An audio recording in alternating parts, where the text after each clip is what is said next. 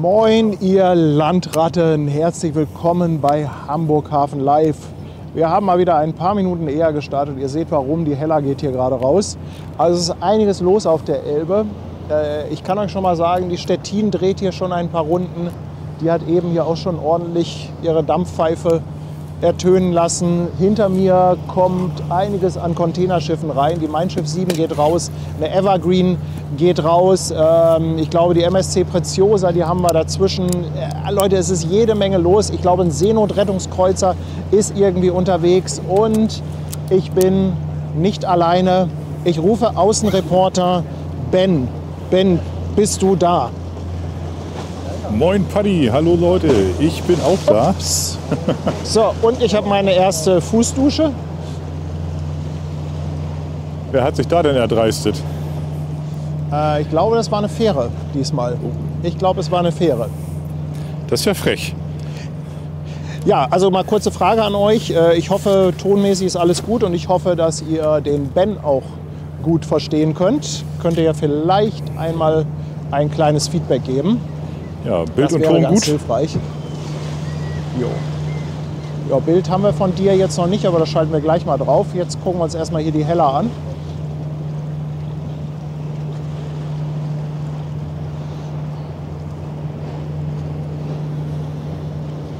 Ton und Ben gut. Ja, sehr schön. Feuerwehr ist auch unterwegs. Haben auch schon Spaß.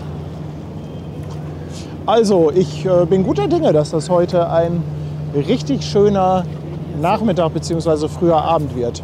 Aber richtig Bock, Ben. Wir sind live. Entschuldigung. Ben, Bitte? du weißt ja noch, was wir gestern für Wind hatten.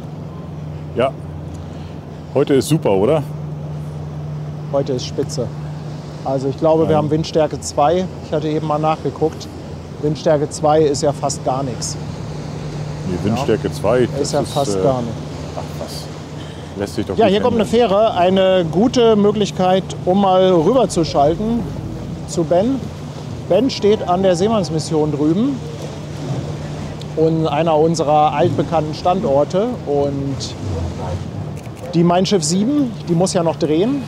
Deshalb haben wir diesen Standort ausgesucht. Die, ja, wenn sie ablegt, müsste sie direkt vor Bens Nase drehen, um dann in meine Richtung abzufahren. Und ich glaube, du siehst da auch die MSC Preziosa von dir aus, oder? Ja, genau. Dann gehe ich mal wieder zurück hier. Auf die Preziosa. Da hinten liegt sie drin. Zack. Ich habe ja noch ein bisschen extra Zoom. Das gute Stück. Ach, guck mal hier, die Sabrina schreibt es gerade, Hermann Marwede soll kommen. Das ist ja, glaube ich, einer der größeren, ne? Rettungskreuzer. Ich bin da nicht so ganz im Bilde, aber ich meine, das ist schon ein ganz schöner Oschi. Ist das nicht auch der, den es auch als Blue Bricks Bausatz gibt? Wir hatten ja diesen kleineren gebaut. Ja, und dann gibt es noch einen es nicht großen. noch Hermann Es gibt noch einen großen, ne? Ja. Aber ich weiß nicht, wie der heißt. Aber ich habe das Gefühl, der Chat weiß es. Das ist eine Sache von Sekunden. Ja, ich kann euch ja mal die MSC, die TUI Cruises Mein Schiff, kann ich euch ja mal zeigen. Jetzt machen wir mal so langsam ein bisschen auf. Da gibt es jetzt auch schon die ersten Ansagen an Bord mit Rettungsübungen und Pflichtveranstaltungen für jeden, der an Bord ist und so. Ja. So, da ist das gute Stück. Also ich habe auch die Nachricht bekommen, dass es wohl relativ pünktlich losgehen soll. Mhm. Also wir haben ja Kontakt zu dem Chiefmate, der Marco. Und ich habe mal höflich nachgefragt, beziehungsweise ich habe gesagt, er möchte doch mal bitte habe gesagt, wo wir stehen, also einmal Seemannsmission und hier am Bubendai-Ufer. Und ich habe dann mal so ganz lapidar nachgefragt, wo ich denn den Kaffee hinsenden soll, wenn es ein Horn gab. Ja. Ja, aber keine ich find- Ahnung, ob dieser Bestechungsversuch funktioniert. Wer kann zu eurem Kaffee Nein sagen? Ne? Das wird schon. Ja, bei mir gerade noch ein Binnenschiff, hier die Panther. Ja, ja. Immer auf dein Bild gucke. Hier ist gerade richtig Action, also die Hella Ja, geht mach mal. raus. Und dahinter sehen wir die, wie heißt die denn? Muss jetzt mal gerade nachgucken, etwas mit A war das. So. So, ich habe hier, Moment mal.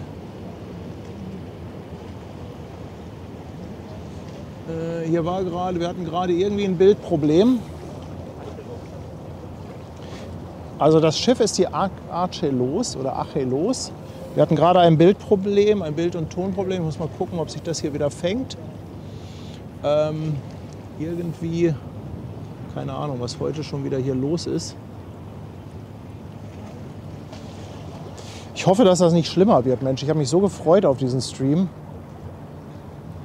Jetzt keinen Bock hier auf irgendwelche Querelen mit den Verbindungen. Der Server hat gerade irgendwie so ein bisschen rumgespackt. Müssen wir mal Ja, das wäre- beobachten. Das wäre heute doof.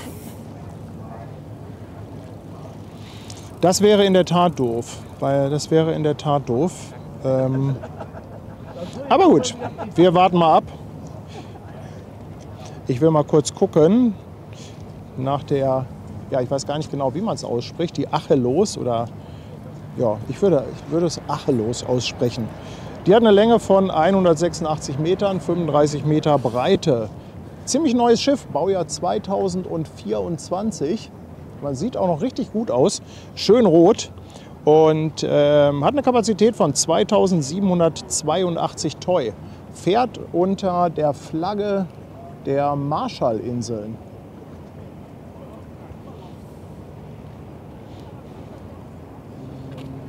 Junger Mann, können wir mal die Drehgenehmigung sehen? Ach, du bist das. Okay.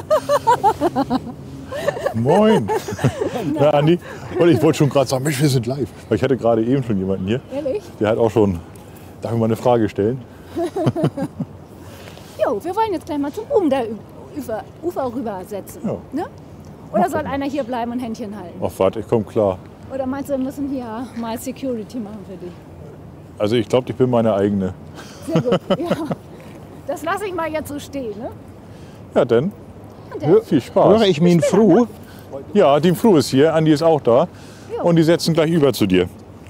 Ach, das ist cool. Du, hier ist auch richtig was los am Bubender Ufer, ne? Ja, siehst du. Also hier sind richtig, Ihr richtig dürft. viele Ihr werdet Fotografen. erwartet. Okay. Bis später. Bis später. Ja. Ja, also hier auf jeden Fall, liebe Zuschauer, die Achelos. Ich hatte gerade schon mal die Daten rübergehauen.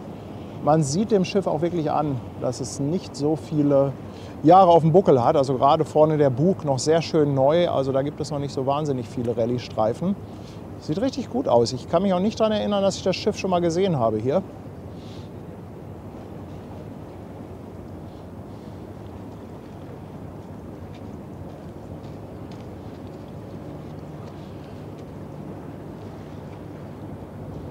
Ja, siehst du, bei mir ist Dahinter hier kommt dann nur, noch eine Maersk.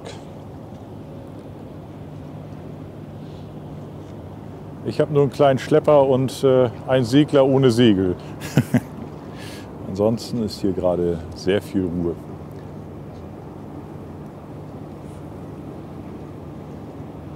Ja, du schreist einfach, wenn bei dir was Spannendes ist. Genau. Lehn dich noch einen Moment zurück.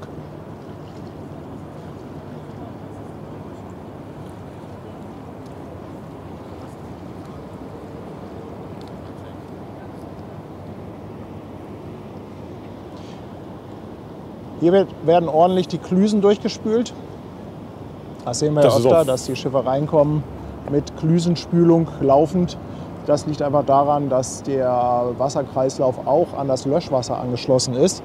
Und ja, das dient dann unter anderem zur Entlüftung bzw. dafür, dass nicht ganz so viel Druck auf der Leitung ist. Ich glaube, wir hatten es auch eben im Chat eingeblendet. Wir haben da so einen Befehl für. Hansi, unser Seehund, ist auch schon wieder da, lässt 2,49 da. Herzlichen Dank. Und Ragnar Sebelson ist seit 3 Monaten auf Twitch dabei. Herzlichen Dank dafür. Dijo, 14 Monate auf der Speicherstadt. Danke, danke. Und er fragt, ob ich zum Hafengeburtstag wieder einen extra Datenslot habe. Ja, warte mal ab. Also ich will noch nichts sagen. Also es gibt leider, was den Hafengeburtstag angeht, so viele Variablen. Und ich will das einfach alles auf mich zukommen lassen. Wir haben natürlich uns so einige Gedanken gemacht und so einige Vorkehrungen getroffen. Aber was, wie und so weiter genau, ich erzähle es lieber hinterher. Ich erzähle hinterher, wie es war. Wenn was geklappt hat, dann erzähle ich, wie wir es gemacht haben, dass es geklappt hat. Und wenn was in die Hose geht, dann werde ich da natürlich zuverlässig einen Schuldigen suchen, der nicht ich selber bin. Und über den Rest schweigen wir dann einfach. Ganz genau, ganz genau.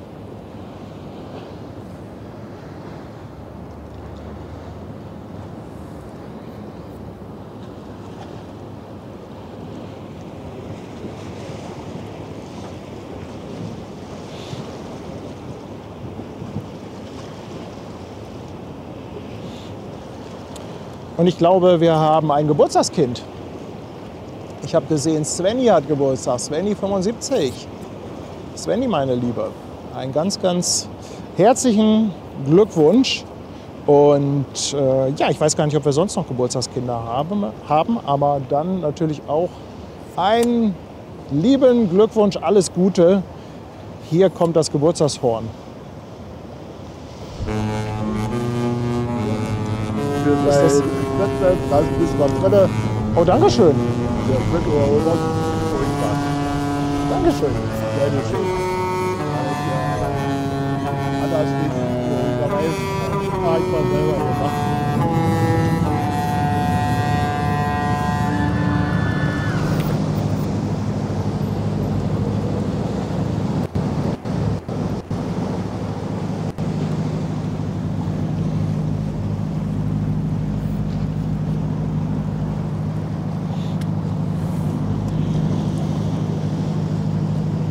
Ja, so viel für die Geburtstagskinder. Ja, auch herzlichen Glückwunsch von meiner Seite an dieser Stelle.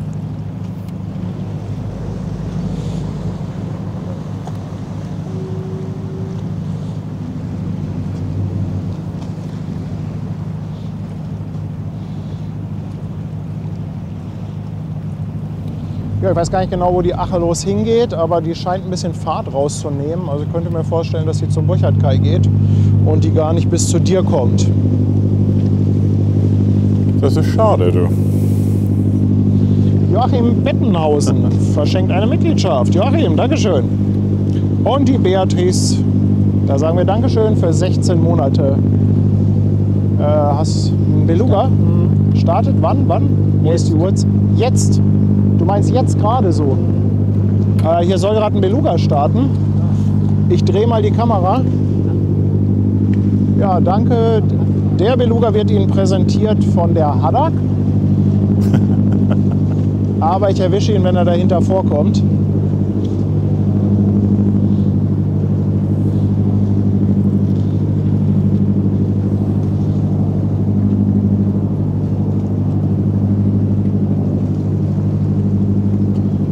Wo ist er denn? Ach, da.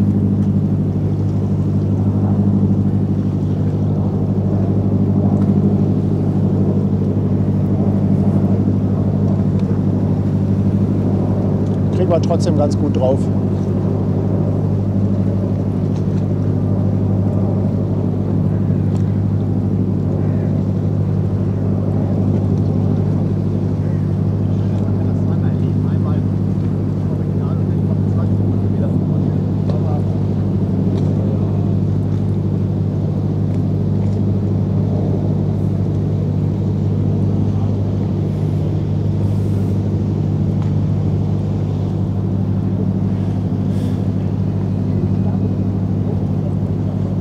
Hast du ihn erwischt? Haben wir. Sehr schön. Und ich schicke mal ein Lotsenboot in deine Richtung. Vielleicht ist er unterwegs zur Mein Schiff 7. Ich mache hier mal einen Turboschwenk, mal gucken. So, Das wird dann ja sicherlich schalten wir noch rüber klein zum Moment. Ben.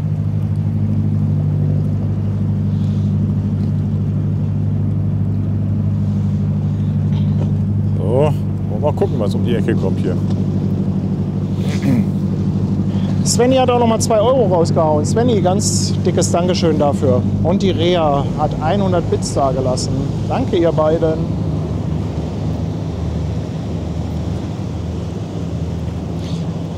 Ja, ich muss leider schon wieder übernehmen, Ben. Ich glaube, bei dir passiert nicht so viel. Aber ich hätte Nee, dafür hätte hier ich eine ganz- Maersk.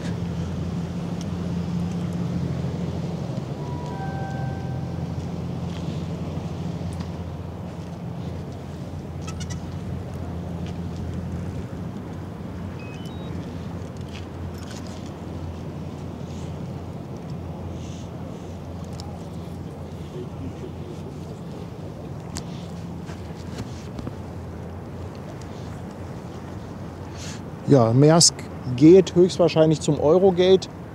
Das ist ja eigentlich ganz typisch.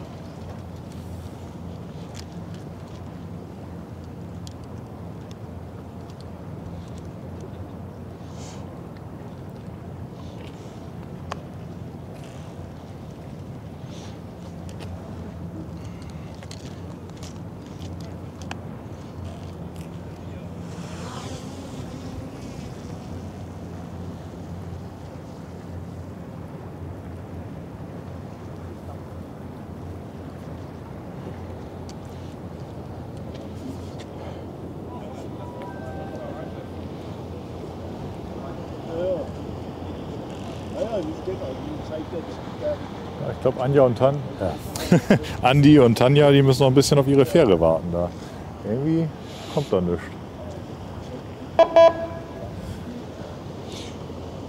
Hier ist Krawattekelch am Hupen. Der ist unterwegs mit der Elbphilharmonie.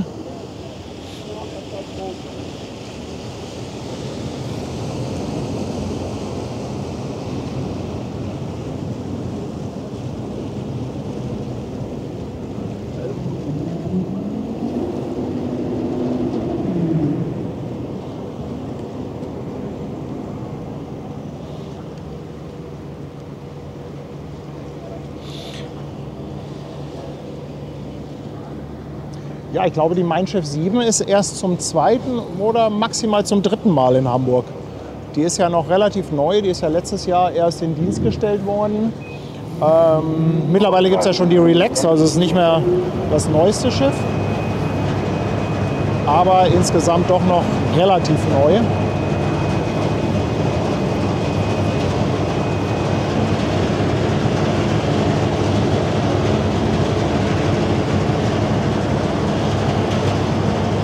Jetzt hat er sein Bugstrahlruder hier direkt neben mir platziert. Aber das gibt doch ein schönes Geräusch. Immer wieder.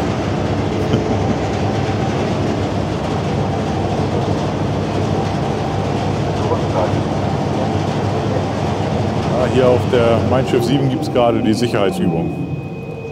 Ah, okay. Da wurde gerade Generalalarm ausgelöst.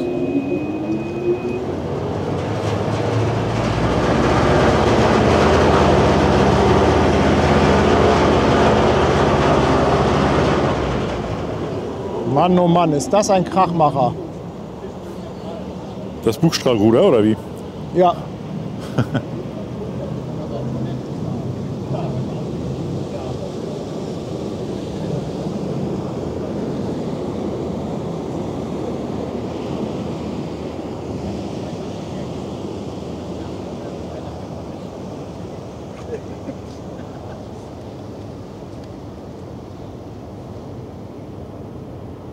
Ja, die hören sich manchmal an, als wenn da einer seinen Schraubenschlüssel drin verloren hat.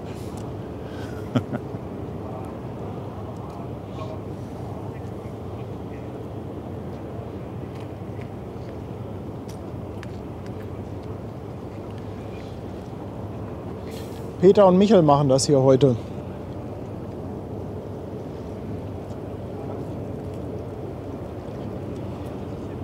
Die bringen die Maersk gerade rein.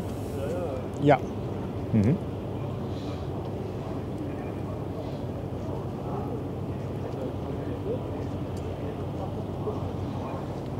Ist es denn eine von den neueren Maersk? Nee, Nee, Oder nee, auch da also vorne Maersk ist. Batam ist das.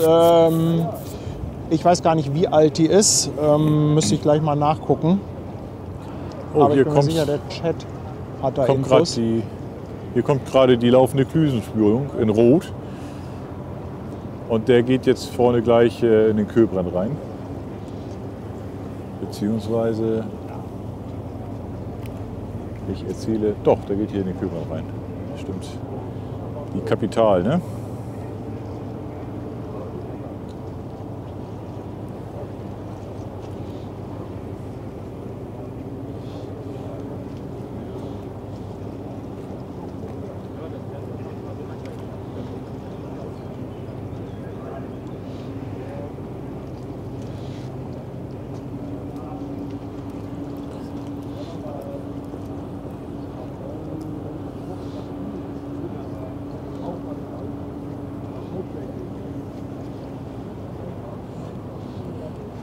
Ja, aber dann hast du ja ein bisschen Action bei dir da. Das ist doch super. Ich habe hier richtig Action, vor allem auch unsere Freunde von der WS3, die Polizei. Aha. Auch jetzt gerade hier.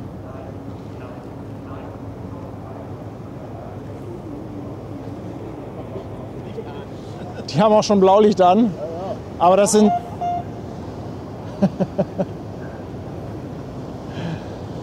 Aber das Blaulicht muss ich reklamieren. Das sind so LED-Leuchten, die fallen tagsüber kaum auf.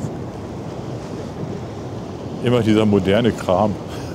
Ja, immer dieses neumodische Zeug.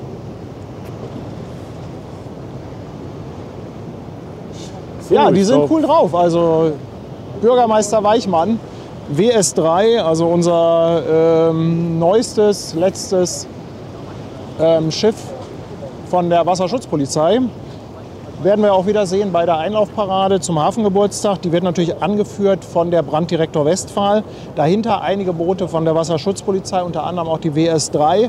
Und dann als quasi erstes, ich sag mal, also als Nicht-Hafenschiff, was nicht aus Hamburg kommt, ist dann der Marinetender Donau, der die Parade dann quasi als Gastschiff anführen wird.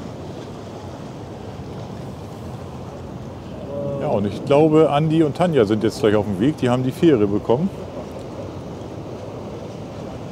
Mal gucken, ob sie oben auf Deck stehen. Dann kann ich sie eventuell einfangen. Ja, ich gebe mal rüber zu Ben. Ja, noch Und nutze fährt die hier Zeit. nichts. Genau. Ja, kann ja mal gerade die Drohne mal wieder runterholen.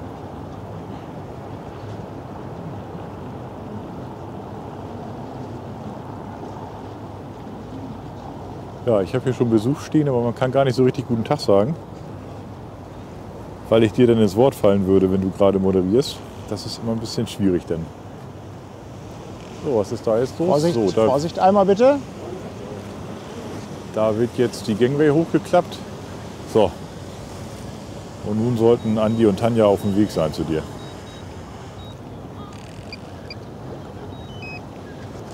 Geleiten wir sie doch mal ein Stück ihres Weges.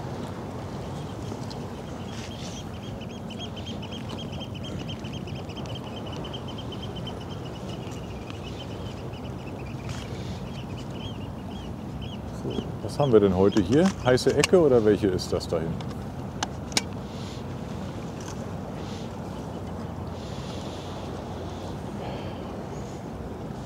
Ja, ihr Lieben, liebe Zuschauer, lieber Chat, nochmal alle, die jetzt nachträglich gekommen sind. Wir haben heute hier wirklich ein bisschen Action im Hafen. Wir warten natürlich darauf, dass die Mein Schiff 7 rausgeht.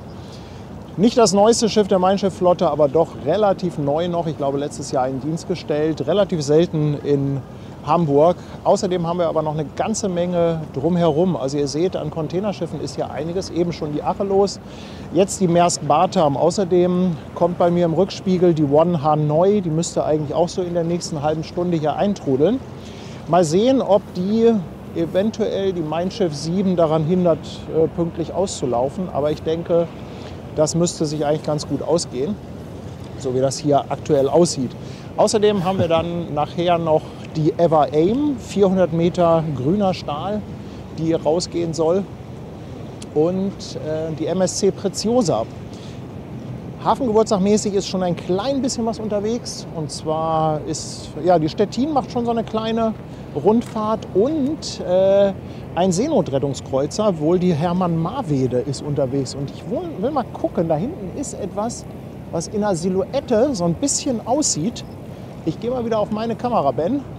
Ja. Das sieht von der Silhouette für mich aus wie ein Seenotrettungskreuzer.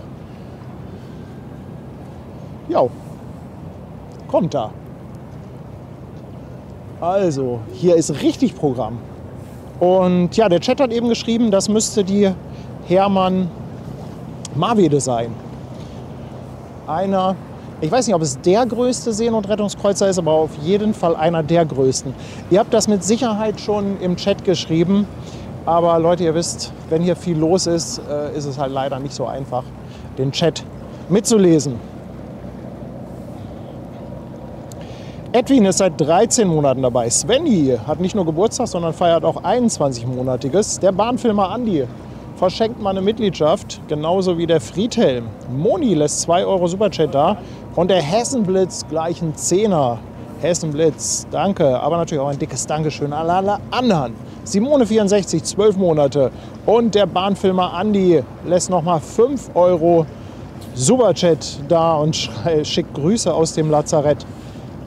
Ja, dann würde ich mal sagen, Andi, hey, gute Besserung und ein fettes Dankeschön an euch. Ja, auch von mir gute Besserung und ich hoffe, es hat dich nicht zu sehr erwischt.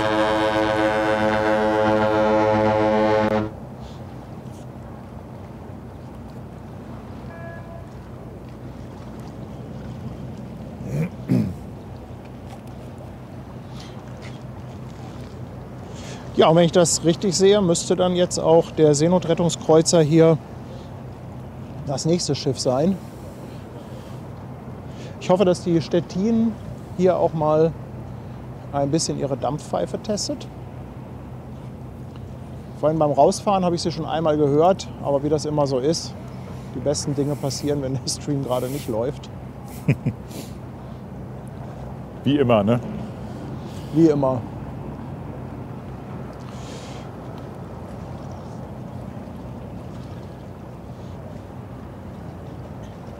Die Hermann Köpke ist das, schreibt jetzt jemand. Oder Harro Köpke. Die Harro Köpke. Okay. Danke, danke, danke, ihr Lieben. Danke. Es dauert leider ein bisschen. Also ihr dürft das auch gerne 2-, 3-mal mehr in den Chat schreiben. Ich habe heute eine lange Chatleitung. Ich glaube, dass die Harro Köpke auch an der Einlaufparade teilnimmt. Ja, müsste ich mal jetzt auf den Plan gucken, aber das kann schon gut sein, ja.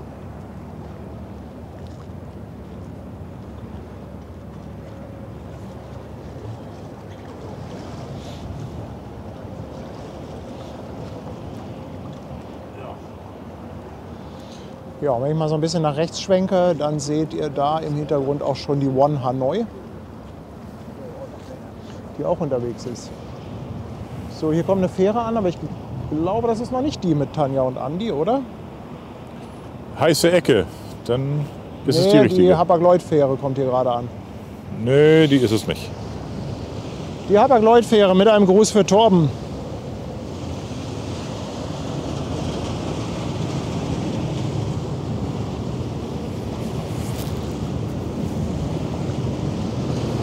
So, dann muss ich doch mal die Jacke anziehen hier. Da war das doch ein Lüften kalt. Ja, es frischt auf.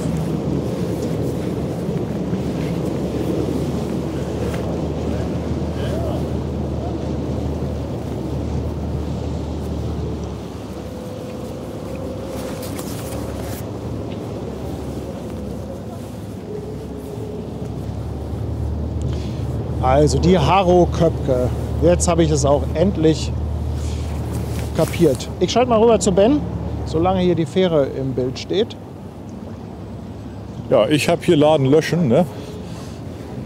Am Tollerort. Ansonsten ist es hier auch gerade erstaunlich ruhig.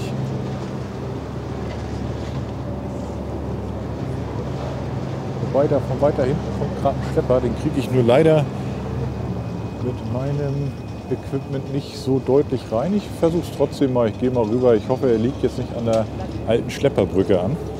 Dann habe ich nämlich mit Hallo. Rosinen gehandelt. Hallo Paddy. Na?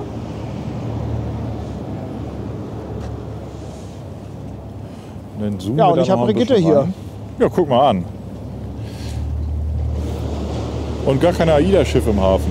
Was ist denn nun los? Das AIDA-Mutterschiff. Brigitte ist das AIDA-Mutterschiff. Ja gut, okay. Das lasse ich durchgehen. So, ich übernehme wieder die Harro Köpke. Ich wollte schon sagen Haribo. Die Harro Köpke kommt hier rein. –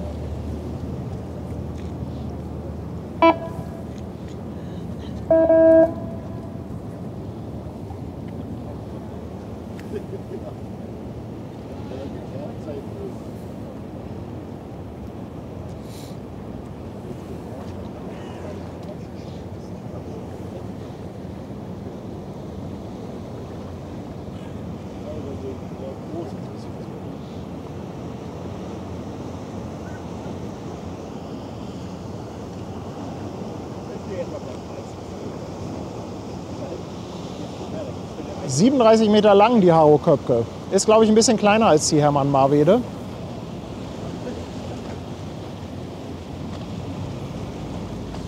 Jetzt habe ich aber hier wieder eine Fähre. Ich übergebe an Ben. Ja, siehst du, und ich kriege jetzt hier langsam den Schlepper ins Bild. Das ist doch schön.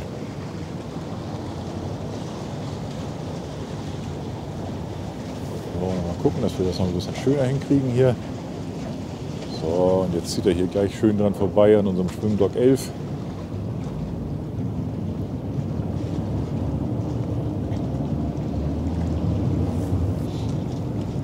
Tja, Aale gibt es bei Dieter, alles andere bei Otto. Ne? Also ich finde den Slogan ja echt ziemlich gelungen. Ich weiß nicht, von wem der schon wieder kommt, aber ich finde es cool.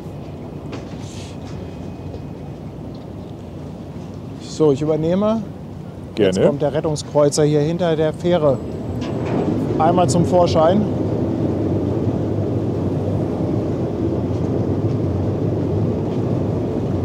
Hat auch einen steilen Zahn drauf. Ja, ich glaube, Der Rettungskreuzer ist können wirklich gar nicht flott. langsam fahren. Meinst du, das ist Schrittgeschwindigkeit für den? Das ist wahrscheinlich einfache Bewegungsfahrt oder so. Weiß es nicht. Die haben es ja immer eilig, die Jungs. Ja, das stimmt.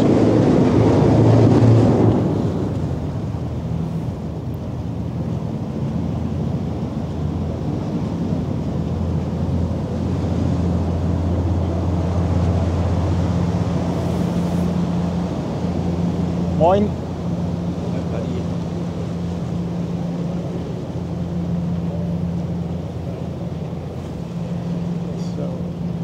Heil aus der Türkei zurück.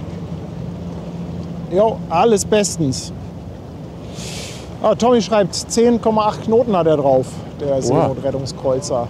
Wie schnell darf er denn eigentlich? Da im also ich glaube, Also bei auf dir darf jeden- er noch ein bisschen schneller, Du, ne? die haben Sonderrechte. Wahrscheinlich. Das ist ein Schiff mit Sonderrechten, da guckt keiner auf die Geschwindigkeit. Aber da kommt die Fähre selbst nicht hinterher. Das hat was zu heißen. Ja, du hast gerade einen Schlepper bei dir vor der Kamera, sehe ich. Ja, genau. Aber ich bleibe mal doch noch etwas auf dem Rettungskreuzer. Das sehen wir so selten hier in Hamburg. Natürlich, mach mal. Ich denke mal, dass der auch gleich bei dir vorbeikommt. Ich müsste jetzt nachgucken, wo der seinen Liegeplatz hat. Weiß ich nicht auswendig. Aber ich hoffe mal, dass er gleich bei dir vorbeikommt. Ja, das finde ich cool.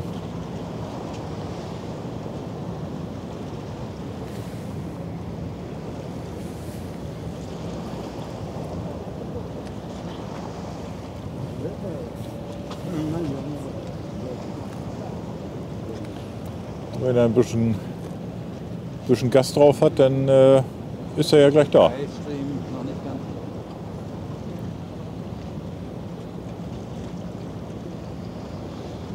Ich habe Ben hier auf der anderen Leitung, deshalb ist es gerade so ein bisschen schwierig, hier nebenbei noch Gespräche zu führen.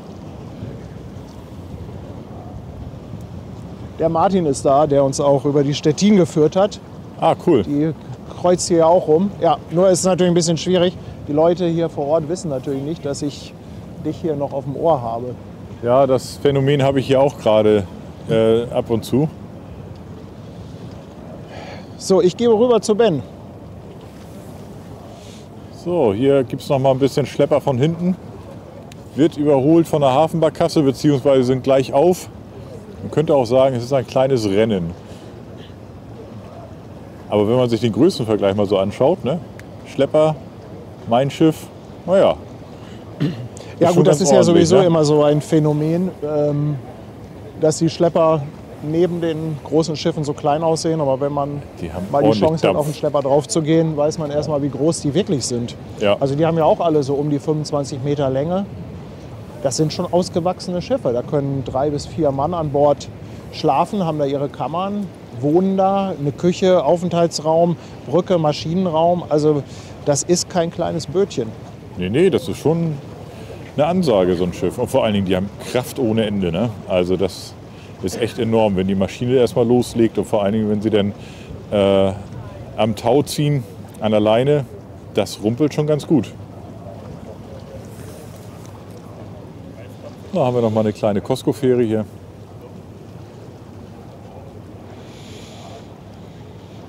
Ja, die One Hanoi hat übrigens 335 Meter, ist also eine schöne handliche Größe, eine Breite von 46 Metern, Baujahr 2013. Und Toy steht jetzt gerade im Wesselfinder nicht, da muss ich den Chat mal fragen, was die an Kapazität hat. Vielleicht findet das jemand auf die Schnelle raus. Fährt unter der Flagge von Panama und ich glaube, One Hanoi geht zum Containerterminal Altenwerder. Also da geht sie zumindest meistens hin. Das sieht man auch wirklich öfter hier, die One Hanoi. Ich schwenke auch schon mal rum mit meiner Kamera.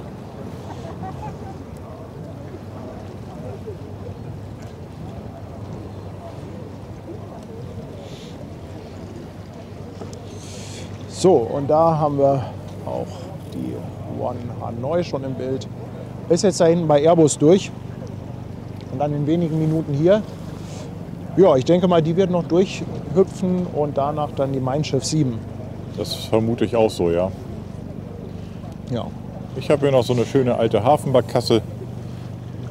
Randolph 1 bahnt sich seinen Weg durch das Hafen. Ja, ich sehe gerade, Watchi schreibt auch, dass die Stettin heute eine Probefahrt hat. Wir sehen sie auch hier im Hintergrund. Die ist vorhin schon rausgefahren mit Gepfeife und Getreller, kann man ja so schön sagen. Also ihr seht sie bei mir im Bild auf der linken Seite neben der One Hanoi. Und ich hoffe, dass die, wenn die gleich zurückkommen, dann hier auch noch mal ein bisschen Randale machen. Johnny, ganz herzlichen Dank für 10 Monate auf der Reeperbahn. Und Wasserburg ist da. Anja und Denny lassen 2 Euro da. JT Kirk ist seit 4 Monaten dabei und schreibt, Harro Köpke ist der große Seenotrettungskreuzer für die Ostsee und der einzige der 36,5 Meter Klasse. Danke dir für die Infos.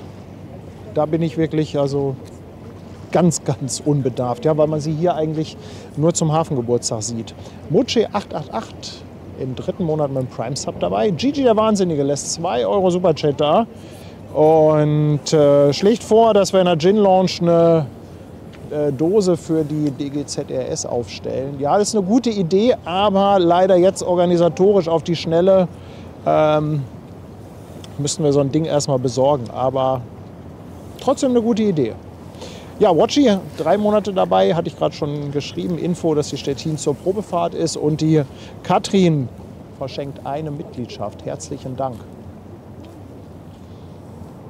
Siehst du bei dir die Harro Köpke? Ist die bei dir vorbeigefahren? Du schreist dann, oder? Ja, dann sag ich Bescheid. Ich habe sie aus den Augen verloren. Hier ist nix. Ich habe sie aus den Augen verloren. Ich guck mal, was da auf dem Weg ist. Die Harro Köpke macht jetzt gerade gleich den Elbtunnel. Und dann, Okay. also einen kleinen Moment noch, ich denke mal 5 Minuten.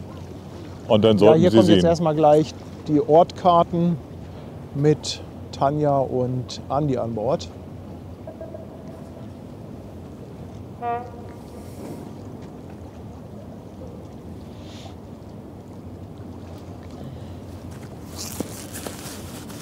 Ja, die Linesmen sind auch in Gange bei Mein Schiff. Hier ist nochmal die Frage, wo genau ist der Elbtunnel von Vivo? Vivo, am besten ist, wenn du dir einfach mal Google Maps aufmachst, denn da ist der Elbtunnel eingezeichnet. Also der läuft da so Övelgönne Museumshafen und dann schräg rüber so zwischen Burchardkai und Tollerort. Aber Google Maps ist ja eingezeichnet. Der neue, also der Elbtunnel, ne? Der alte Elbtunnel dann, der ist natürlich ein bisschen weiter Richtung Stadt, der ist dann kurz vor den Landungsbrücken.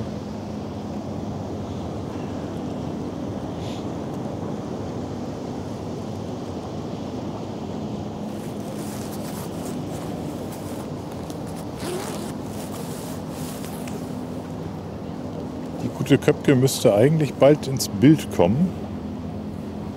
Ich gucke nochmal, wo die gerade steckt. Was soll das regenfest? Hm? Die Wellen? Ja, ist eigentlich alles. Ein bisschen spritzt das hier manchmal, aber das ist eigentlich okay. Ja, jetzt kommt auch hier die nächste Fähre mit Tanja und Andi.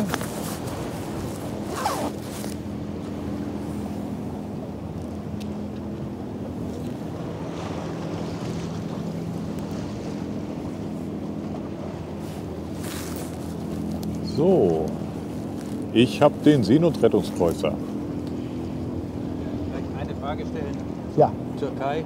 Ich hatte manchmal Sorge, ob ihr da als Reporter beobachtet werdet. nee, Türkei, war alles easy. Alles easy. Ja, alles easy. Ist eine tolle Stadt.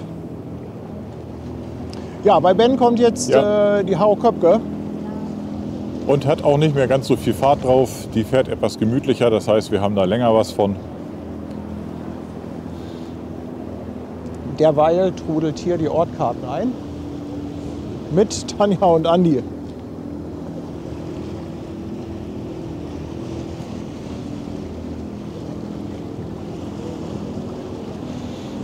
Ist auch ein schönes Schiff, du, die Haro Köpke. Macht doch was her für ein SAR. Sieht doch cool aus. Ja, ich weiß gar nicht, was die für ein Baujahr hat. Die sieht ein bisschen älter schon aus. So ein bisschen klassisch.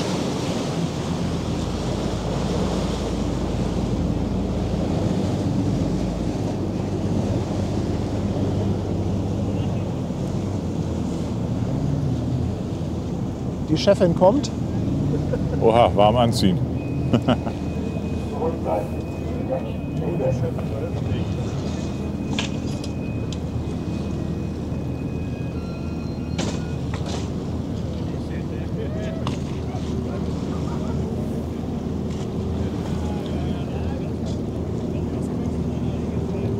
Ich weiß gar nicht, wo die Haro Köpke ihren Liegeplatz hat, wo die jetzt hingeht. Eventuell geht die tatsächlich da hinten schon an die Überseebrücke oder so.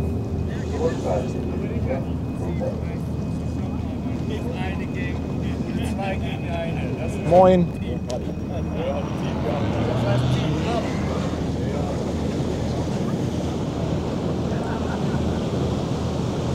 Zum Hafengeburtstag liegen ja die Schiffe eigentlich überall quer verstreut im Hafen. Da, wo Platz ist, da werden sie hingelegt.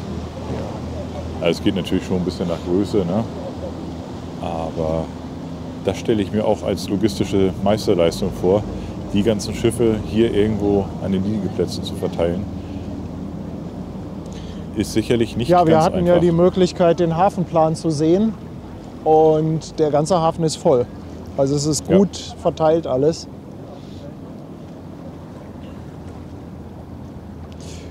Oh, Karo Köpke ist Baujahr 2012, schreibt der Krieger Delfin und auch einige andere. Ja, das ist wohl doch nicht ganz so klassisch. Ich fand ihn aber Aber von der Form irgendwie, ja, keine Ahnung. Vielleicht nicht richtig hingeguckt. Vielleicht haben sie sich auch an klassischen Formen einfach orientiert. Nicht? Kann ja auch sein. Ja. Ich finde den gut. Sieht gut aus. Müsste hinten auch noch ein Beiboot drauf haben. Ne? Das kann man von hier aus nicht ganz so Ja. gut sehen. Ja, du hast halt das Weitwinkelobjektiv drauf. Ja, in Erwartung einer Drehung von Mein Schiff Von der 7. Mein Schiff, genau. Sonst hätte ich hier auch gerne mit dem Tele gestanden, aber mit dem Tele kriegst du die Drehung nicht schön drauf. Deswegen nehmen wir das hier.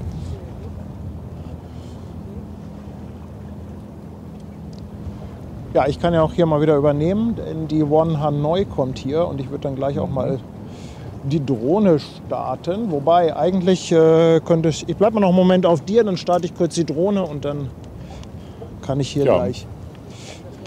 Machen wir doch einen fließenden Übergang. Genau.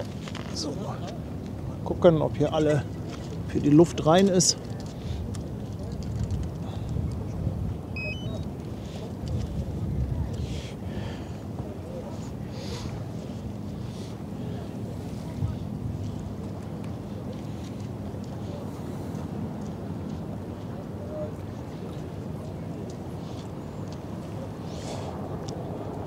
So, hier ist ein bisschen Schiffsgewusel. Ist auch mal ganz nett. Nimmst du mal bitte die Tasche da zur Seite, danke.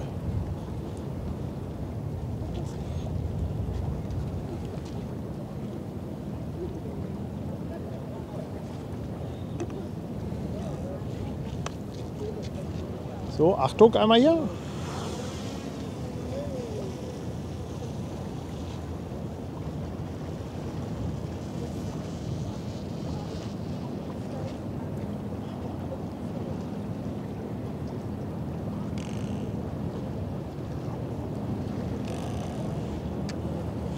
Okay, hier geht es los mit der One Hanoi.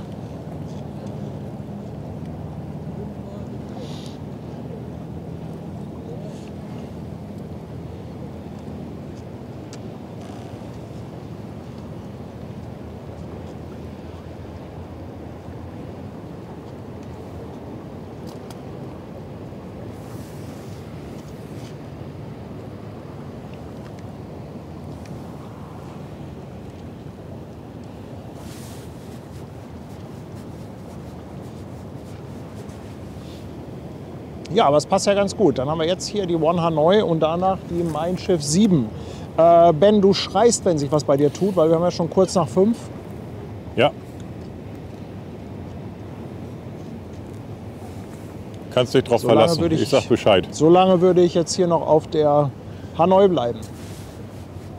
Also vorne sind die Leinen los.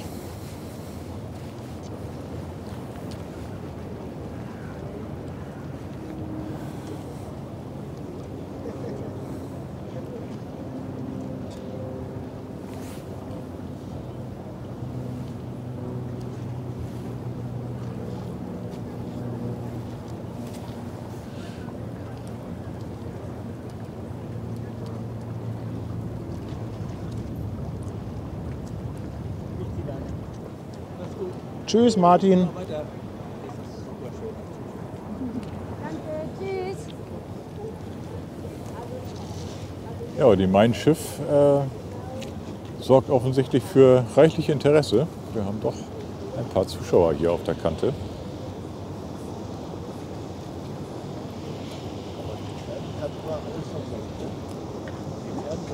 Schön Aufnahmen Das stimmt, ja. Die Biester. Ich sag ja was auch, ich kann mal so.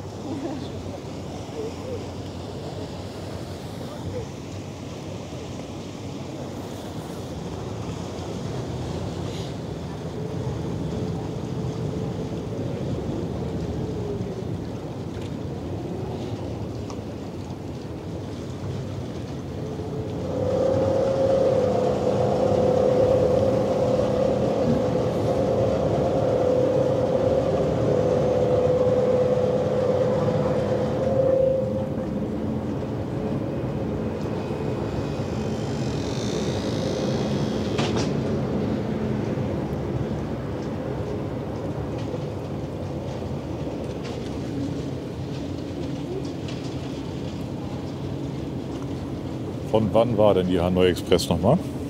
Welches Baujahr hat die, weißt du das? Habe ich doch eben gesagt, war es nicht auch irgendwas mit 2014 oder so? Ah, okay. Mhm. Müsste ich aber noch mal nachschauen, habe ich schon wieder vergessen. Ja, ist nicht so schlimm. Ja, wir sind natürlich sehr gespannt, ob es gleich ein ordentliches Horn von der Mein Schiff 7 gibt und ob die Crew sich eine Sonderlieferung Kaffee verdient.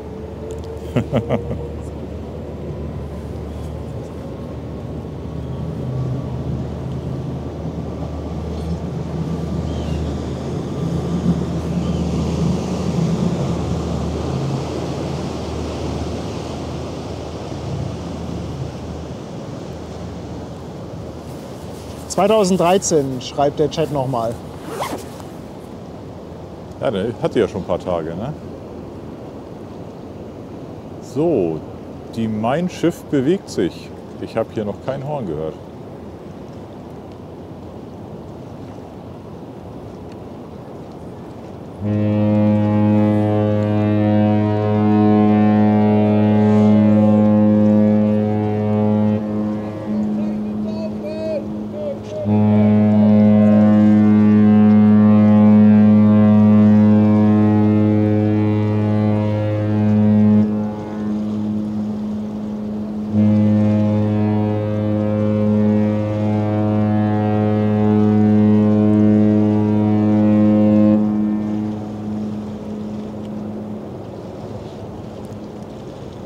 Es geht los. Ja, ich habe das gehört. Schönes Horn, muss ich sagen. Viel zu was viel her. los hier. Ah, hier kommen gerade 2 Betrunkene. Ich bin gespannt. In dem richtigen Alter für Stress. Na, gucken wir mal.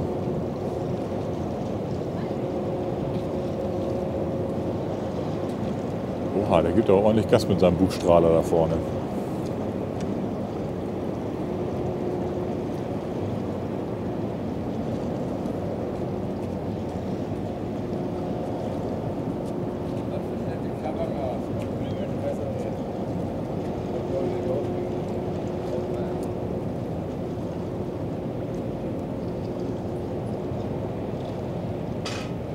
Ah, da kommt da noch eine kleine Fähre hinter vor.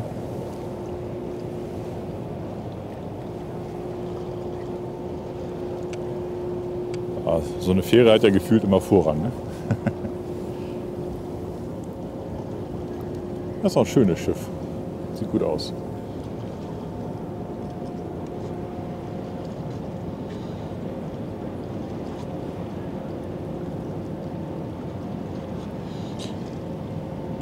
Wir haben Ja, heute die mal so One ein bekommt bisschen- hier gerade ihre Schlepper. Wir sind so ein bisschen im Bild in Bild.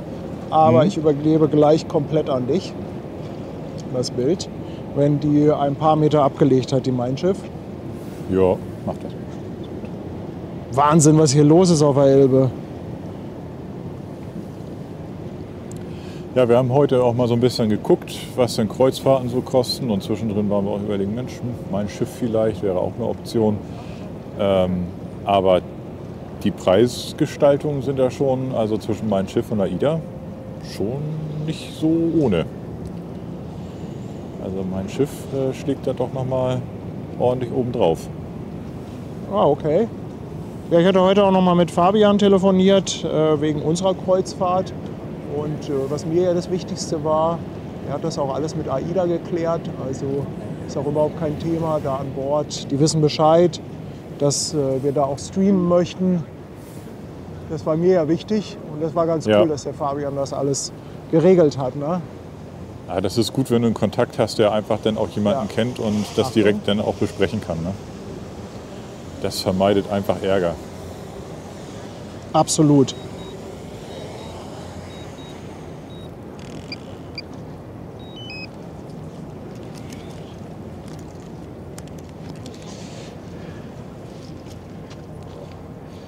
Hat ja noch 4 Punkte. Ich gehe da gleich noch ein bisschen ran. Vielleicht können wir ja da vorne jemanden sehen.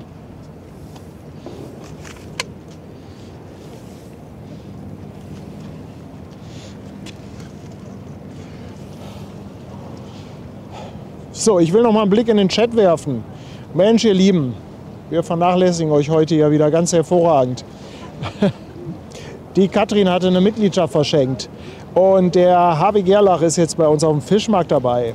Herzlich willkommen, Jens Trappmann verschenkt noch eine Mitgliedschaft. Peter Mustermann, ach, der Herr aus den Ausweisen, der Peter Mustermann. 14 Monate auf dem Fischmarkt dabei. Dream Team in Aktion, schreibt er. Paddy und Ben, herzlichen Dank, mein Lieber. Dann haben wir das Rapsgirl, seit 7 Monaten auf Twitch dabei. Der gute Hertus ist auch wieder am Start mit 100 Bits. Lars Bach, 2,49 Superchat. Und er schreibt, endlich mein Schiff in Hamburg. Ja, viel zu selten, ne? Aber Hamburg ist fest in AIDA-Hand. Ich glaube, Kiel ist, was mein Schiff angeht, etwas besser aufgestellt. Lamayana, 200 Bits. Schock 80 ist mit dem Prime Sub neu dabei. Und Torben, seit 17 Monaten, ja, kaum ist mal mein Schiff da, ist Torben auch wieder am Start.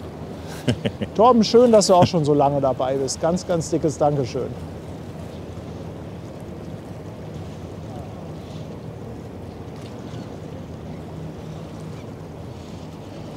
Ja, ich lasse sie hier mal so ein bisschen durchs Bild fahren, bevor ich gleich wieder nach vorne schwenke.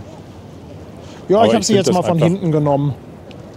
Ich finde es enorm, wie groß das Schiff ist. Also eigentlich ist es ja relativ übersichtlich, ne? Ist ja noch kein riesen Dampfer, aber es sieht unglaublich toll aus. Also wird mir auch gefallen, glaube ich. Könnte man mal irgendwann mal... Ja, die Mein Schiff 7 wurde am 11. rumfahren. Juni 2024 in Dienst gestellt. Wurde auch von Meyer gebaut, allerdings nicht Meyer Werft in Papenburg, sondern in Turku in Finnland. Und 315 Meter Länge bringt sie mit und etwas über 35 Meter an Breite. Es passen so knapp 3000 Passagiere drauf, 2,8 oder so um den Dreh.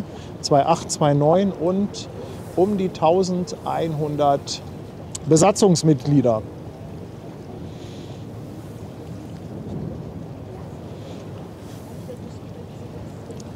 Angetrieben ist das Schiff von einem Dual-Fuel-Antrieb, also das heißt, sie kann sowohl mit Marinediesel als auch mit LNG fahren. Ja, und es gibt natürlich so die üblichen Annehmlichkeiten an Bord mit Pools, 25 Meter Außenpool, Restaurants ohne Ende, Bars und Lounges, Spa und Wellness. Ja, Internet gibt es auch an Bord, das Ganze über Starlink. Ich glaube, das sind aber auch alles Dinge, die heutzutage mehr oder weniger zur Standardausstattung von den Kreuzfahrtschiffen gehören. Oder gehört. Du sage mal, kann das sein, dass mein Schiff eine Unterflurbeleuchtung hat? Guck dir das mal an. Ja, ich glaube, das haben sie, weil ich meine, wir hätten sie mal irgendwann bei Dunkelheit gehabt. Das ist ja irre. Leute, guckt euch das mal an, ey. Also bei Autos ist es ja verboten, ne? Bei Schiffen darfst du es dann wiederum. Sie hat eine schöne, sie beleuchtet das Wasser so ein bisschen. Ja, ja, sieht echt cool aus. Aber sie dreht leider über Backbord, glaube ich. Ah, schade. Ach, das ist schade. Also kriegst du den Hintern zu sehen. Ja.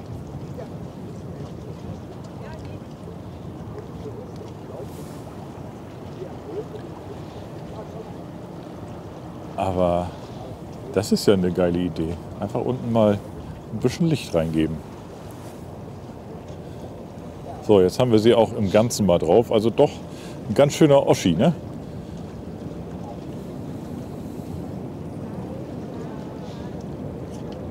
Ja gut, ich meine 315 Meter.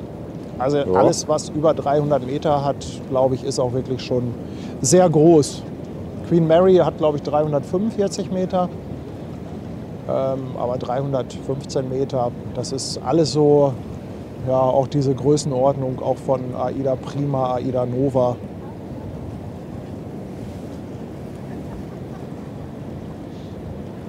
Ja, dreht über Heck.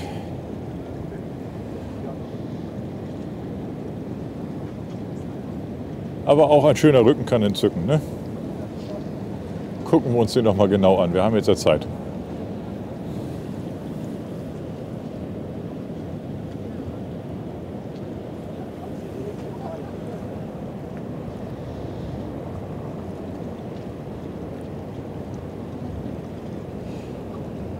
Wozu ist da hinten eigentlich noch diese Flosse am Heck?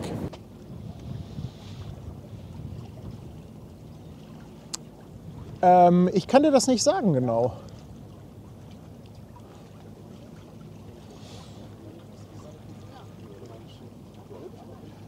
Kann das sein, dass das vielleicht auch einfach nochmal so eine Plattform ist? Kann man da irgendwo rausgehen? Ich denke, irgendjemand im Chat weiß das.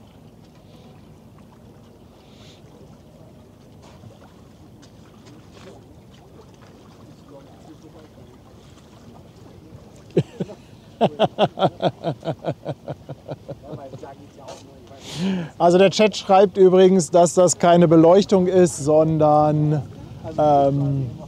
dass das Schiff unter Wasser einfach heller gestrichen ist.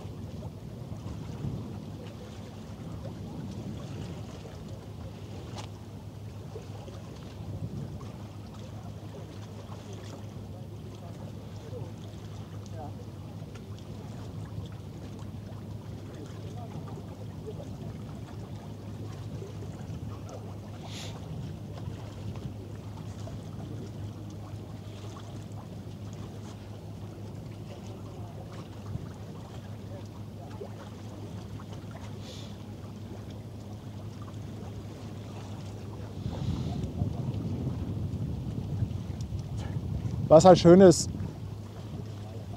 sorry, dein Ton ist weg. Aha, okay. Also ich habe hier Jetzt noch müsste Ausschlag. dein Ton wieder da sein. Ich habe keine Ahnung, wie ich den ausgeschaltet habe. Keine Ahnung, ich glaube, ich habe dich versehentlich gemutet. Jetzt müsstest du aber wieder da sein. Sehr gut.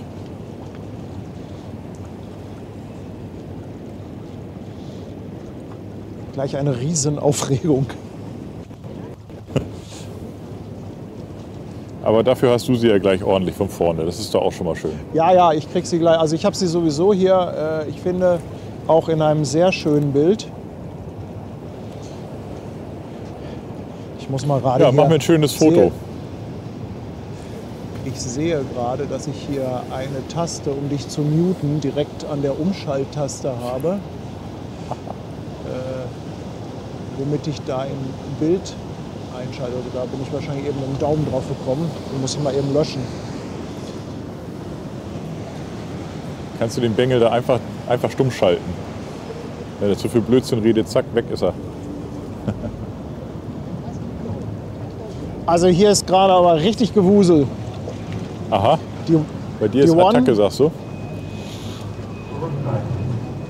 Die One haben wir, die sich jetzt vor die Mein Schiff schiebt. Also von meiner Seite aus ist die Mein Schiff gleich komplett verdeckt.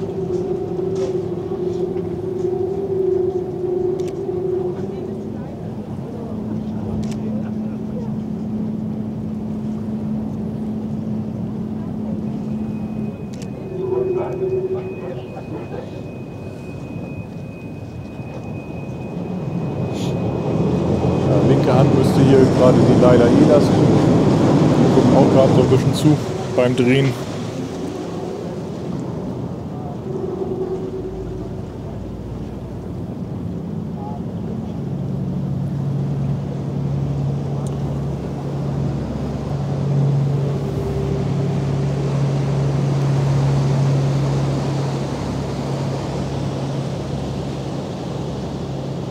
Da kommt Leute, ihr kriegt auch einen Auftritt.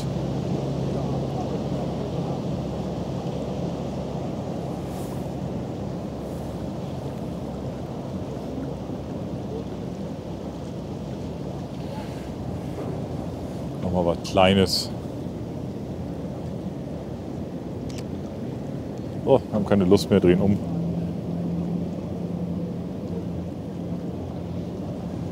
Die Leila muss weiter.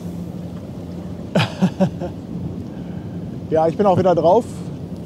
So langsam verschwindet die One und gibt den Blick auf die Mein Schiff frei. Vor der Elbphilharmonie. Aber das Wolkenspiel ist hier echt ziemlich cool. Also nicht so schlecht. Nicht so schlecht. Ja, ich sehe das.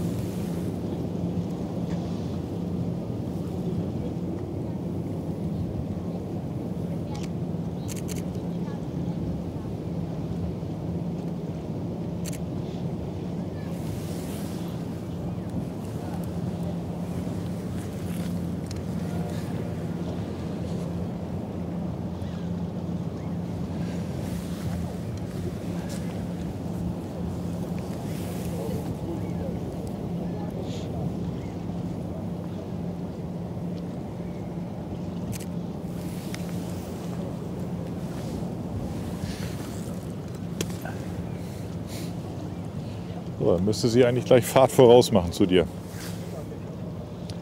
Ja, ich habe sie jetzt auch hier schon fast frontal im Bild. Ja, die One Hanoi schiebt sich auch gerade in den Kühlbrand.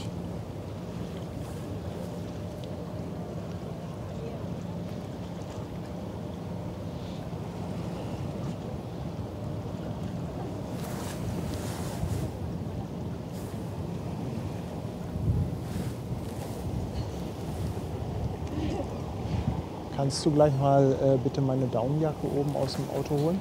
Könnte ich machen. Sonst Das wäre ganz lieb von dir. Dankeschön. Ja, ein Brezel nehme ich auch. Obwohl, gehen wir nicht nachher noch was essen? Das kommt drauf an, wie lange das hier dauert. Ah, okay. Nee, ein Brezel ist gut. Tanja hat wieder beste Verpflegung dabei. Ja, du, auf Tanja ist Verlass, ne? Absolut. Ja, Wasser.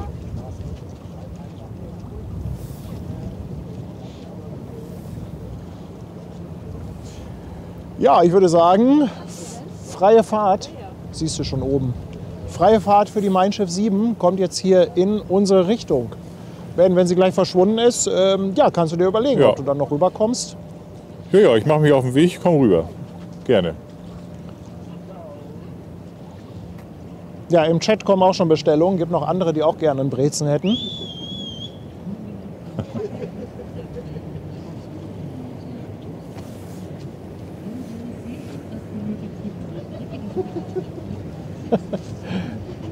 Mist. Brigitte sitzt direkt hinterm Dalben. Komme ich jetzt mit der Kamera nicht hin.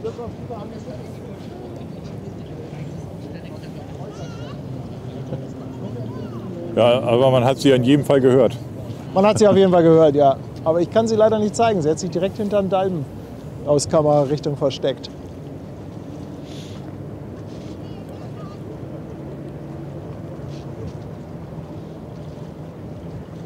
Ben, aber die Wolken bei dir sind ja wirklich ganz toll. Ist cool, oder? Ja.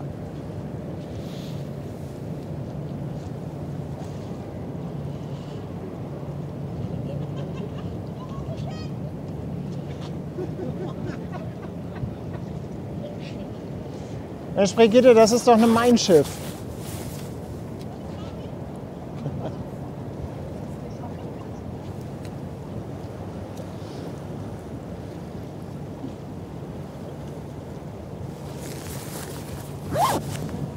Das ist Brigitte mittlerweile egal, du. Hauptsache Cruiseliner.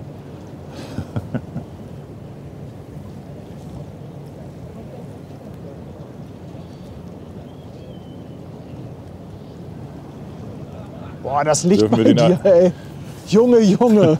Mensch, Ben. Ah, wobei, ich glaube, ich ziehe noch mal ein bisschen auf. Also, sieht ja schon cool aus. Dürfen wir den nur nicht den AIDA Ultras erzählen, dann ist Brigitte raus. Ah, hier guck mal, noch Filmvögel dabei, du. Herrlich.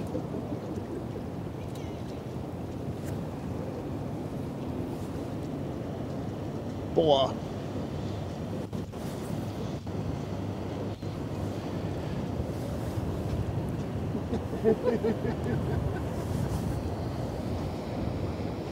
So, da fährt sie wieder hin.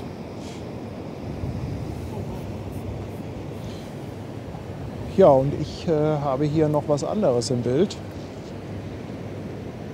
Die Steigen noch Stettin. 2 Fähren 8 daran.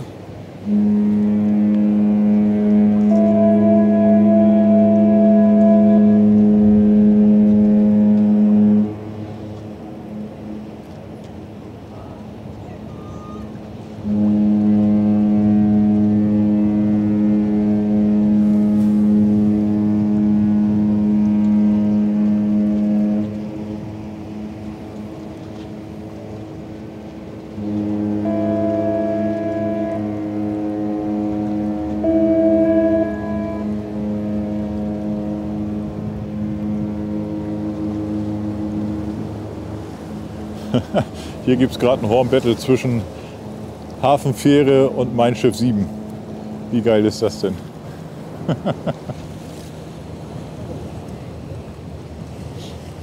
Ja, ich habe es bis hier hinten gehört, allerdings nur die Mein Schiff 7. Die ist jetzt in der richtigen Richtung, dass das hier auch ankommt. Aber ich glaube, die Zuschauer haben es dann von meiner Seite aus auf jeden Fall gehört. Ich glaube ja.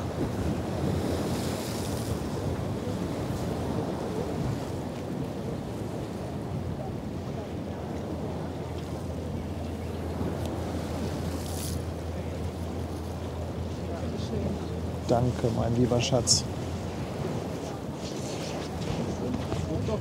Ja, der Wind frischt jetzt doch auf. Ein bisschen.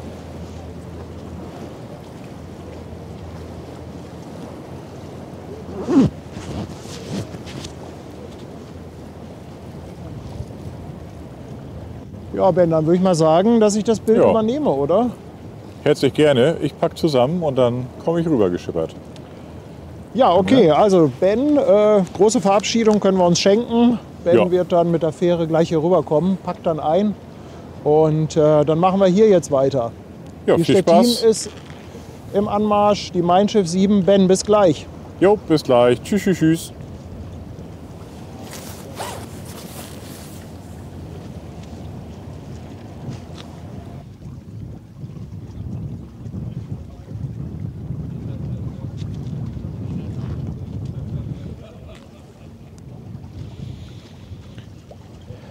Ja, schade, schade, da ist der Ben weg, aber er kommt ja gleich hier rüber. Jetzt, genau, jetzt können wir ein Mikro an Tanja weitergeben. Wir müssen immer so ein bisschen aufpassen, dass das nicht zu durcheinander wird mit dem Ton. Ihr merkt das vielleicht auch, dass ab und zu Ben und ich uns etwas gegenseitig ins Wort fallen. Das liegt in erster Linie daran, dass die dass wir Sabbelköppe sind und natürlich daran, dass die Telefonleitung immer so eine leichte Latenz hat. Das heißt, man spricht, man meint, der andere wäre fertig, ist er aber eigentlich noch gar nicht. Das ist so ein bisschen die Problematik dabei. Man muss eigentlich immer den anderen ausreden lassen und dann noch mal 1-2 Sekunden extra oben drauf legen. Aber als Sabbelkopf fällt das natürlich extrem schwer. Ich denke, es ist ja besser, wenn man die Latenz im Ton hat, als im Denken, oder? Ich meine, stell mal vor, du willst was sagen und was irgendwie ein paar Sekunden später ist, was du eigentlich wolltest. Ja.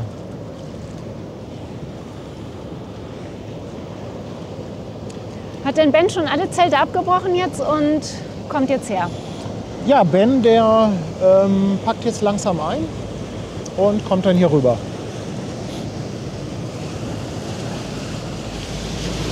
Schock 80, herzlich willkommen bei uns mit einem neuen Prime Sub. Ach, hatte ich glaube ich eben schon. Egal, Jens Peter hat eine 5er Mitgliedschaftsbombe rausgehauen. Wow. Jens Peter, Dankeschön. Guck mal, Sven hier auch noch ein 5er-Pack. Svenny, Wahnsinn. Mensch, danke, danke, danke. Grüne Welle an der Elbe hier. Tommy, 19 Monate dabei und Janine, 4 Monate. Ja, jetzt werde ich gleich mal die Drohne klar machen. Und ja, ich mache das jetzt mal. Die hat auf jeden Fall genug Akku. Ah, die Fähre kommt gerade. Ja, die Fähre muss ich einmal wegfahren lassen. Und dann geht das gleich los.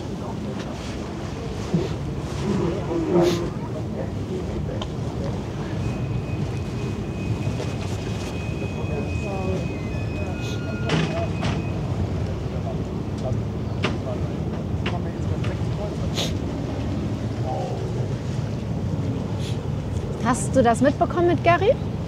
Dass Gary da Ja. ist, sitzt er hier vorne in der guck Brücke? mal, Oder? genau. Er hat geschrieben, warte, das hatten wir auch ins, warte mal, ich guck mal schnell.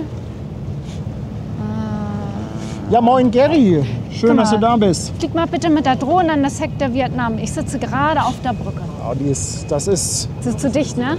sehr weit, also das sieht von hier dicht aus, aber die Sim Vietnam ist ganz schön weit weg hier von meinem okay. Standort. Gary, das würde ich gerne machen, aber Das wäre so cool, naja, also ich starte gleich mal, wenn die Drohne weg ist, aber das ist ganz schön weit. wenn die Fähre weg ist. Was habe ich gesagt? Wenn die Drohne weg ist, startet Ja, in die Fähre, genau. Macht nichts, war nur eine Latenz beim Denken. Ja.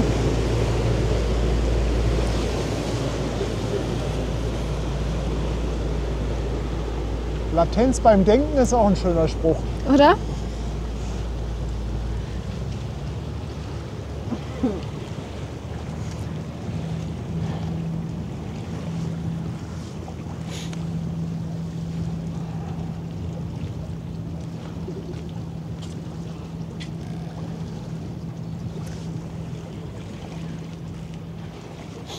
Und Sandra hat das Moderatorenteam auch gerade mit verstärkt.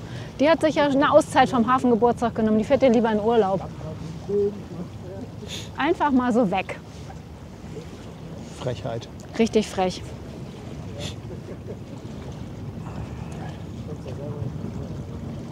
Gerät noch geschrieben, er stellt sich auf den Balkon. Vielleicht siehst du ihn denn ja. Also vielleicht kann ich ihn gleich mit einem großen Zoom ranholen. Also mit der Drohne kriege ich ihn definitiv nicht. Gary, aber wir machen das sehr, sehr gerne, gleich wenn die Mein Schiff durch ist. Dann zoomen wir dich hier ran.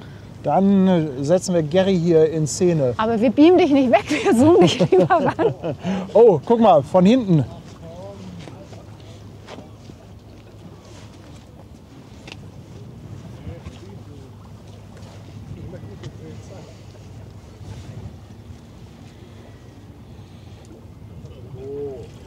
Komm, jetzt. Komm, Stettin. Mach mal mit. Moin. Ja, ich wollte nochmal ausrichten, sehr cooler Kanal. Dankeschön. Dankeschön. Ich gucke den auch in letzter Zeit ab und zu mal. Ja, das freut uns sehr.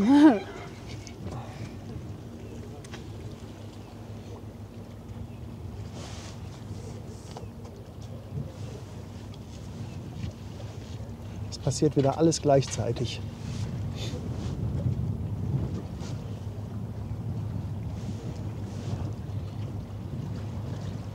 Aber gleich kriegen wir vielleicht die Stettin mit dem Mein Schiff 7 drauf. Ja, das wäre cool.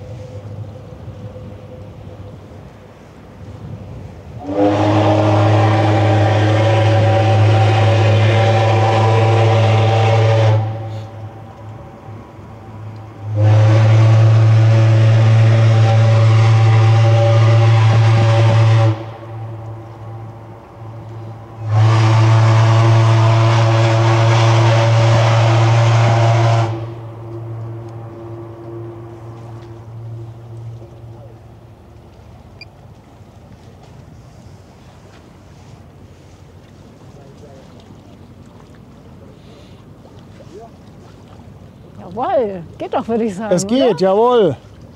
So, ich muss mal ganz schnell ein Foto machen hier von der Mein Schiff 7. Jetzt treffen die sich hier.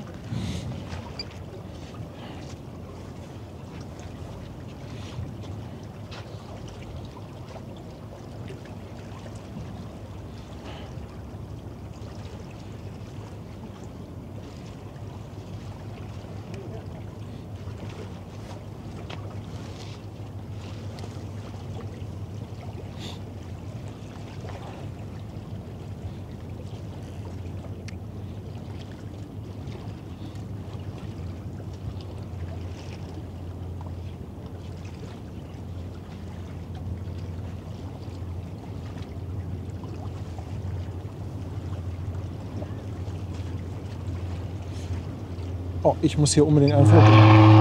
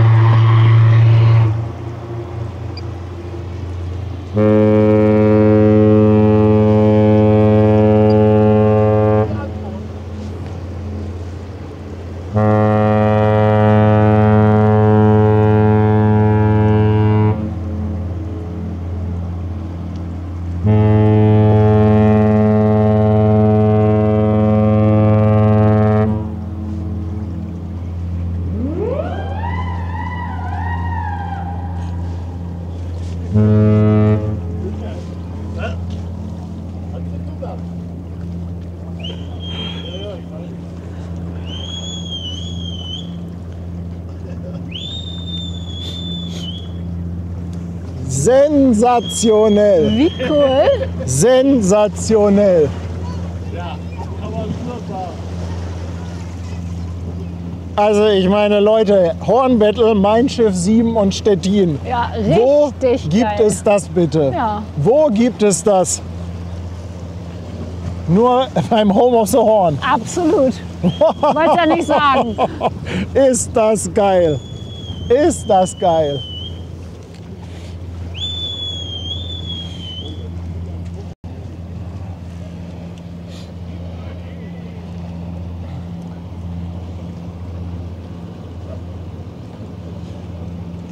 Ein ganz, ganz dickes Dankeschön geht an die Crew der Mein Schiff 7.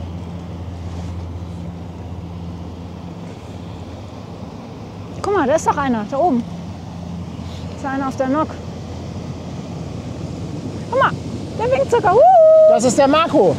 Ja, Jawohl, Marco, moin und ein dickes Dankeschön.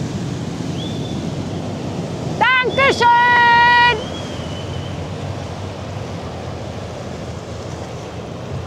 Sehr cool. Ups, jetzt kommt das Wasser. Hast du den Marco denn drauf mit dem Zoom? Ich hatte ihn gerade. Sehr cool. Marco hatte mich gebeten, ein Foto zu machen mit der Drohne. Jetzt kriegt er eins mit der Stettin. Deshalb musste ich eben einmal schnell umschalten in den Fotomodus. Deshalb war ich mal einen kleinen Moment nicht so sehr mit den Videos dabei.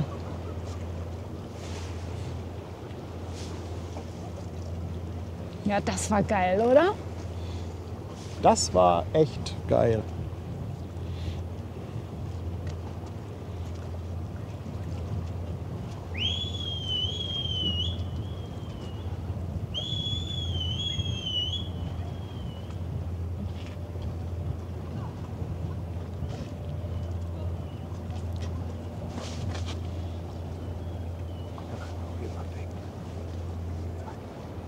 Okay. Aber Patrick muss noch ein Foto machen. Ja.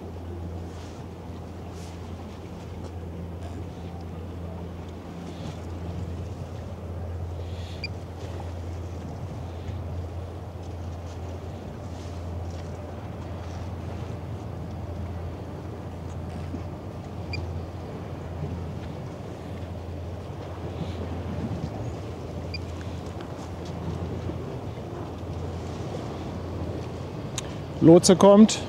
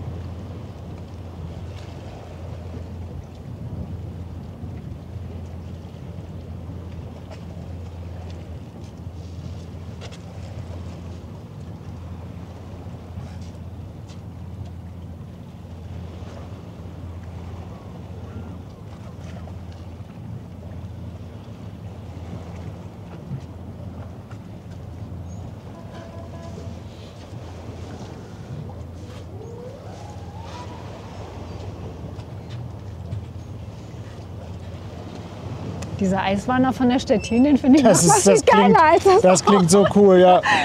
Das klingt so cool, die Stettin. Ja.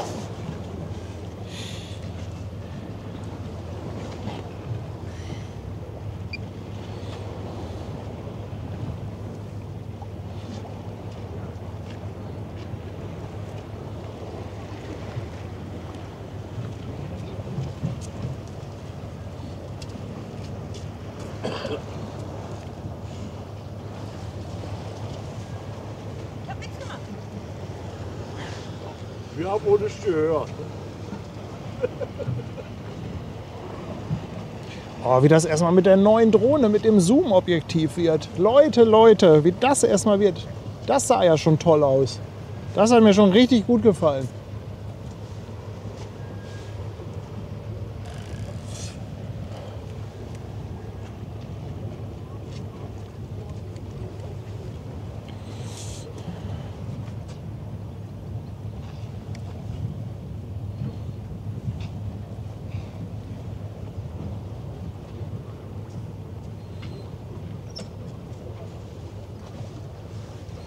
Das waren noch tolle Bilder, oder?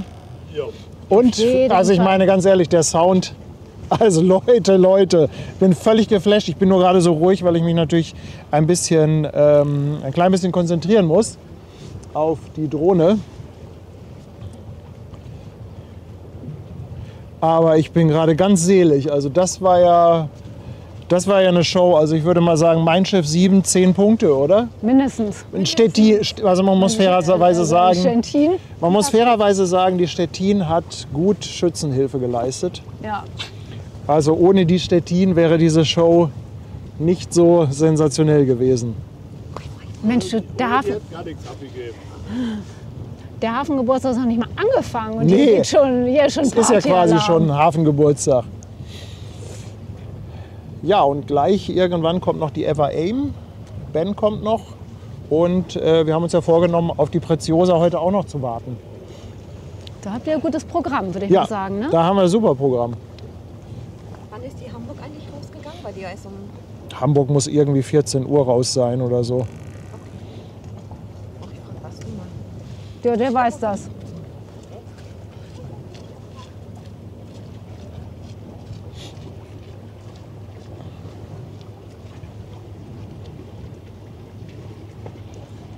Ich hoffe, dass das mit dem Foto was geworden ist. Aber ich glaube schon. Das hoffe ich auch für dich. So, und das hier könnte doch unser Kollege Krawattekelch sein, oder?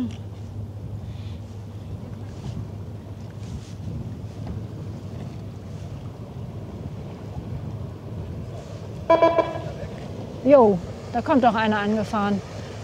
Wieso hat der mich denn nicht mitgenommen vorhin?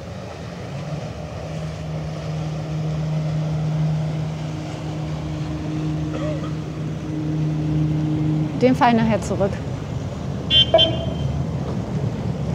Guck mal, der hat doch die 62.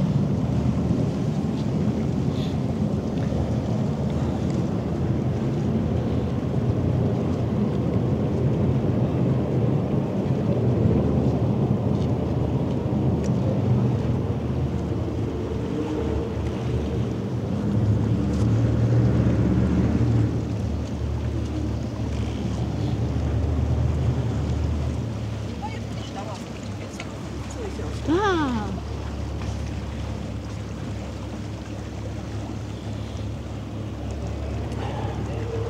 Ja, wenn die Fähre gleich weg ist, dann hole ich mal die Drohne runter und dann können wir ein bisschen... Genau. Wir Bisschen wollten ja auch runterkommen, noch bisschen mal- Chat gucken. Genau, wir wollten ja auch noch mal gucken, was der Gary da so treibt. Genau.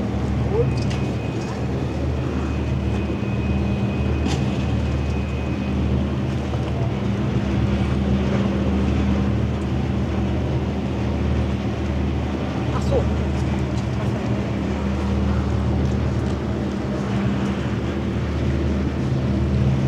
Aber einen Beluga hatten wir nicht heute, ne? Oder Doch, kommt da noch? Hattest einen du schon mal? Startenden hatten wir, ja. Oh, okay, ja, das habe ich gar nicht mitgekriegt.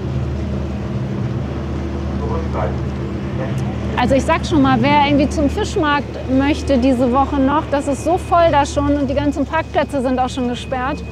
Also lieber alles mit Öffis machen. Habe auch echt lange hergebraucht, ne?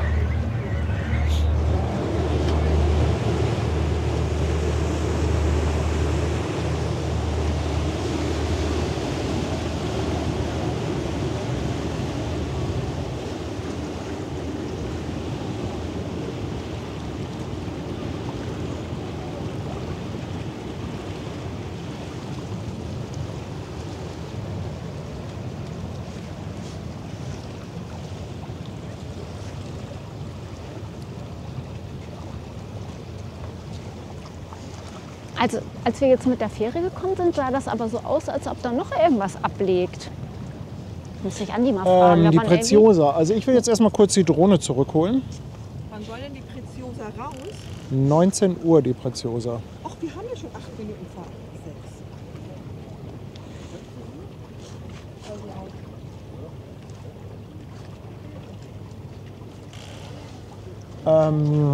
Schatz, du kannst mal in den Chat gucken, ob der Gary noch da ist. Ja, Achtung einmal.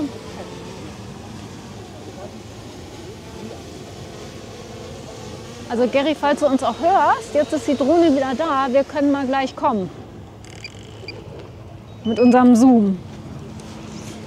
Jetzt gucken wir gleich mal, was wir an Zoom hier auffahren können.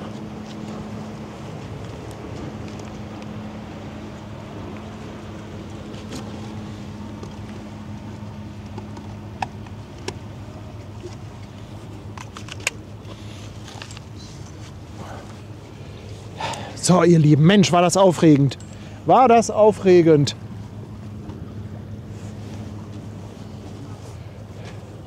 Junge, Junge, Junge, Junge.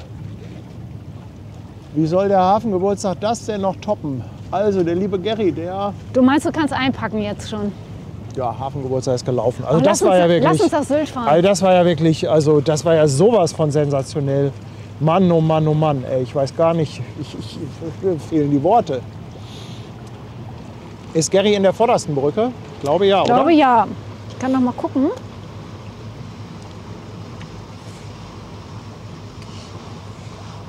Geradet wurden wir von Hagen 323. What? Mensch, ja, sorry Nein. Leute, dass wir euch nicht direkt begrüßt haben. Aber unsere schön, Mods dass ihr haben da das seid. bestimmt gemacht. Ja, Die guten Hafenwichtel. Chris D., 14 Monate. Dann der Frankie ist mit einem neuen Prime Sub dabei. Anonym kamen einmal 10 Euro per PayPal rein. 15 Monate. Ach, von Marlies. Marlies ist das. Okay, danke, danke. René ist seit 14 Monaten auf dem Fischmarkt. Und da geht auch ein Gruß raus an die Mein Schiff 7 und an den Marco. Dann Michaelis ist seit 8 Monaten dabei. Schreibt, in 4 Tagen fahren wir Aida Prima. Oh, mit meiner kleinen Prima. Helmut, 2 Euro Superchat. Herzlichen Dank. Und Tony Roberts from Washougal, Washington. Hello. 25 Euros. Salute to the Hamburg Hafen Live team. You are the best. Tony, thanks a lot. Only good vibes, you know. Und Terra Crusher ist jetzt neu dabei auf der Speicherstadt. Und Michaelis verschenkt auch noch eine Mitgliedschaft. Vielen, vielen Dank. So, da oben steht er, lese ich gerade. Also der Gary sagt, er ist am Heck irgendwo. am zugange. Heck. Heck von der Brücke oder? Nee, am Heck von der Sim Vietnam. Da steht er, da ist Gary, warte, so. Komm, hier, da ist Gary. da war er gerade. Gary!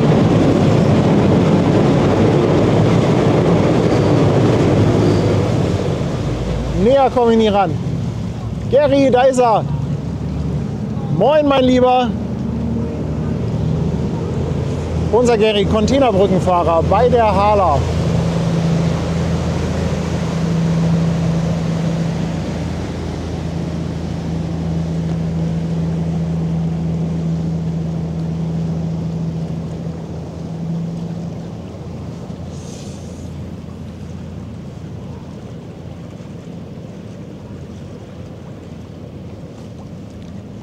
Hat der Marco eigentlich auch Insta? Sollen wir da noch mal was raussuchen? Der Marco hat Der auch hat Insta. Instagram Vielleicht kann und der das- war auch markiert in unserer Ja. Story heute bei Instagram.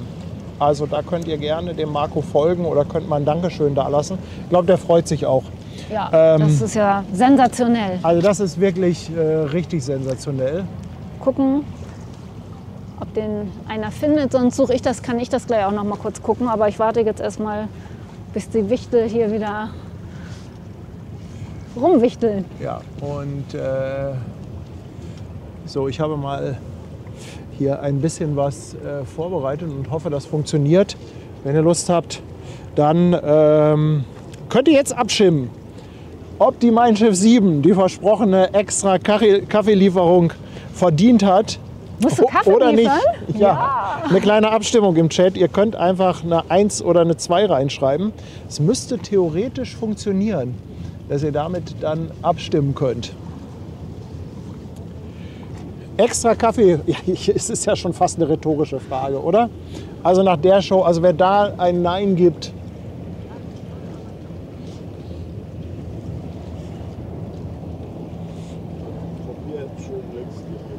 ja, also das war wirklich ganz toll. Ja. Für den Captain und den ersten Offizier.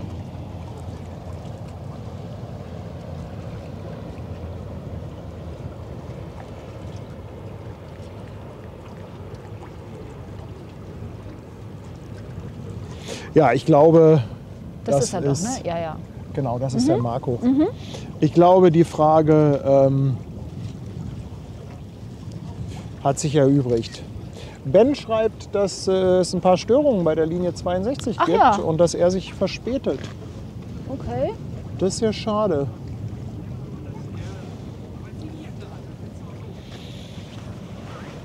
Ja, Stettin natürlich auch, stimmt. Stettin, klar. Stettin auch. Oh. Also das war natürlich die mega Überraschung. Ich hatte halt, wie gesagt, den Marco, den haben wir auch irgendwie kennengelernt, so über die Streamerei, immer locker mit ihm in Kontakt geblieben. Genauso wie zum Beispiel mit dem Matthias Mann, der ja auch, ich glaube, der ist auch auf der Main. Ist er auf der 7 oder auf der Relax gerade? Das weiß ich gar nicht. Ja, und dann schreiben die halt immer, wenn sie da sind, dann schickt man halt mal so ein Hallo. Und ich habe dann einfach, dachte ich mir, ach komm, versuch's es mal. Den Marco geschrieben, du, lieben Gruß an den Kapitän. Es gibt extra Kaffee. Wir stehen am Bubendei-Ufer und an der Seemannsmission. Ach guck mal, Matthias ist sogar da. Er ist auf der 7. Ach Mensch, Matthias, du hast bestimmt vorhin auch geschrieben. Also euch auf jeden Fall eine gute Reise. Wir waren etwas out of order im Chat. Guck mal hier, Sebastian hat rausgesucht, den Insta. Von dem Marco, ja. Ja, danke Sebastian. Lieben Dank. Ja, ja, die Stettin natürlich auch. Also das müssen wir auch noch mal rausschneiden. Vielleicht hat ja auch jemand einen Clip gemacht davon. Ich glaube, das war schon echt ganz cool. Kannst du mit deinem Bollerwagen voller Kaffee mal durch den Hafen ziehen, oder? Ja. Wer weiß, wenn die Stettin nicht gewesen wäre, vielleicht hätte die Mein Schiff auch kein Horn rausgehauen. Wer weiß. Vielleicht wer weiß, wir werden es nie erfahren. Ach guck mal, da hinten ist sogar was für die Flugzeugfreunde. Boah, weit weg.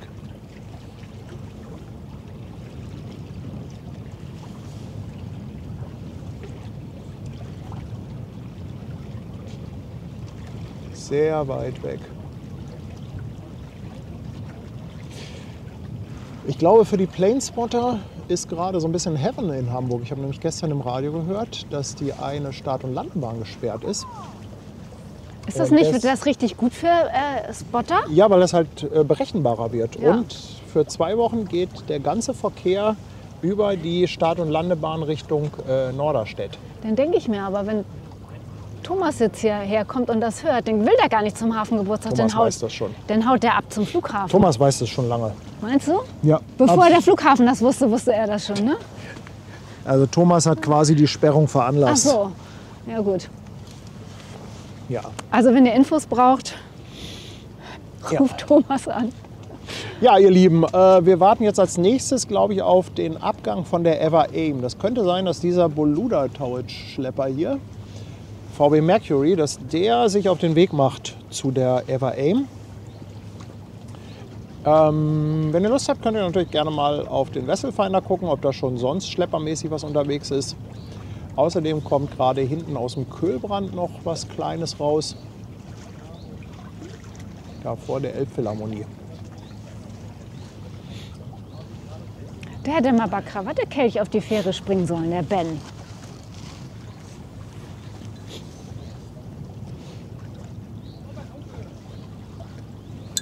Ich hätte noch was Essbares für dich, wenn du möchtest. Ja, das nehme ich auch sehr gerne. Brigitte macht hier Seifenblasen. Guck mal, wie schön. Ich habe ein Spielzeug in meiner Tasche drin gehabt. Brigitte macht ein paar Seifenblasen. Wenn kein Schiff kommt, dann gibt es hier irgendwie ein bisschen Entertainment hier. Okay, wir machen so eine kleine Verschnaufpause. Es gibt natürlich weiter Bilder, aber ich esse ein bisschen was, trinke etwas.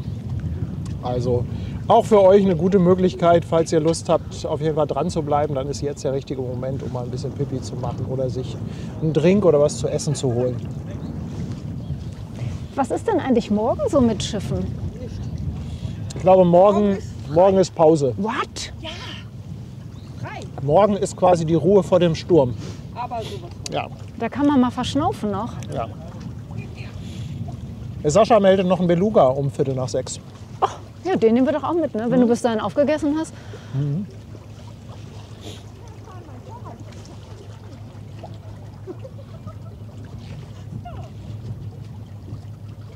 Wie kommt man denn darauf mit Seifenblasen?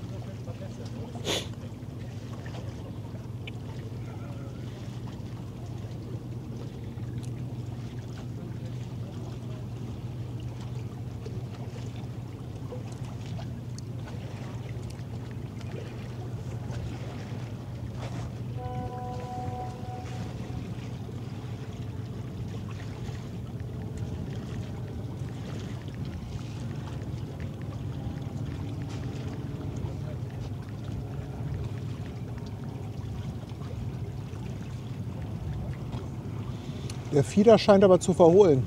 Kann das sein, dass der vom Tollerort kam und jetzt in den Kühlbrand möchte?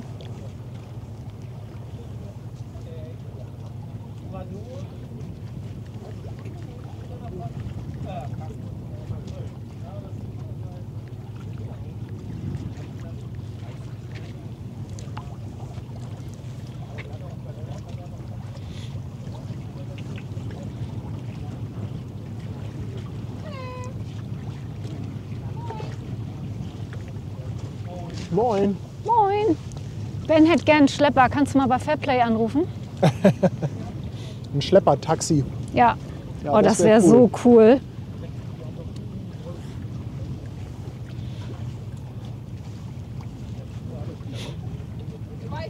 Die Elbwave ist das. Kommt die hierher? Nee, die sieht so aus, als ob die vom Tollerort in Richtung Kühlbrand abbiegt.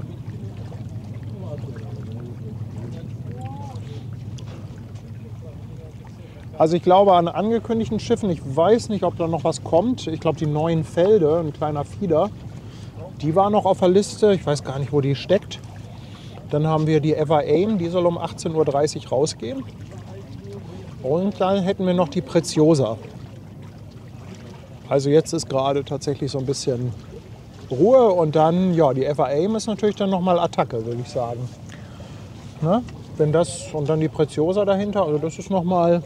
Ist immer ganz gut Programm, ne?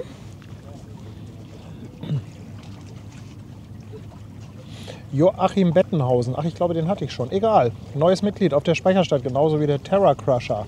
Und die Marlies ist auch dabei auf dem Fischmarkt. Gorgeous Rogue im 2. Monat mit einem Prime-Sub dabei. Und KP Schmidt 14 Monate. Danke. Der KP aus Idletown. Ist der aus Idletown? Das ist aus Idletown, am Idle River, würde ich jetzt mal so sagen. Wir können ja Gary ein bisschen zugucken. Ja, Gary macht mal ein bisschen Show hier. Gary kann ja mal mit den Flippern winken. Kriegst du das drauf? Ja, der müsste nur höher. Ich weiß gar nicht, ob der das jetzt nebenbei laufen hat, was wir hier sammeln. Kann natürlich sein. Also Flipper, für alle, die das nicht wissen, sind übrigens, das sieht man gleich mal, unten an der Containerbrücke. Da hängt ja so ein Greifer. Da kommt jetzt hoch. Das ist der sogenannte Spreader. Da winkt er. Und da geht jetzt was rauf und runter. Mensch, Gary hat es gehört. An den Ecken sind jeweils so Führungsecken, würde ich sagen. Dadurch ist es etwas einfacher, den Container zu treffen. Damit winkt der Gary jetzt gerade. Das sind die sogenannten Flipper. Sehr, sehr cool, Gary. Ja, liebe Grüße. Da, guck mal, jetzt macht das noch ein bisschen höher, dass man es besser sieht. Dankeschön. Wahnsinn. Also das ganze Teil ist der Spreader und diese Führungsecken sind die sogenannten Flipper. Ich finde, das sieht auch immer ganz elegant aus. Weißt du, wenn die hochgehen und dann klappen die hoch und dann klappen die wieder runter. Und ich glaube, man kann sich das ganz gut vorstellen. Jetzt sind die runter und die helfen einfach dabei. Ist im Prinzip wie so ein Trichter, um den Container etwas besser zu treffen. Könntest du dir das auch den ganzen Tag angucken? Ich finde das so spannend. Laden, löschen und flippern. Wie wär's damit? Ich will einen Flipper zu Hause haben. Im Garten, so einen großen? Ja. Oh.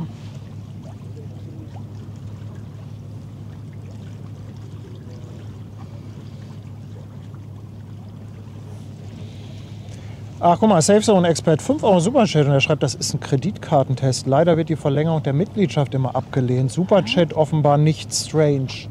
Ja, SafeZone, ganz ehrlich. Wir hören das immer wieder. Es gibt da manchmal so strange Geschichten mit der Bezahlung bei YouTube. Finden wir natürlich auch doof. Das Problem ist halt, dass wir da leider echt so überhaupt nicht irgendwie Zugriff drauf haben. Ne? Also wir kriegen ja im Endeffekt nur dann hinterher die Auszahlung von YouTube, aber mit der eigentlichen Abrechnung, da haben wir dann ja gar nichts zu tun.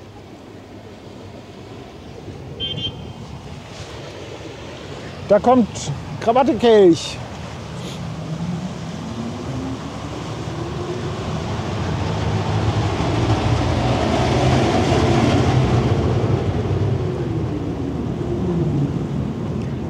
Auch immer für eine Hupe gut. Kann der den Ben mal holen, wenn er jetzt schon hier lang fährt? Einmal Taxi für Ben.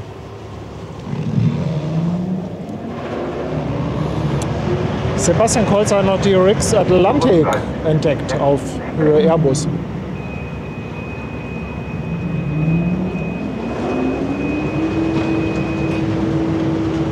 Wie ist denn das mit dem Beluga? Sollte der nicht kommen? 18:15 Uhr war Ja. die Ansage. Müssten wir mal im Blick behalten. Vielleicht kann das ja jemand von den Planespottern noch mal nachschauen. Das wäre schön, wenn wir noch mal einen Beluga gleich hätten. Guck mal, unser Basti.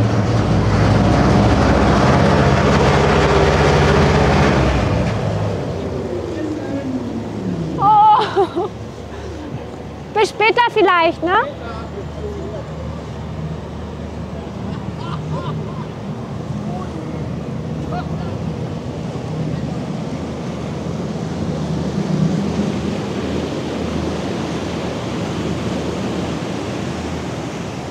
Hier wird eine eigene Hamburg-Hafen-Live-Fähre gefordert. Ja, da bin ich ganz dabei.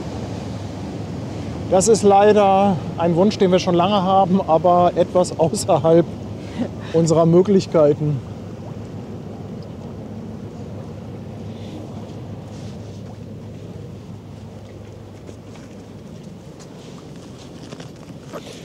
Also beim Beluga tut sich noch nichts.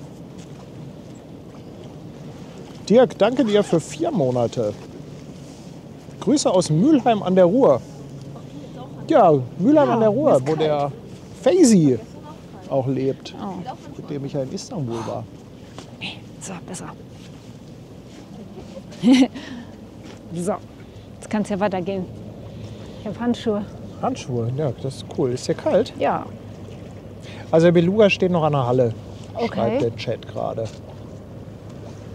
Na dann. Ach, jetzt noch so ein paar Schiffchen, die schon zum Hafengeburtstag wollen. Hätte ich jetzt auch nichts gegen, ne? Ja, aber wir hatten ja schon den Seenotrettungskreuzer, die Stettin. Ja, da kommt irgendeine Rix, hatte gerade Sebastian geschrieben. Ja, dann haben wir ja wieder einen Kandidaten. Ja.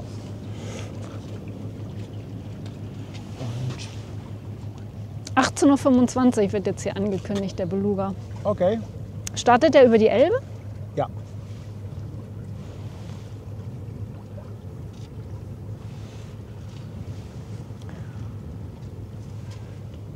Also, ich sehe übrigens gerade, dass die Ever Aim, dass da noch kein Schlepper dran ist.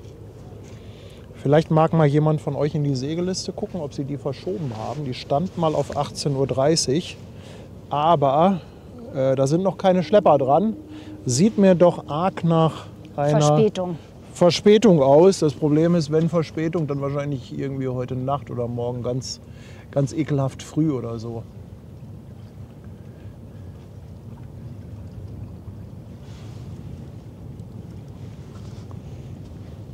Aber so lange wollten wir jetzt nicht warten, ne? Oder? Nee, nicht wirklich. Ich habe zwar Nicht Handschuhe, wirklich. aber nee. So, ich wollte mal gerade nach dem Wetter und dem Wind am Flughafen gucken. Dann können wir nämlich auch mal schauen, von wegen Start und Landung. Hier haben wir einmal die Wetterinformationen von Finkenwerder und ihr seht, der Wind kommt aus Richtung 60 Grad. Also ist fast die Richtung von der Start- und Landebahn. Und Flugzeuge starten und landen ja entgegen der Windrichtung. Und deshalb bedeutet das ganz einfach, Beluga geht, wenn er rausgeht, über die Elbe raus. Ein Landender würde dann natürlich aus Süden kommen.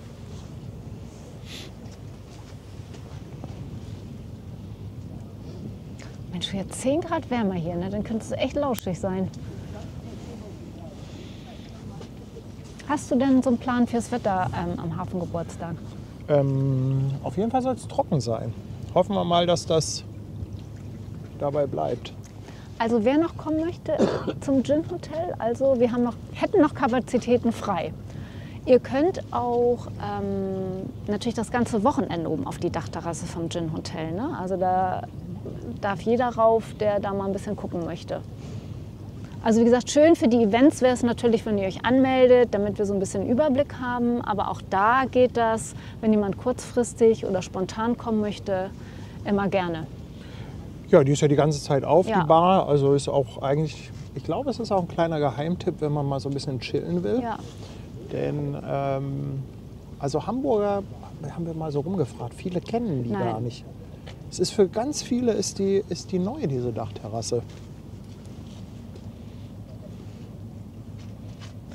Ich kann den Espresso Martini empfehlen. Hatten Kirsten und ich ja gestern auch gedacht, ob wir da noch uns hinsetzen. Aber die Vernunft hat dann gesiegt.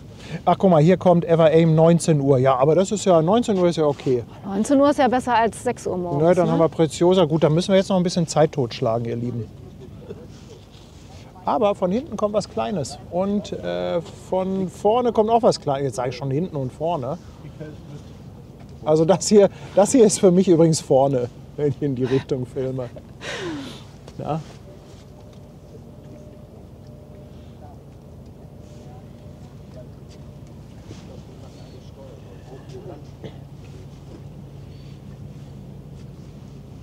Nappi fragt, welches Hotel das ist. Das nennt sich Gin Hotel.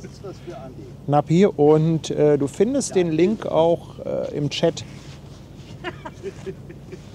Die haben wirklich eine sehr schöne Dachterrasse. Auch eine tolle Bar. Also es ist generell, wenn ihr in Hamburg seid und ihr sagt, ihr wollt irgendwie abends noch einen Drink nehmen und dabei ein bisschen Hafen gucken, dann ist das schon Premium. Also wir sind ja Freitag und Sonntag da. Aber ich hatte mir jetzt überlegt, dass ich auf jeden Fall auch noch mal Samstag auf die Dachterrasse gehen werde.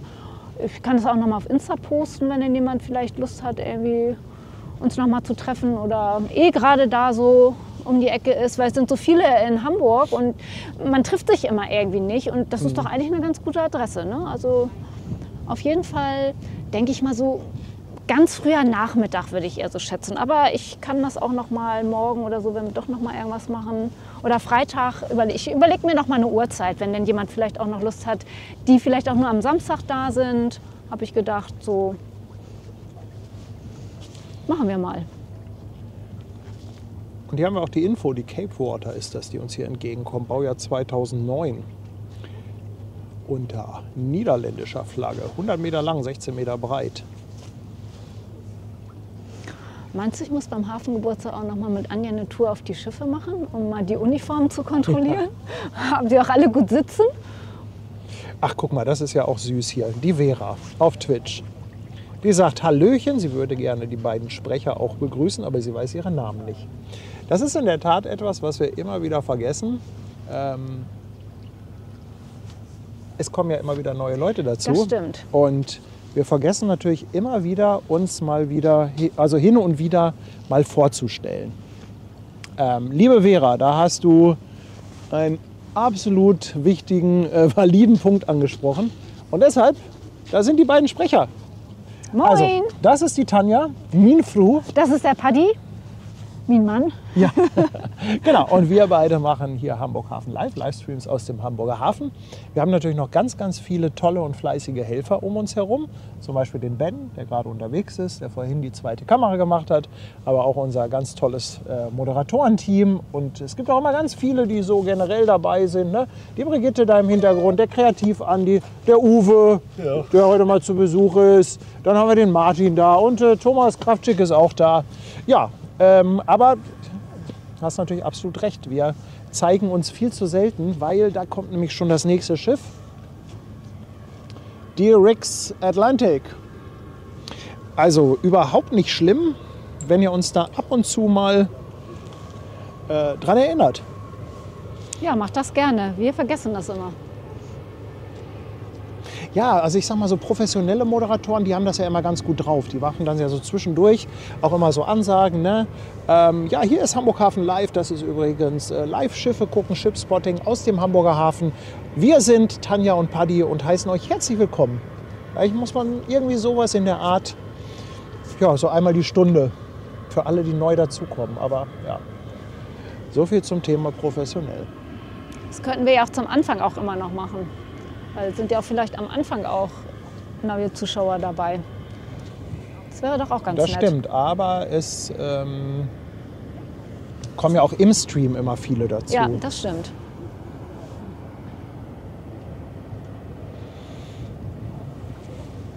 Claudia ist auch da und grüßt von Günther Ehlers. Hallöchen. Moin Claudia.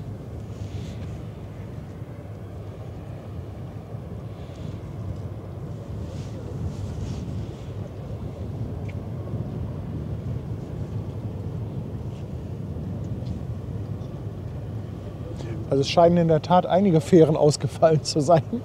Es ist hier so ruhig. Es kommen keine Fähren mehr. Aber das ist ja auch schon wieder typisch. Fallen die Fähren aus, ist nichts irgendwie, was man verdecken kann.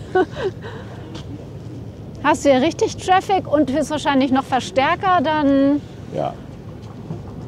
verstecken die Schiffe sich hinter den Fähren. Ja, und auch für alle neu dazugekommenen, wir befinden uns hier am Bubendei-Ufer. Das ist ein Fähranleger im Hamburger Hafen, hier direkt an der Elbe. Die Fähren, die ihr hier oft im Bild seht, die wir gerade vermissen, sind ja ganz normales Verkehrsmittel im Hafen, sind auch an den HVV, den Hamburger Verkehrsverbund, angeschlossen. Kann man mit einem ganz normalen Ticket für Nahverkehr fahren, auch mit dem Deutschland-Ticket. Und hier ist halt die Station Bubendei-Ufer. Und das Schöne an dieser Station Bubendei-Ufer ist, hier muss jedes Schiff vorbei, was rein und raus will. Wir haben noch einige andere schöne Standorte, aber es gibt eigentlich kaum einen. Ja gut, es gibt noch draußen bei Airbus, Rüschpark was, aber wenn man weiter drin ist dann in der Stadt, dann ja, verpasst man immer irgendwas. Hat dafür dann teilweise noch mal etwas dichtere Standorte. Und wenn ihr euch wundert, warum das hier so schaukelt, Der Anleger schwimmt. genau, der schwimmt. Macht immer ein bisschen Welle. Nappi, das Gin Hotel hat ein eigenes Parkhaus, aber die haben nicht so wahnsinnig viele Parkplätze. Nee, ich glaube, da ist auch nichts mehr frei. Wir hatten ja selber für uns gefragt. Also das. Nee, Nappi fragt, ich weiß gar nicht, ob Nappi jetzt er oder sie ist, sagt aber, suche ein zentrales Hotel für meinen Sommerurlaub. Ach so. Also das Hotel ist super schön. Bezüglich Parkplatz würde ich auf jeden Fall empfehlen, anzufragen. Aber es gibt da auch nicht, also fußläufig, wie viele Meter sind das zu dem Holzhafen-Parkhaus? 50 Meter. Das ist nicht weit. Und da ist ein richtig großes Parkhaus. Ja. Also da könnte man das Auto auch noch notfalls unterbringen. Also das ist gar kein Problem. Hier kommt die Cape Water. Also die haben richtig tolle Zimmer. Also du kannst auch mal auf Insta gucken. Da hatte ich nämlich letztens auch mir mal die Zimmer angeguckt. Die sind echt toll. Also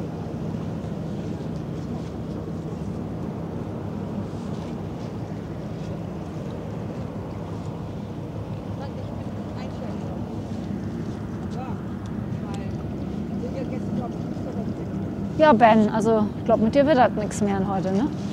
Oder du musst auf Krawatte-Kelch warten. Aber Kann das denn wirklich nur eine Fähre gewesen sein? Das kann ich mir gar nicht Ich habe vorstellen. keine Ahnung.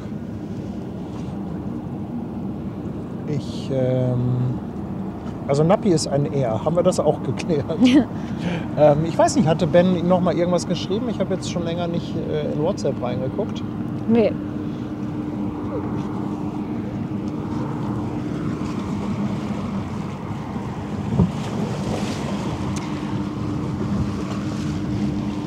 Und der Elton fragt, ich würde das mit einer Frachtschiffreise gerne mal ausprobieren und hätte gerne mehrere Meinungen dazu. Aber da haben wir ja einen Kandidaten, der hier steht, der das schon gemacht hat. Und nicht nur eine. Ja, also was heißt jetzt mehrere Meinungen? Ich kann natürlich nur meine Meinung dazu abgeben. Er sammelt denn erstmal. Also Okay. du darfst ruhig raushauen. Kirsten schreibt übrigens, dass Ben unterwegs ist. Okay. Also ich bin absoluter Fan von Frachtschiffreisen. Das liegt aber natürlich daran, dass ich ja auch vorher schon diverse Male mit einem großen Containerschiff gefahren bin. Tommy warnt uns übrigens vor, dass gleich der Beluga kommt. Tommy, danke, habe ich gesehen. Also ich bin ein ganz, ganz großer Fan von Frachtschiffreisen. Ich bin mehrmals mit einem Containerschiff gefahren, über den Atlantik, südchinesisches Meer. Ich bin China, Singapur, durch den Panama-Kanal. Und ich liebe das total. Und in dem Zuge habe ich letztes Jahr dann auch eine Reise gemacht, eine buchbare Frachtschiffreise. Vorher, was ich gemacht habe, war nicht buchbar. Und das war dann über die Firma Frachtschiffreisen Pfeiffer mit der Skalar, eine etwa einwöchige Reise, die durch den Nordostseekanal Richtung Finnland ging. Viel von der Reise habe ich auch gestreamt und ich muss sagen, ich finde, das ist eine ganz, ganz tolle Art, Seefahrt zu erleben, weil du ganz dicht dran bist. Du bist ganz dicht an der Crew, du isst mit der Crew, du sitzt mit denen auf der Brücke, du kannst in die Maschine, du kannst dich auf dem Schiff frei bewegen. Also wer wirklich ein bisschen Seefahrt erleben will, für den ist das genau das Richtige. Was man aber auch wissen muss, es ist kein Entertainment-Programm. Ne? Also guck mal, das Lotsenboot ist mir noch gar nicht eben aufgefallen, aber die haben schon Festbeflaggung für den Hafengeburtstag. Also es gibt natürlich kein Entertainment-Programm an Bord. Man muss sich da beschäftigen können. Es gibt auch Zeiten, wo es total ruhig ist. Sonntag zum Beispiel. Sonntag ist auf vielen Schiffen, wenn ein Seetag ist, auch wirklich Ruhe. Außerdem der Wache hat auf der Brücke und dann ist da nichts. Und wenn du da Bock drauf hast, in Kombination mit maritimes Leben, ein bisschen an Bord mit der Crew zusammen, dann kann ich das nur empfehlen. Also bin ganz, ganz großer Fan.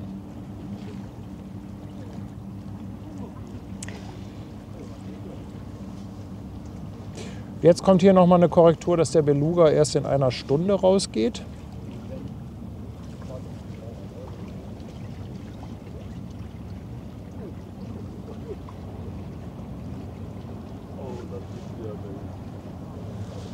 Kommt wieder ein Speedboot. Da kommt wieder eine Welle. Alias Lotse. So.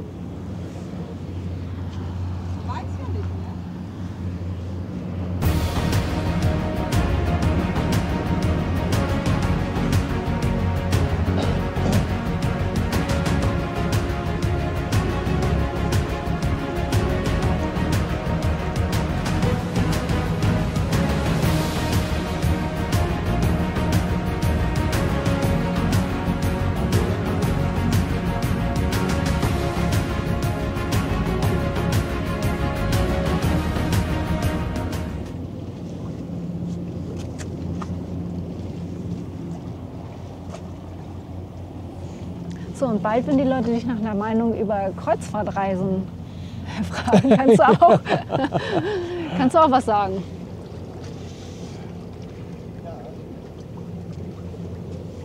Da bin ich auch so gespannt. Da hinten sehe ich, wenn ich das richtig lese, VB Spirit macht sich auf den Weg. Der könnte die Ever Aim als Ziel haben.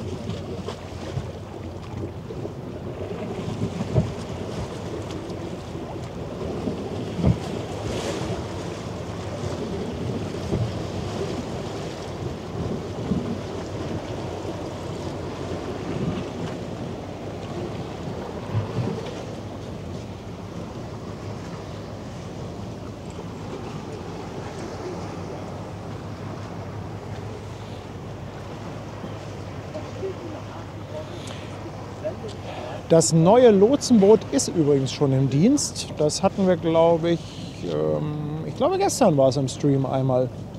Ist aber noch nicht so, dass man das ständig hier fahren sieht. Also wie gesagt, gestern auf jeden Fall einmal. Hast du noch was zu essen? Da ist ja noch was. Ach, da ist noch Brezel. Ja, danke. Ich habe immer Hunger. Schlimm ist das. So viel kann man gar nicht einkaufen. Ich könnte der Zwillingsbruder von Schwester Hansen sein, zumindest was Essverhalten angeht. Dann wisst Guck mal, ihr, da was, ist Gary wieder in Action. dann wisst ihr, was bei uns los ist, wenn die beiden zusammen sind. Gary mit Laden und Löschen.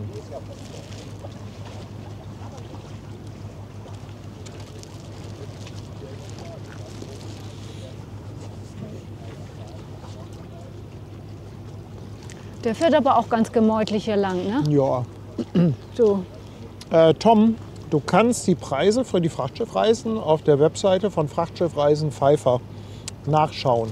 Du hast doch mal so einen über den Daumen. Man sagt aber über den Daumen 120 € am Tag. Ich weiß nicht, ob das jetzt noch aktuell ist, aber das ist so die Hausnummer. Das ist dann natürlich so all-inclusive. Und ansonsten schauen wir einfach auf der Webseite. Guck mal, der macht da auch, der sitzt da ganz gemächlich so. Oh ja.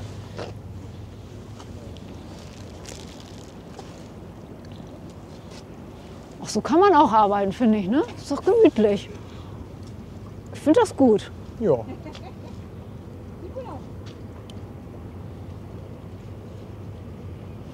Der macht Pfofftein, auch nicht schlecht. Ich glaube, der hat eine Kamera in der Hand und guckt sich seine Fotos an. Oder so. Ja, fotografiere doch hier mal rüber. Der hat bestimmt auch die Mein Schiff 7 Das kann sein. fotografiert.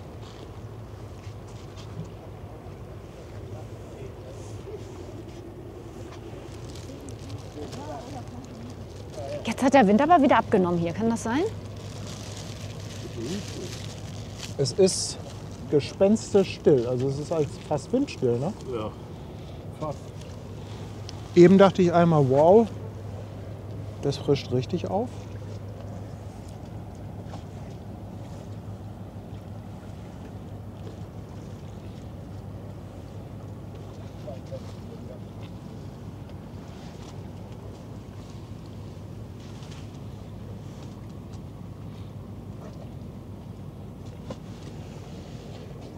Aber von Fähre sieht man noch nichts. Ne? Ach doch, da kommt doch irgendwas. Da müsste doch Ben jetzt drauf sein, oder? Das könnte Ben sein. Brigitte, bleibst du noch zur MSC? Kommt ja sowieso kein Typhon, also warum soll ich hier bleiben? Oh, Bleib nur hier, wenn Typhon kommt. Meine Hamburg-Fahne bringt nichts. nee. Und mein Pfeifen bringt auch nichts. Alles schon ausprobiert. Unter Deck 7. Beim Beluga tut sie was. Es kommt. Mir wurde nicht gefragt, ne? Darum. Ja, dann geh. Du wieder, du. Aber ich glaube, du musst ja eh noch warten, ne? Oder du machst ja per Anhalter die gelbe hier. Wenn du, Warum kommt bis jetzt keine Fähre? ja, Ben hat das alles irgendwie vermasselt. Ist irgendwas passiert? Aber halt mal einen Daumen raus. Vielleicht die gelbe, vielleicht nimmt sie sich mit, wenn du da mal. Mal wieder mal. Wie soll das denn Wie Fähre die jetzt? Kommt doch Ben bestimmt drauf.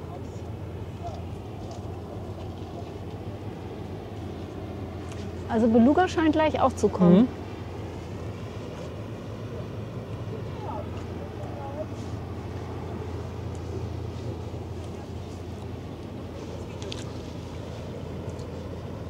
Na, Ben meinte eben, dass irgendwie wohl 1 oder 2 Fähren ausgefallen sind. Das merken wir jetzt hier natürlich auch. Nix los. Gott, ist das langweilig ohne Fähren. Ja, also hör auf zu meckern, weil sonst fallen sie irgendwann wieder aus, wenn du hier stehst und nichts los ist. Meinst du, Ben steht da jetzt gleich so wie auf der Titanic? vorne. Erste Reihe zum Mitschießen. Also ich könnte mir vorstellen, dass da auch ein paar mehr Leute drauf sind. Da meinst du, dann kann er die Hebefigur nicht machen? Weil wenn ein paar ausgefallen sind, dann haben ja auch eine ganze Menge Leute gewartet. Ja, das stimmt. Also unsere war ja so leer, als wir herkamen. Ne? Da war ja gar nichts los.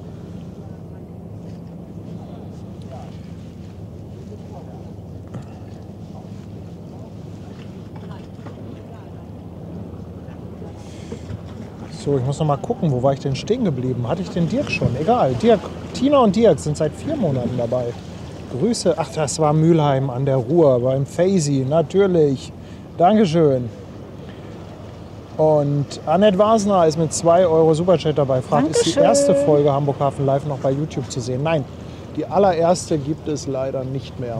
Es gibt einige nicht mehr von den ersten Folgen, Annette. Der Rolf ist mit 2 € Superchat dabei. Sagt, super Stream heute. Dankeschön. Ich finde auch, der geht. Ja, ist ganz okay. Du, wenn du zufrieden bist, dann bin ich's auch. Honda, 18 Monate. Moin, mein Lieber. Elton ist seit 12 Monaten dabei. Einjähriges. Er schreibt, bitte macht weiter so. Jawohl, das haben wir vor. Dann der Wir liebe arbeiten Mike. dran, ne? Der liebe Mike mit 2,49. Dankeschön. Und Grüßen von Hansi. Da ist Bender. Danke, Mike. Mahakatz ist jetzt auf dem Fischmarkt dabei. Herzlichen Dank, beziehungsweise herzlich willkommen und schön, dass du mit an Bord bist. Matze lässt 2 € Superchat da für Ofenkäse, Baguette und Bier. Ja, Und genau in der Reihenfolge, also oder? die Kombination klingt jetzt nicht ganz so schlecht.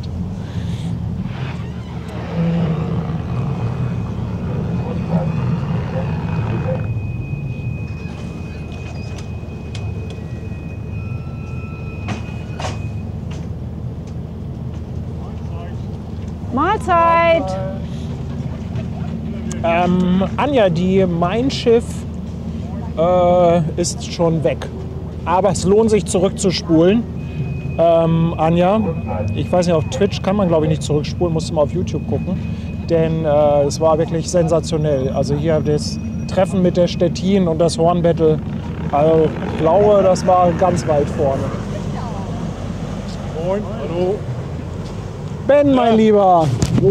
Mensch, das war ja eine halbe Weltreise, du. Wo bist Was du ist denn los lang mit den gefahren? Pferden? Nee, die fallen alle aus. Die 62 Pferde nicht. Alle 2 Touren fallen aus und dann kommt nur die dritte. Keine Ahnung, was die im Moment haben. Okay.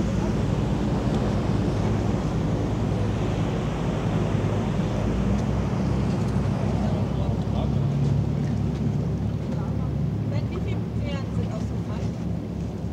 Ich lasse immer 2 62er ausfallen und dann kommt eine. Stattdessen fährt die 61er bis Neuhofen, das war's. Sebastian Kolze schreibt auch, dass er ein paar Clips erstellt hat. Oh, wie cool.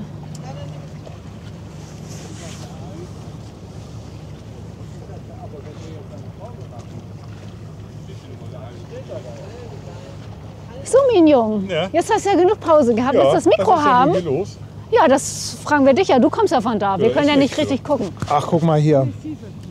So und so schreibt 5,99. Erstmal vielen lieben Dank dafür. Dankeschön. Aber ein Thema, was tatsächlich ein Thema ist, das Gin Hotel hat leider Buchung für 6 Rollifahrer am Freitag storniert, obwohl telefonisch alles geklärt war wohl.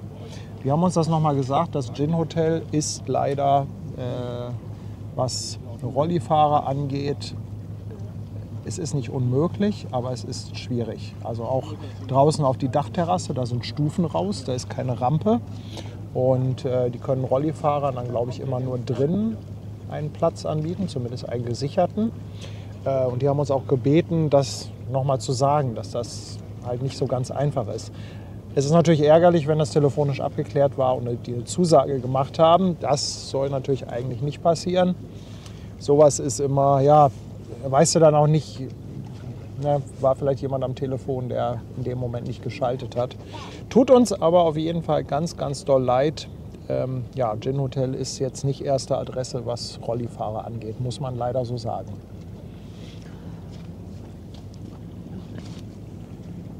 Und der Tobi ist seit 6 Monaten dabei, lässt noch einen Prime-Sub da. Dankeschön.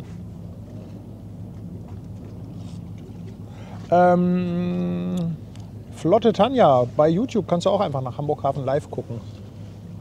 YouTube hat halt den Vorteil, dass man während des Streams zurückspulen kann. Bei Twitch muss man dann ja immer in die Aufzeichnung gucken. Weil ich glaube, das geht bei Twitch auch schon während der Stream läuft. Aber was wir ja vielleicht auch noch anbieten könnten, ich bin ja am Samstag auch da, also ihr könnt uns ja auch gerne mal anschreiben von den Rollifahrern. Ich kann mich sonst gerne auch mit euch sonst mal am Hafengeburtstag treffen. Also Ja, wenn ihr das in möchtet, Hamburg also, seid. Vielleicht sind wir ja auch mal irgendwie so unterwegs, aber schreibt mich doch gerne an über Mail oder Insta. Also ich würde da sonst gerne irgendwie was machen. Vielleicht als mini kleine Entschädigung. Ich bin Samstag raus. Samstag Ja. haben wir einiges an Programm. Ja, aber ich bin Und- eigentlich verfügbar. Also ich kann gerne Da wir halt irgendwo auch, was machen.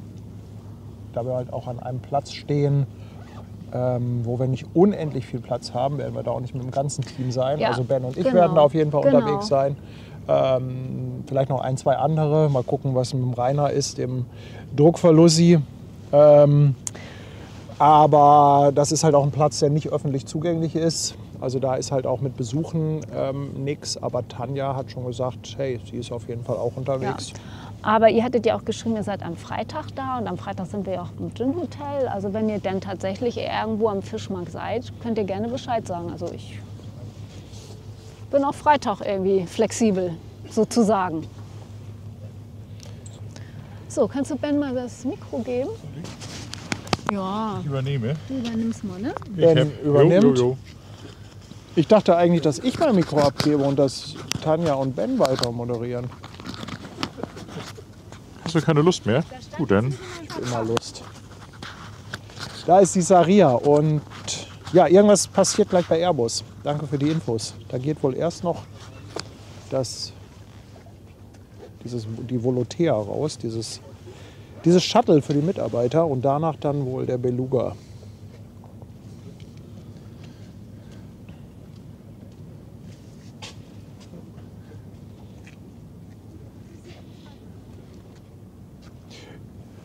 Ja, Ben, ich weiß Ja. gar nicht, ob du das mitbekommen hast, aber Wahrscheinlich mit nicht. der Stettin hier hatten wir richtig Party. Also Echt? genau hier vorne hat die Stettin die Mein Schiff getroffen Und dann erstmal Attacke. oder und wie? dann die Stettin mit ihrer Dampfpfeife und die Mein Schiff drauf geantwortet und das alles hier direkt vor unserer Nase. Ja, das ist doch phänomenal. Um nicht zu sagen, sensationell. Absolut. Ben Ja, hat's sehr cool. gesagt, das zählt nicht. Das zählt nicht, wenn er es sagt. Ja, ich habe das tatsächlich überhaupt gar nicht mitgekriegt. Das hat man da hinten nicht gehört. Leider. Ja, aber das ist auch, das ist krass, wie sich das dann so, ja, wie sagt man, verläuft. Ja, also der Schall geht offensichtlich so gar nicht nach hinten weg. Ich habe auch die Stettin nicht gehört. Normalerweise hat die ja nun wirklich ein eindrucksvolles Horn. Das ist ja schon ganz ordentlich eigentlich. Selbst die habe ich nicht gehört. Also Auch Ruhe. das erste Mein Schiff-Horn haben wir auch nicht gehört. Also habe ich nicht nur über Telefon, so ein ganz bisschen. Und Ja. erst als sie gedreht hat in unsere Richtung, die hat ja Ja. dann nochmal, als sie losgefahren Ja, genau. ist. Ne? Da hat sie sich ein kleines Battle mit den Fähren gegeben.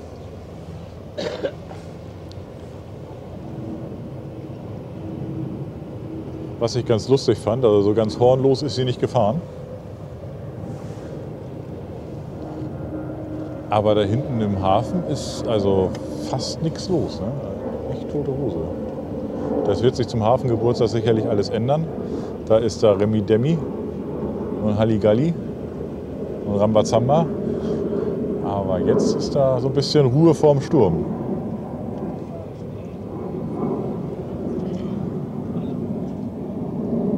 Ist das ein bayerisches Flugzeug? Da? Die Hecklackierung.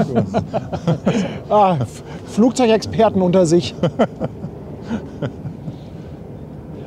Nein, das ist Volotea und das ist, glaube ich, so ein Shuttle für Werksmitarbeiter. Aha. Also im Prinzip das, was der Beluga für Flugzeugteile ist Volotea für die Mitarbeiter. Da können sie dann zwischen den Werken wohl hin und her fahren, wenn ich das richtig gelernt habe. Aha. Boah, ist das hell da hinten. Boah, guck mal, vor der dunklen Wolke. Ja, ich sehe es gerade. Krass. Hebt sich hier richtig geil ab. Mhm.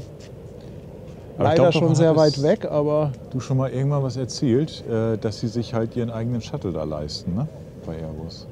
Ich bin der Meinung, da war schon mal was. Lange, lange her. Aha, ja.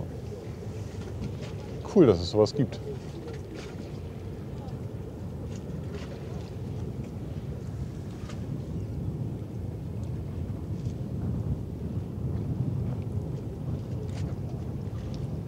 Ja, ich war echt böse erstaunt eben, dass da zweimal die Fähre ausgefallen ist. Also auf dem Weg hin hatte ich da schon mitbekommen, dass 2 Fähren nicht gefahren sind. Und das scheint wohl heute irgendwie ein kleines Problem zu sein. okay, gut, da soll gleich noch ein Beluga rausgehen.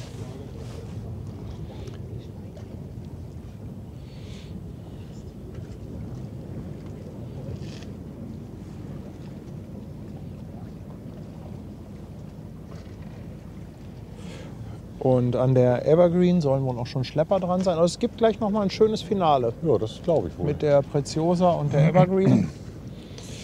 Es lohnt sich, glaube ich, dran zu bleiben. Ja, die Schlepper sind, glaube ich, auch schon reingefahren. Da haben sie gerade nochmal einen Container abgeladen. Hier haben wir noch mal die Info, dass das Charterflüge sind. Also das ist nicht jetzt Airbus, Exklusiv. ist nichts Airbus Werkseigenes. Mhm. Die haben die gechartert halt. Ja. Also im Prinzip wie ein großer Privatjet.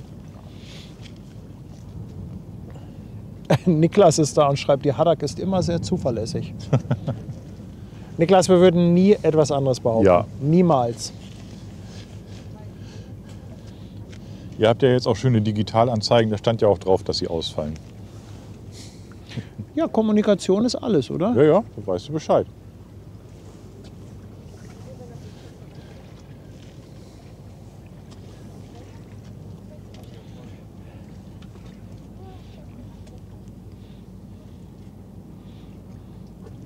HW Gerlach. Herzlich willkommen auf der Speicherstadt. Und John, danke dir für 9 Monate. Mit Grüßen von der Mosel. Hoffe, nächstes Jahr klappt es dann auch mal mit dem Hafengeburtstag. Hessenblitz verschenkt wieder sehr großzügig 5 Mitgliedschaften. Danke, mein Lieber. Und so schickt nochmal 2,49 mit einem Dankeschön für die lieben Worte. Ja, der Dank geht auf jeden Fall an Tanja. Die steht jetzt gerade da in der Quatschecke. Die gibt einfach das Mikro ab, ne? Das ist auch frech. Das ist echt Ja, da frech. hätte man jetzt schön Internas mitnehmen können. Ja. Ne? Ja. Schmeiß doch mal einfach ein Mikro da so in die Ja, ich Mitte. leg's auf den Fußboden und dann. 17 Monate dabei ist der Detlef S. Pizza, einmal Wein kann weitergehen. Ja. Bär Beluga startet jetzt. Und ich gucke mal, ob ich ihn finde. Ja, da ist er. Ja, der ist auch mal schon mal ein bisschen dichter dran, ne?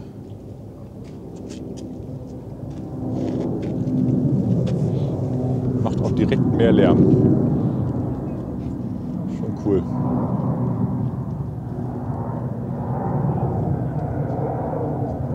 Schade, dass sie das Fahrwerk immer schon so früh einziehen. Ich gucke mir das so gerne an, wenn man ein Fahrwerk reingeht.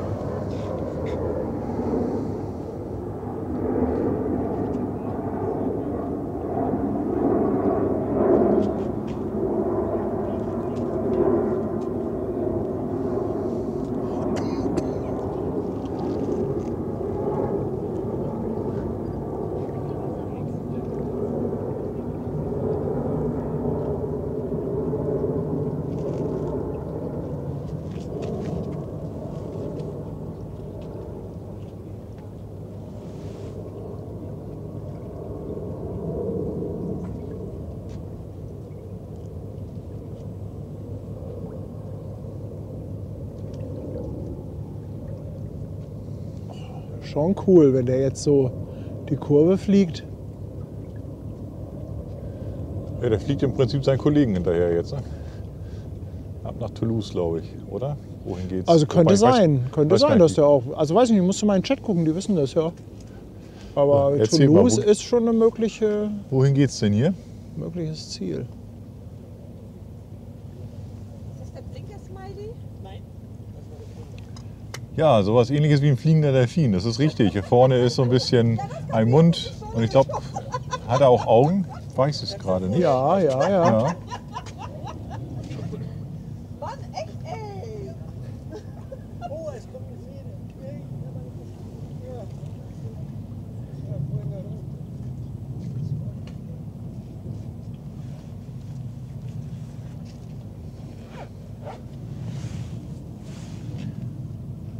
Ja, Toulouse.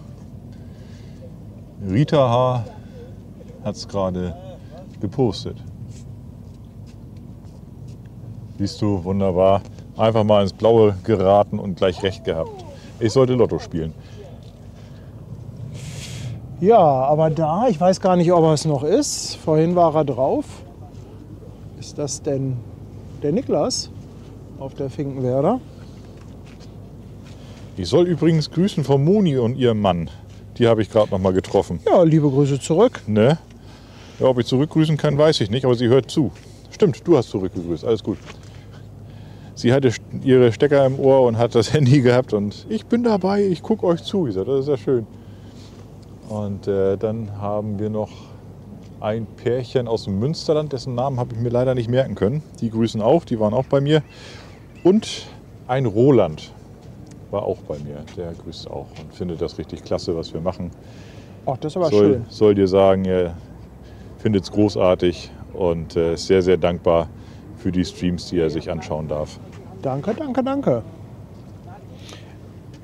Das ist eine von den neuen Hybridfähren, das ist richtig. Im Chat war schon die Frage. Mit der Evergreen geht es dann auch irgendwann los. Die Wasserschutzpolizei sperrt da schon mal ab.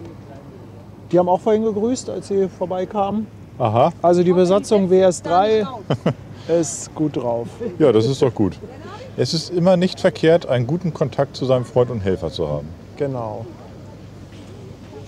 Ja, ich weiß nicht, ist der Niklas noch auf der Finkenwerder? Vorhin war es.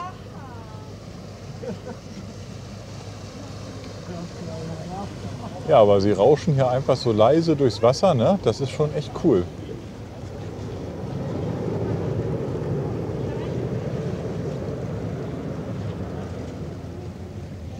Er lässt sich nicht reingucken. Er lässt sich nicht reingucken. Ja, von hinten kannst du reinkicken. Ist er aber. Ist Niklas? Ja, er winkt.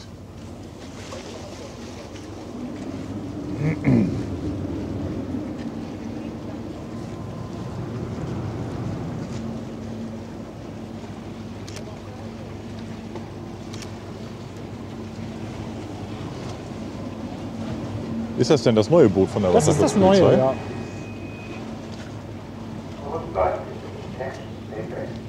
Also das finde ich vom Design her echt cool.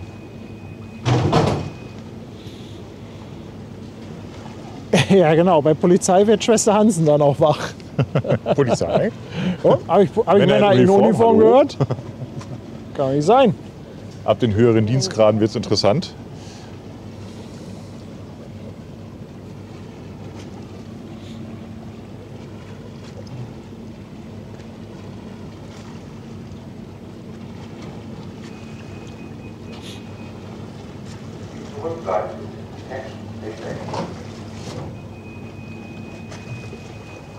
Schwester Hansen wollte ja heute Abend noch Gas geben. Die wollte Aha. noch feiern.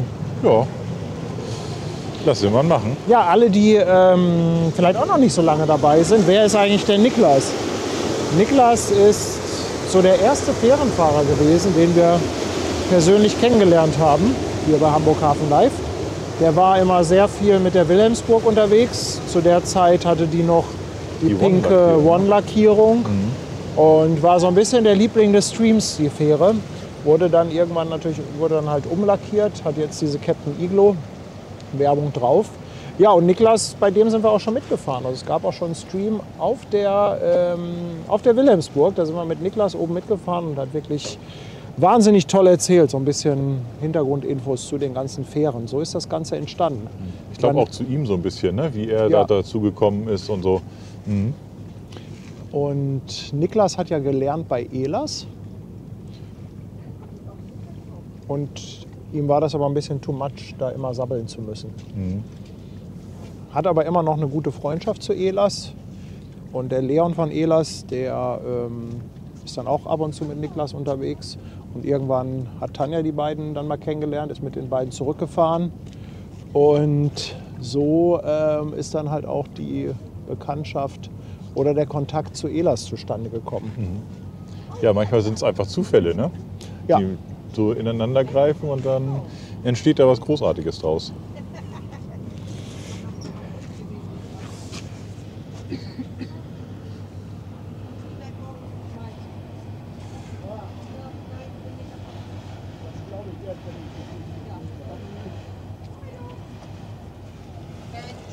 Auf Wiedersehen! Tschüss!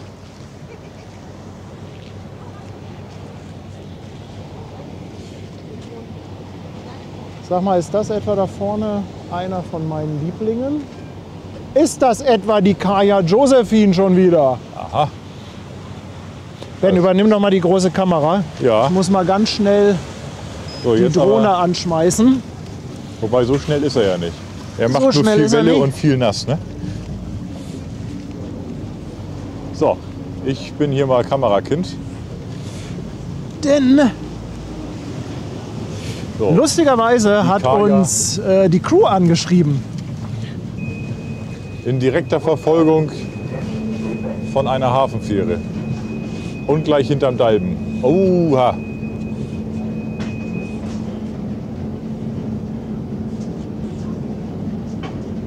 So, Filmmöwe mit im Bild. Sehr schön, idyllisch. So mögen wir das. So, jetzt kommt der Dalben ins Bild.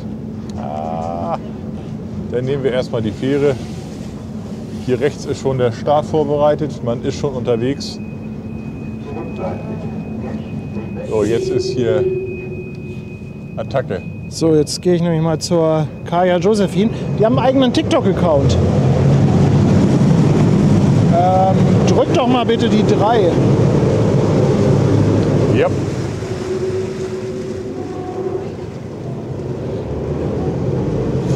Also Kaya Josephine, einige wissen das von euch ja schon, ist so ein bisschen das Kupfererztaxi.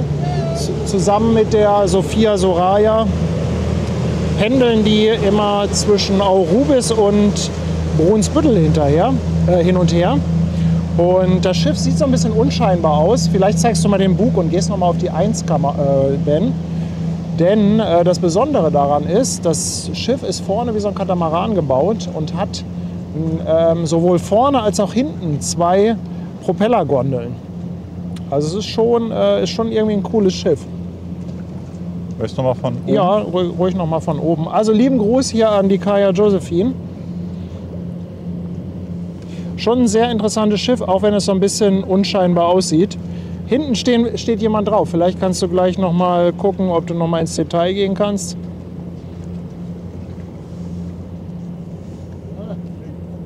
Jo, wir haben dich. Waren das nicht auch die, die sich geduscht haben? Das sind die, die mich geduscht haben, ja. Ah, Aber als Entschädigung wolltest du mal nach Brunsbüttel mitfahren, Ja. war das nicht so? ja, und, Leute, er ist hier. Legt doch mal an. Nicht? Kannst noch mal auf die Drohne. Aber selbstverständlich. Oh, geiles Bild. Oh, nett. Oh, da gucke ich selber schon gar nicht mehr aufs Display hier. Richtig geil.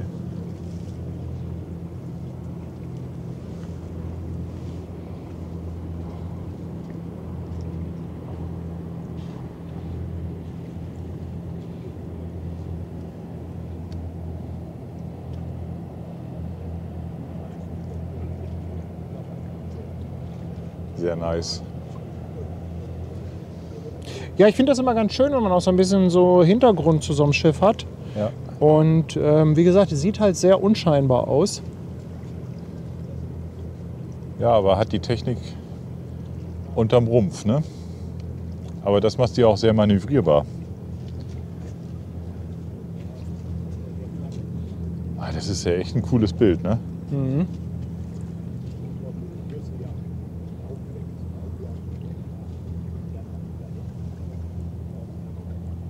Ja, dann bleibt man noch ein bisschen drauf. Ich werde mal eben hier was Neues suchen. Die sind aber auch doch relativ flott, finde ich. Ja.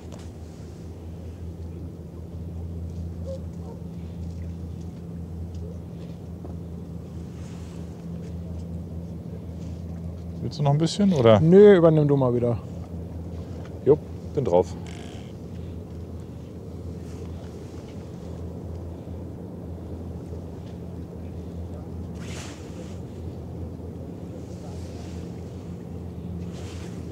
So, da kommt irgendwie ein Lotse angedampft.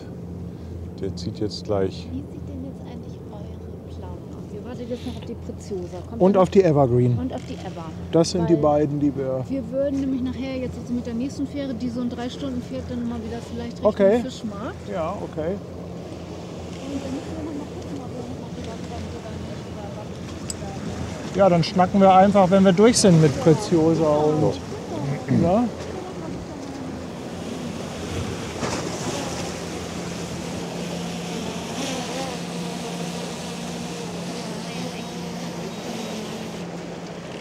So, hier haben wir den Lotsen, der uns da entgegenbrettert.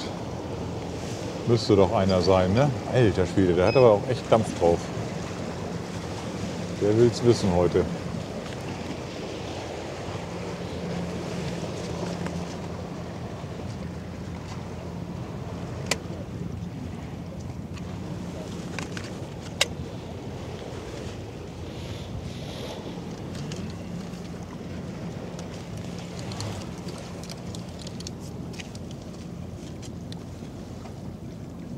Guck mal, das ist noch eine Frage für euch beide hier. Na, Hallo, wir sind Ende Juni auf Urlaub in Hamburg. Gibt es Tipps, was wir unternehmen können? Haut doch mal was raus. Alles. Wenn schon gerade kein Schiff ja, kommt. Susi Schober, ne? Geht auch immer. Elbstrand. Ja, Essen bei Eierkarl. top. Also Schnitzel kann ich sehr empfehlen. Nicht? Ansonsten Miniaturwunderland, Dungeon. Da gibt es ja so viel. Planetarium kann man gut machen. Alster-Rundfahrt. Definitiv. Auch immer cool. Alter Elbtunnel.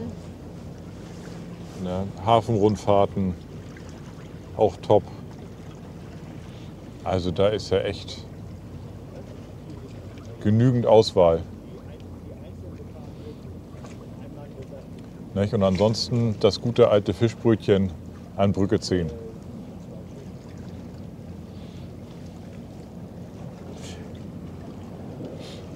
Ja, was macht die Polizei da? Hier wird im Chat schreibt gerade jemand, ich soll mal ein Horn für die Polizei machen. Haben die da wieder ein bisschen Show gemacht? Ich habe da gerade gar nicht drauf Nö, geachtet. die haben da jetzt eigentlich ganz ruhig gelegen. Okay. Und ich bin jetzt hier auf unserem Lotsenversetzer, der mit viel Spaß da hinten durch den Hafen gefahren ist. Aber ich kann auch gerne zurückgehen auf die Polizei. Boah. Wie du möchtest. Wenn ich die Baden denn jetzt hier noch filmen. Ja. Boah, da zieht er den Fokus aber echt schön nach. Ne? Das ist eine Da ist der Maschine. alte Schwede. Das ist eine Maschine, die Kamera. Ich sag dir das, ne? Also tippitoppi. Ach, guck mal hier, die Great Cotonou hat abgelegt.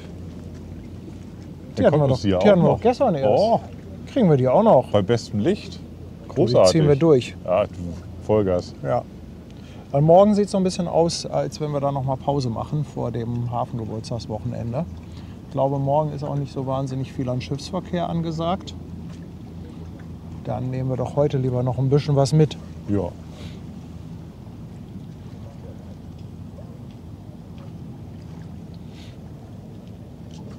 So, da vorne haben wir eine Fähre. Jetzt haben wir natürlich einen schönen weiten Weg zurück, ne? Ja, du kannst zwischendurch einfach auf die 2 umschalten. Ah, okay. Oh. Technik, die begeistert, du. Ach, das Horn für die Polizei, einfach für den Respekt. Ich finde das eine gute Idee. Komm, hauen wir mal raus. Genau. Typhon, einmal Ohren zu halten.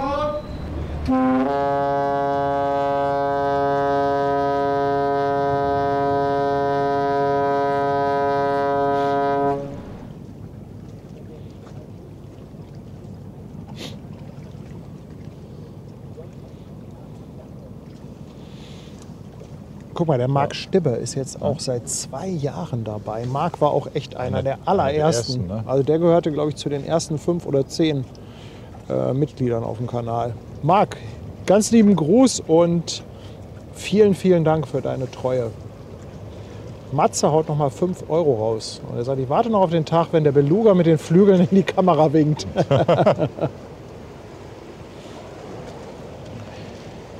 Ernst ist seit 5 Monaten auf Twitch dabei. Danke für das Sub. Und Leon seit 2 Monaten. Danke, danke ihr beiden. Man versucht so indirekt das Schwanken mit der Kamera an der Hand auszugleichen. Ja. Ne?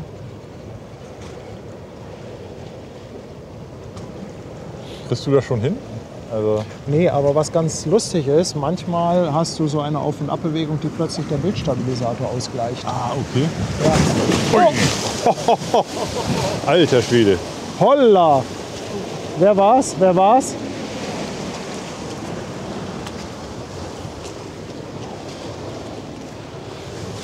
Das war der Lotse. Das war der Lotse. Okay, einmal bitte das Klassenbuch aufmachen. Du, aber die Fähre ist im Bild.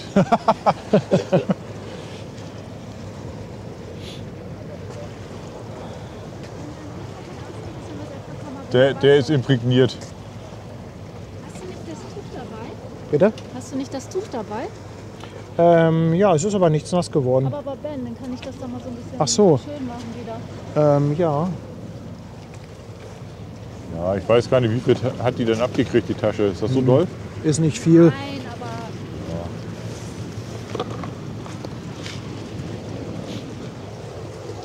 Dankeschön.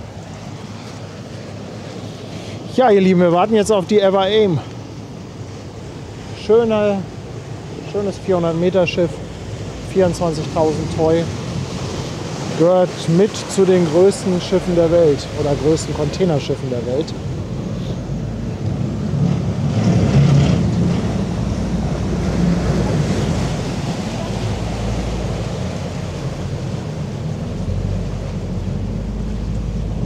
Aber das Polizeiboot, das hebt sich so richtig schön ab vor dem Hintergrund, ne?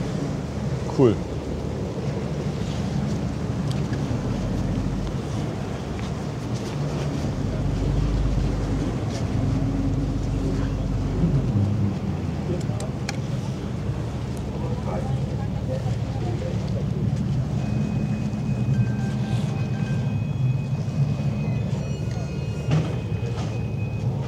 So, also das sind die berühmten Lotsenwellen, ja? Ja, und das ist halt je nachdem, wie die Welle kommt, die bricht sich hier an dem Dalben. Und das war jetzt eine, die halt mal ordentlich übergeschwappt ist. So, Stream am Limit. Schatz, kannst du die Flasche nachher für mich auch wieder mitnehmen Ja. ins Auto? Soll ich die bei Ben hinstellen? Ja.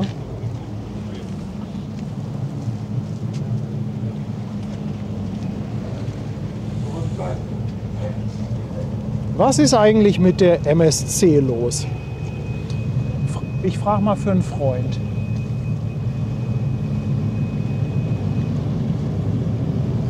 Die sollte doch eigentlich. Ja, die liegt da aber auch noch rum. Aber da hinten kommt die Great Cotonou. Ben, Wo ist sie denn? Ach da, guck mal. Ui. guck mal, bei dem Licht. Oh, Schönes neues Schiff. aber hallo. Und Niklas meldet, dass die Ever Aim auch gerade losschmeißt. Ja, Niklas hat natürlich den Hafenfunk an. Vielen Dank für die Info, Niklas. Geht doch nichts über interner. Ja, Aber was für ein cooles Bild. Du vorne hast die Hafenpolizei hier, die Wasserschutz. Dann zieht sich links der Autofrachter ins Bild. Also es ist schon ein bisschen cool. willkommen zum Finale des heutigen Tages, würde ich sagen. Ja, jetzt geht es wahrscheinlich dann auch gleich Ja. ein bisschen Schlag auf Schlag, ne? Magst du an der Kamera bleiben? Dann nehme ich gleich die Drohne wieder. Ja, du, gar kein Thema.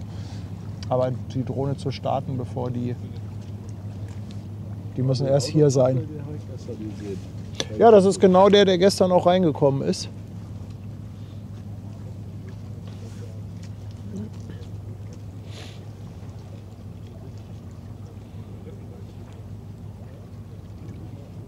Ja, aus der Atlantic Sky, ich glaube, das war auch einer der Autofrachter. Die haben uns gespottet, ne? Da war einer mit einer Kamera und hat uns fotografiert und ich habe ihn fotografiert. Das Auf war der so ein Atlantic Sky? Ja, ja. Ach, cool. Und auf der hier Konununu, dessen Namen ich nicht aussprechen kann. Great Cotonou, glaube ich, heißt Ich sie. lerne das auch bis zum nächsten Mal. Da war auch einer, der hat sein Handy gehabt und was einlaufen. Dann würden wir jetzt mal wieder rüberfahren. Okay, ne? alles klar. Sag schon mal Tschüss. Ich melde mich dann später, Liebe ne? Lied.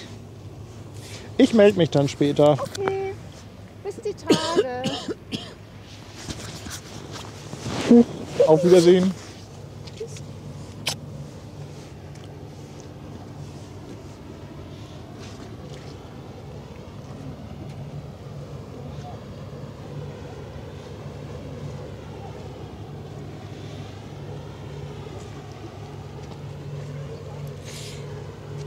Hast du hier auch noch diesen extra Zoom? Ja. Andi? Tschüss, Andi. Ja, hier habe ich auch nichts. Also musst du nur noch Auch unten- dasselbe ja, Prinzip, ja, ist ne? genau. Da hast du noch mal Guck extra mal. Zoom. Ui. Oha, der jodelt ja ganz gut einen raus da hinten. Jo. Ja, jetzt ein bisschen im Schatten da hinten. Also das ist ein Autotransporter beziehungsweise ein kombinierter Autotransporter und Containertransporter. Also obendrauf passen Container, sieht man jetzt auch, dass vorne Container geladen sind. Und darunter dann quasi ein riesiges Parkhaus mit mehreren Etagen, verstellbaren Decks. Ja, das sehen wir sehr häufig hier. Und die Great Cotonou, achso, die Schiffe nennt man dann übrigens Conro-Schiffe. Container- und Roll-on, Roll-off-Schiffe. Fahren hinten zum Oswald-Kai. Sehen wir doch relativ häufig hier in Hamburg.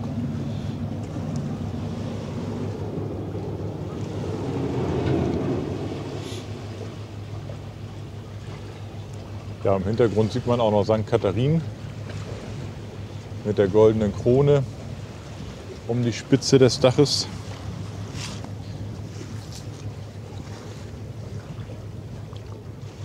Man sagt ja auch, die goldene Krone wäre aus dem Goldschatz von Störtebeker gemacht.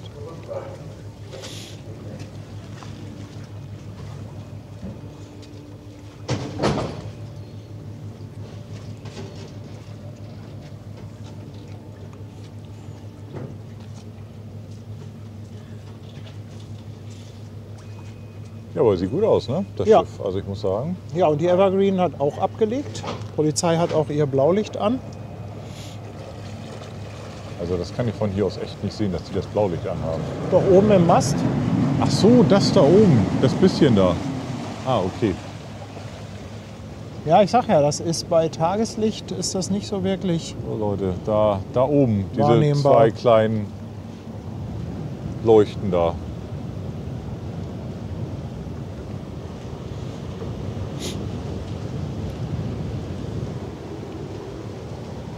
So, und die Preziosa soll angeblich auch abgelegt haben. Aha. Ja, jetzt geht's dann, so wie ich gerade sagte, ne? Schlag auf Schlag. Jetzt Zack, schönes zack, zack. Finale.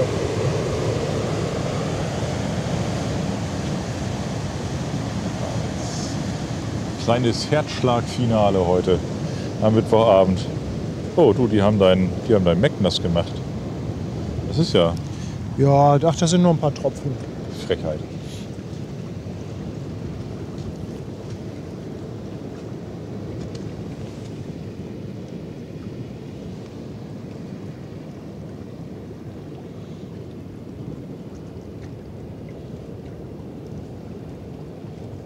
Ja, jetzt bei so ein bisschen schönem Licht noch. Ist doch nett. Ist krass, wie die leuchtet. Ne? Da hinten die ganze Stadt ist im Schatten. Ja. Und das und Polizeiboot, das Schiff ist angeleuchtet. Ja.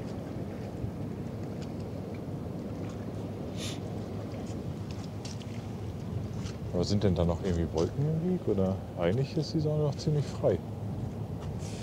Ja, ich nehme aber mal an, dass die Great Cotonou als erstes hier vorbeikommt.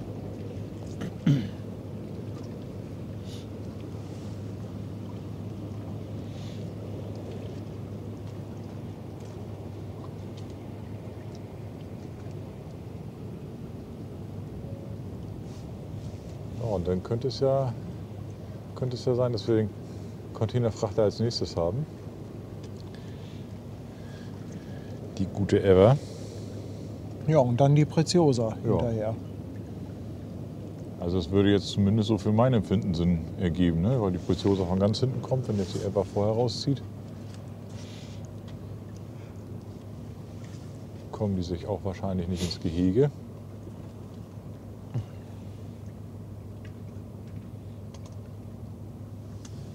So, jetzt haben wir hier Wuselbild. Kleiner Skipper, die Polizei und dahinter das Konroh-Schiff mitten im Schatten. Das ist echt ein lustiges Lichtspiel, ne? Aber wenn die da gleich rausfährt aus dem Schatten, dann gibt es eine Dann Farbexplosion. Kasimel, ganz lieben Dank für 9 Monate auf Twitch. Und Jürgen, danke für die verschenkte Mitgliedschaft.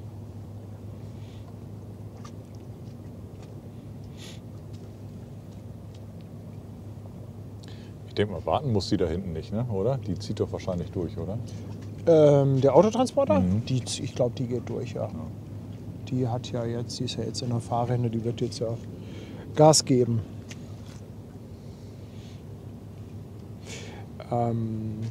Also die Polizei ist hier, um einfach das Fahrwasser zu sperren, wenn da gleich das 400 Meter Containerschiff rauskommt. Die ist nicht für die Great Cotonou da.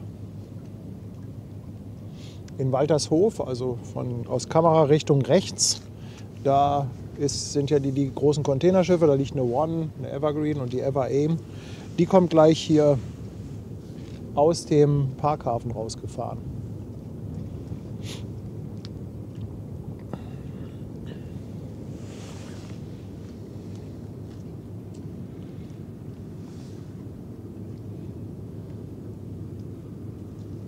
Auch noch ein bisschen Containerlandschaft hier auf der rechten Hand. Warten wir mal ab, bis das Konvoi-Schiff da hinten ein bisschen Licht kriegt.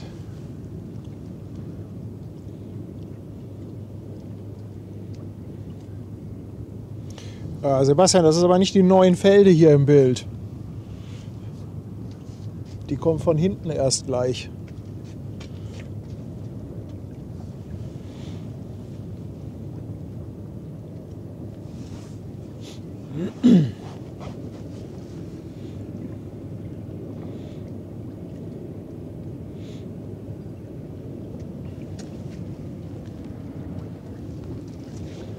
Kommt noch was Gelbes angeschossen. Jetzt kommt sie gleich aus dem Schatten gefahren. Wollen wir sie mitnehmen? Wobei, das wäre ein ziemlich harter Schwenk, ne?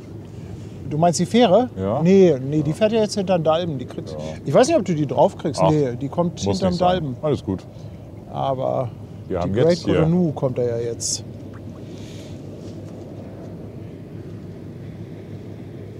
So, dann guckt euch das mal an. Wie das gleich anfängt zu leuchten. Geht schon los da vorne. Ach, schön. Cool. So, dann werde ich jetzt auch gleich mal mich hier startklar machen. Mhm. Alles nass. Guck mal, einmal bei Kasse rüber. Ja, geht aber trotzdem, ja, ne? Ja. Sag mal, ich bin froh, dass wir hier in der Elbe Süßwasser haben.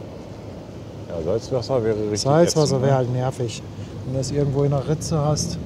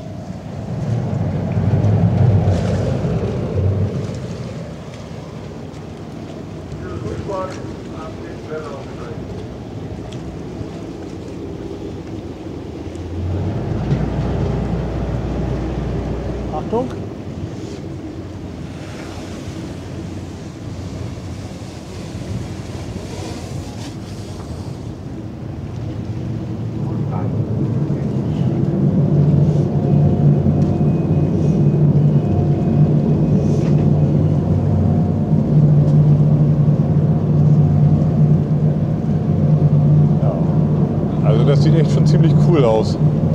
Die leuchtet ganz gut.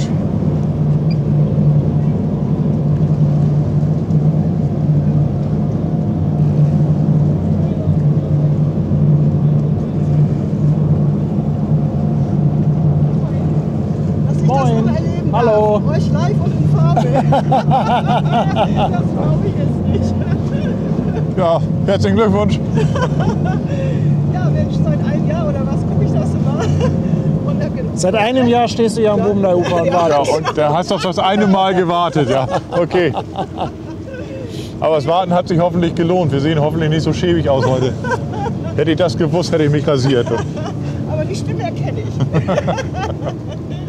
Nee, es ist aufgekommen, wenn wir als große Verstellung waren.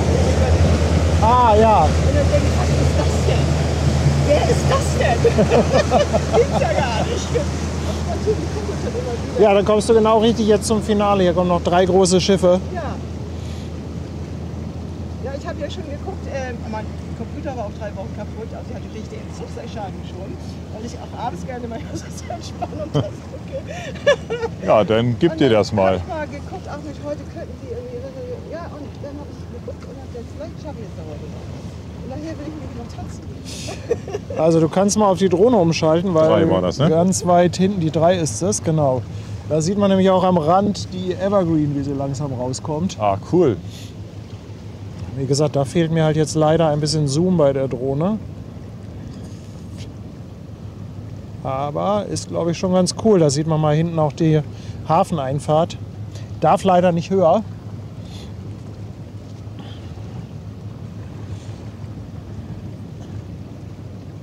Eine kurze Zwischenfrage. Ja. Hast du dir das jetzt selber beigebracht bei der Drohne? Ist das leicht? Äh, Das hat ja vorher immer ein anderer gemacht, ne? das ist, ja, aber ich mache das schon seit 10 Jahren mit Ach der so, Drohne. ach so. Ja, ja. Alles klar. Ja, ja. Ich bin ein neugieriger Mensch. Das macht ja nichts. Aber es ist grundsätzlich nicht so schwer. Die Dinger fliegen von alleine. Man muss sich trotzdem damit beschäftigen, um das halt alles unter Kontrolle zu haben. Ja, Mensch. Also du kannst umschalten, wie du willst, Ben, ne? Also Ja, auch wieder alles gut. auf Aber die- ich glaube, das ist schon ein bisschen cool, ne? So ja, von oben. wobei die jetzt... Also Wenn sie jetzt klar, gleich näher die- kommt, ist noch besser, glaube ich. Ja, ist auch nicht schlecht, ne? Da kann ich noch mal ein paar Fotos mit der Drohne machen. Ja. Wetter wird auch gut, ne? Zum Hafengeburtstag. Ja. Tja, Leute, das ist ein ganz schöner Oschi, ne? Wollen wir mal gucken, ob da einer draußen steht? Ist da wohl jemand? Ah, guck mal, da ist doch jemand.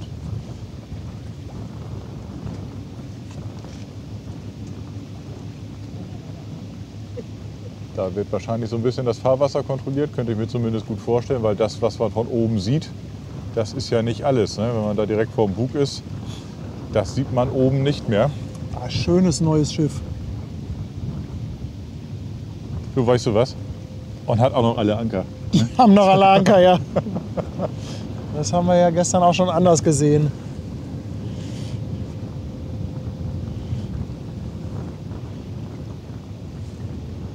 So.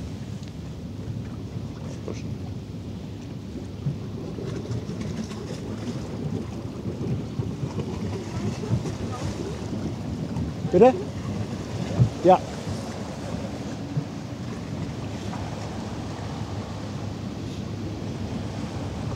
Ja, aber wer will mein Schiff nicht, wenn er Grimaldi haben kann? Genau. Oh, mein Schiff, du schuldest denen, glaube ich, jetzt Kaffee, ne? Ich schulde denen definitiv Kaffee. Da haben sie sich auch verdient. Geh mal auf die Drohne. Da wieder auf, ne?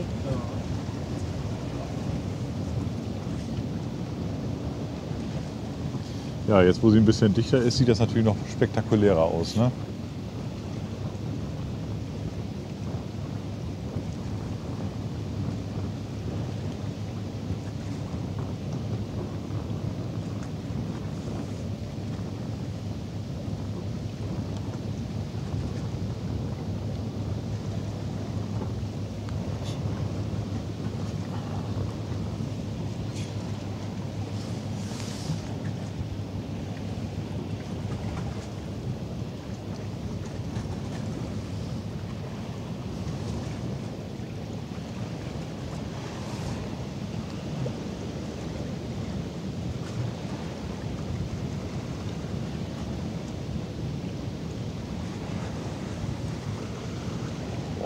Was für ein Bild. Ey, das ist cool. Nice.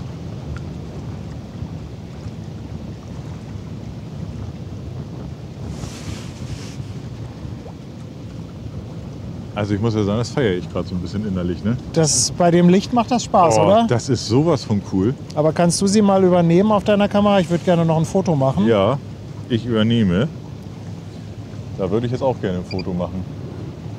Aber Ich schicke dir das. Wenn das hier so weitergeht, dann muss ich mit Kirsten noch absprechen, dass ich eine Drohne brauche. Du, ich habe demnächst eine Drohne zu verkaufen. Ah. Machst du gute Preis, oder? Ah, für dich mache ich letzten Preis. So. Ah, beste Preis? Ja. So, jetzt haben wir natürlich hier Fähre. Top. Ja, du kannst auch wieder auf die Drohne geben. Finde ich gut. Drohne regelt.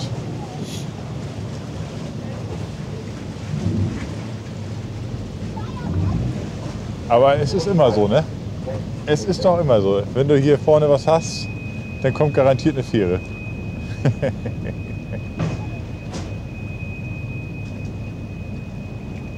Murphys Gesetz.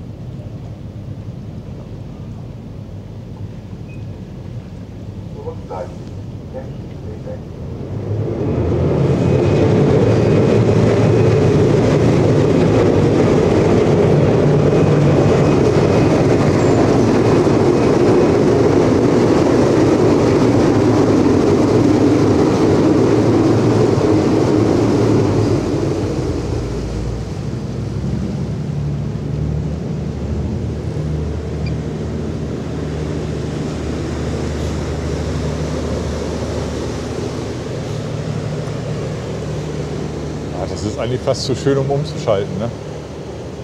Ist schon ganz nett, oder? Mit dem Sonnenuntergang. Alter, ey. Na, richtig Sonnenuntergang ist es ja noch nicht, aber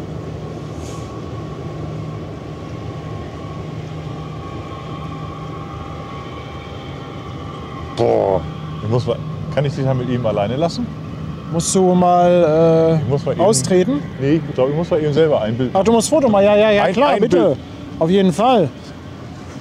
Auf jeden Fall.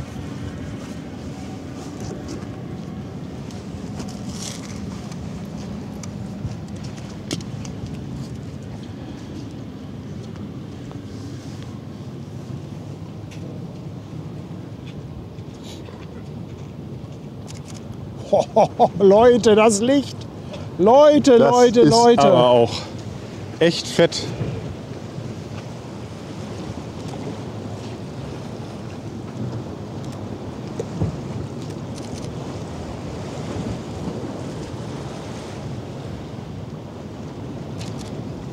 Ist das cool. Alter Schwede.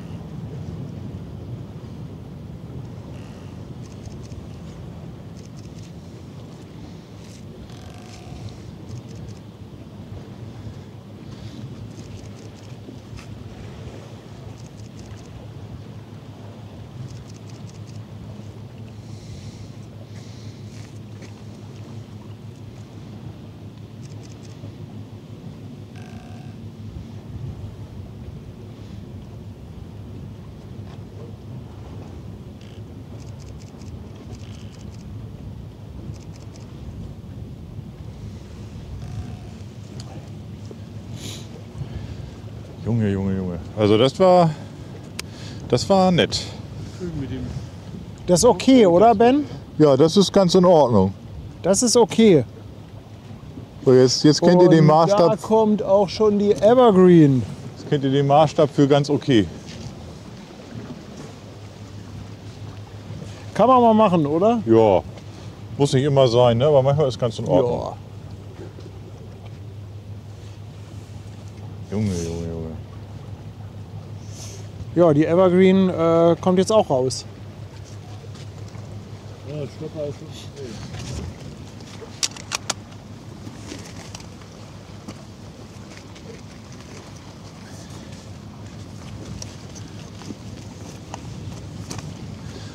So, ich bin da. Da. Dann, ja, dann nimm du doch die große Kamera. Dann mache ich das Dröhnchen. Ja. Drehen mal ein bisschen rum. Ja.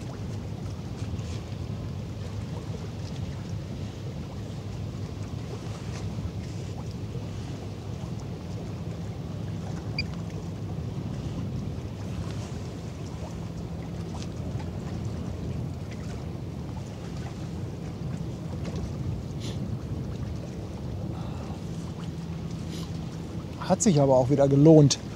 Absolut. Diese Dreiviertelstunde, die wir hier ein bisschen überbrücken mussten.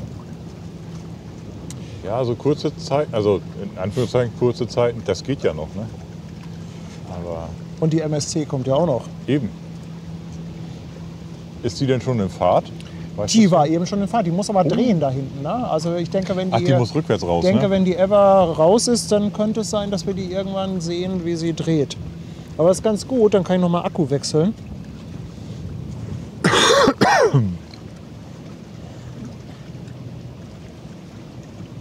Also übrigens, das andere Stativ ist super, ne? Zum Schwenken ist butterweich. Ja, macht Spaß. Schön. Muss man sich noch ein bisschen dran gewöhnen.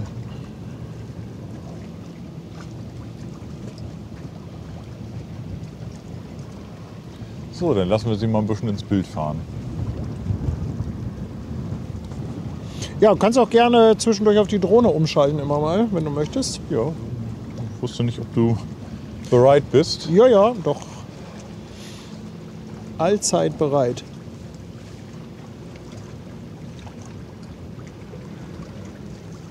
Oh, ein ganz schöner Okolyt, ne?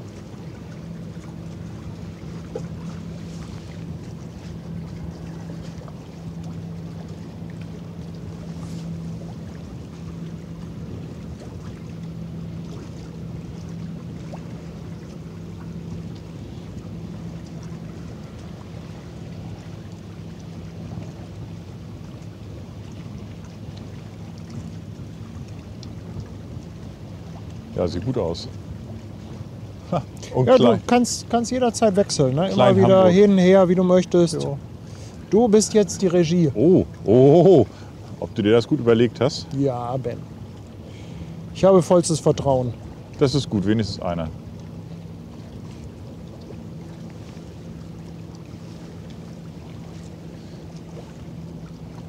Ich finde Details immer ganz cool. Ich glaube, da oben steht der Lotse.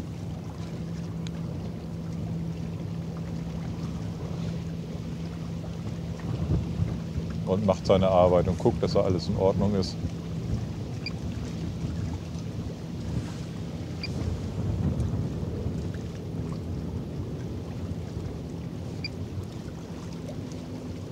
Kann man da an Deck jemanden sehen? Ist da auch jemand?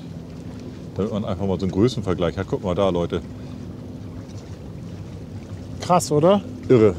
Also wirklich irre. So, und jetzt nochmal das Schiff. Ne? Also nur mal so fürs Gefühl. Darf ich dir mal was zeigen? Ja. Damit du nicht immer nachfassen musst beim Drehen. Du kannst einfach hier anfassen und vor und zurückschieben. Okay, das ist ja... Oh, cool. So, und da gibt es jetzt, glaube ich, gleich die Leine zurück, so wie das aussieht. Das gucken wir uns nochmal an und dann geht es gleich auf die Drohne.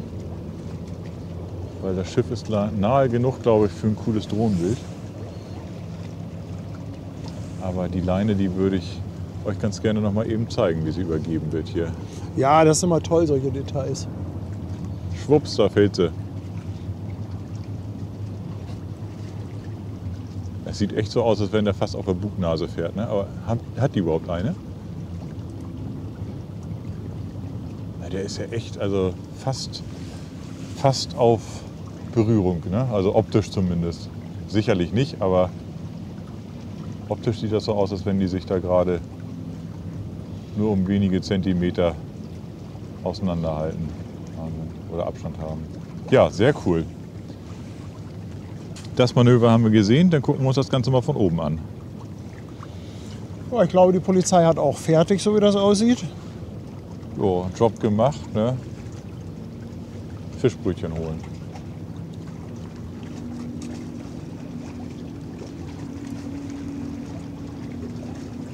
Wobei ich glaube, das sind echt coole Jungs da und Mädels an Bord. Also ich habe das mal erlebt, da sind sie halt vorne im Sommer an der Brücke 10 ran, haben hier Fischbrötchen. Hast du noch einmal ein Bild? Ich will noch mal ganz schnell ein Foto machen. Na klar.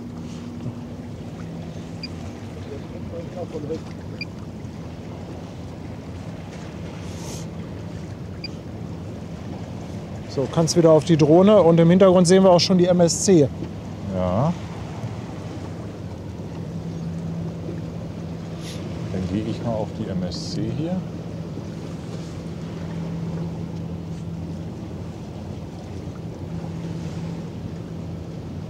Und erstmal genießen wir noch ein bisschen Drohnenbild, ne? Und von hinten kommt übrigens die neuen Felde. Aber die fährt uns gleich automatisch ins Bild. Ja, siehst du, es läuft ja bei uns hier. Wobei, ich könnte natürlich mal mit der Drohne einen schnellen Schwenk machen. Denn... Alter, verdammt. Das Licht. Leute, was ist hier los? Was ist hier los?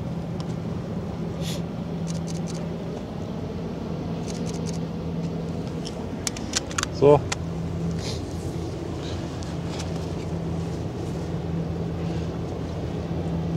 Ja, top Bilder. Meine Güte, ey. Junge, Junge, Junge. Ja, und jetzt gleich Treffen mit der Evergreen.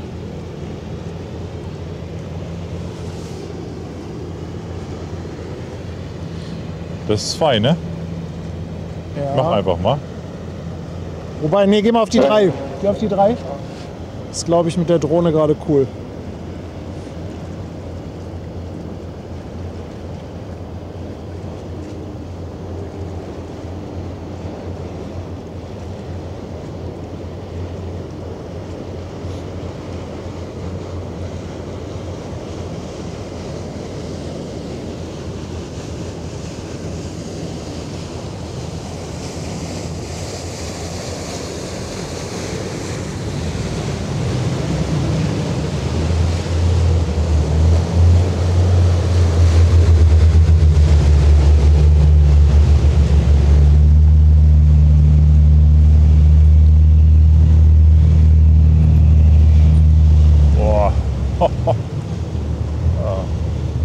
Nett.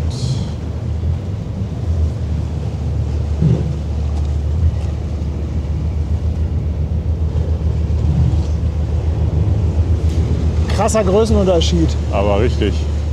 Krasser Größenunterschied.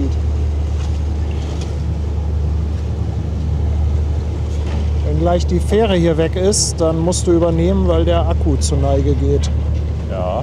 von der Drohne. Also ich hätte auch ein Bild. Also soll ich wechseln? Ja, ich will eigentlich noch mal kurz die Evergreen so ein bisschen im Sonnenuntergang haben. Ich hoffe, das Ja. schafft.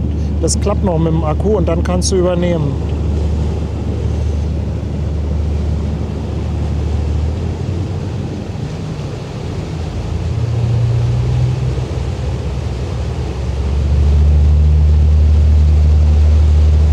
Wow. Alter Schwede, wie die Sonne da oben durch die Wolken bricht und jetzt die Evergreen davor. Junge. Boah. Alter. Paddy, das ist geil. Das ist doch so Lichtporno, oder? Willst du noch mal eben ein Bild machen davon? Wow, ich will jetzt gleich noch ein Foto machen. Also, warte noch eine Sekunde. Dann. Wow. Ja, ich mache noch ein Foto. Ja, Ben ich schalte übernimmt um. und dann geht auf die MSC. Aber ich muss hiervon unbedingt ein Foto machen. Ja, definitiv. Also das wäre schade drum, wenn nicht. Oh, ist das fett, ey. Leckt mich am Arsch. Entschuldigung. Aber das ist geil gewesen. Boah. Ja. Ja, mein Sonnenschein. Also ich habe so das Gefühl, ne? Das gibt noch mal irgendwie eine Bestellung. Und einen Drohnenführerschein. Ja, ich fliege zurück, wechsel schnell. den Akku und dann können wir mit der MSC weitermachen. Ja, ich bin hier auch schon ein bisschen drauf. Neuenfelde fährt gerade so ein bisschen in den Hafen. MSC habe ich direkt so ein bisschen von vorne. Jetzt kabbeln die sich gerade ein wenig im Bild, aber das löst sich ja gleich auf. Der Mond ist auch schon aufgegangen. Den könnt ihr aber gerade nicht sehen.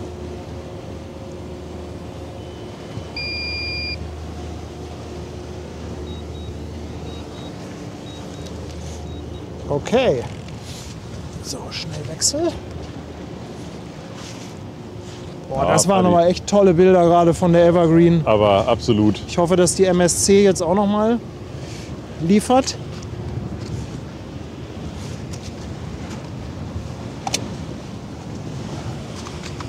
Also Zeit hast du genug, ne? Bis die hier Ja. ist.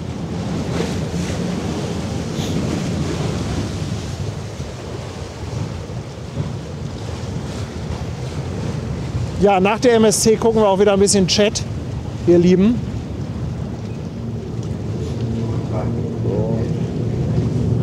Ach, das sieht aber auch sehr geil aus vor der Elbphilharmonie. Ja, total. Nice.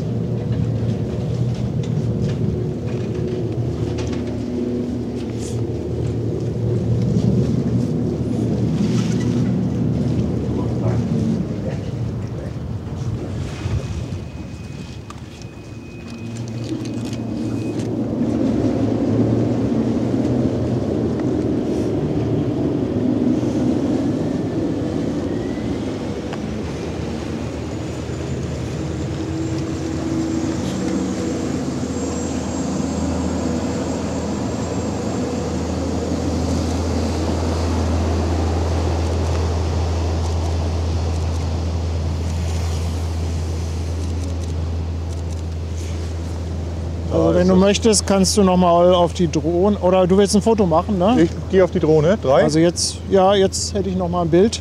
Alles klar.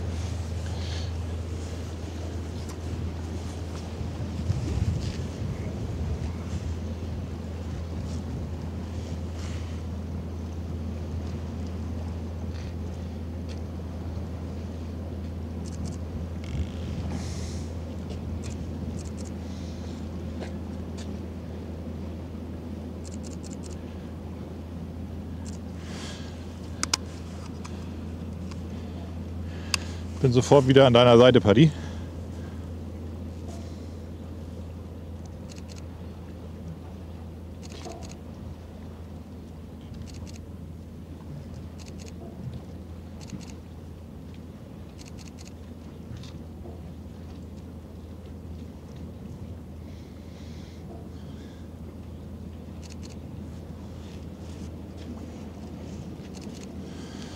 Ja, und da kommt dann die Preziosa als nächstes.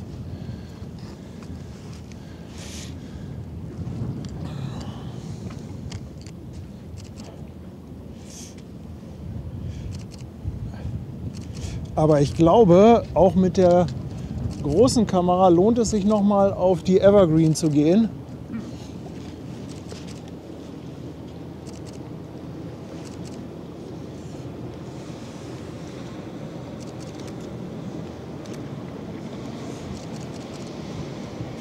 Oh, Leute, guckt euch das an. Guckt euch das an. Ach, den kennen wir doch. Ja, moin.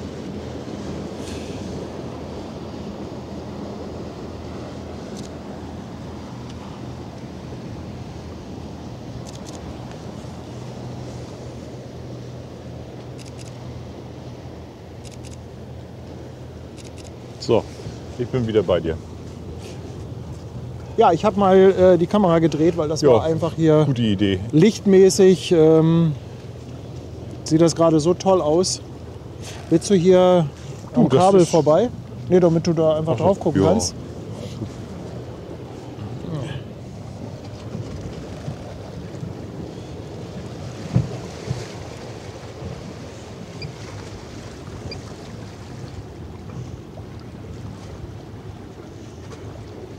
Alter, ey, was für ein Bild.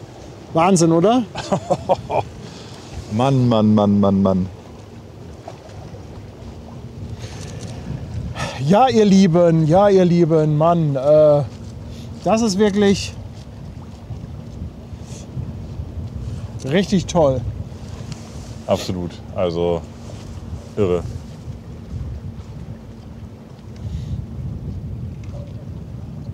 Die Wolken da oben und das Licht, wie das da durchkommt, ne? Schon Ich toll. muss das mal auch als Foto gerade machen. Ich muss einmal hier in Fotomodus. So, zack. Ja, die MSC hat eh noch eine Sekunde, also Kleinen Moment noch, ne? können wir da noch drauf bleiben.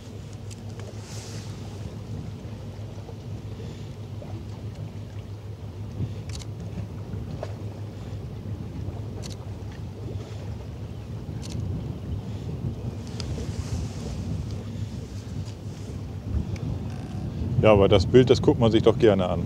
Also, boah, nett. Hamburg kann was, ne? Also, Absolut.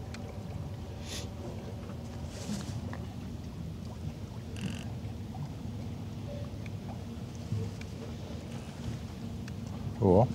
Ja, Wollen wir das mal zeigen? kannst du auch noch mal zeigen.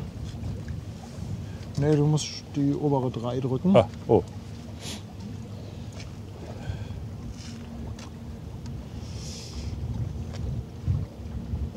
Ja, schöne Fotowolke. So. Da sieht man erstmal so ganz ohne Wolke, ist es halt auch langweilig, oder? Eben. Ja. Ja, willst du umschwenken Ja, schon ich auf die wollte dann MSC? bei der Gelegenheit mal eben kurz.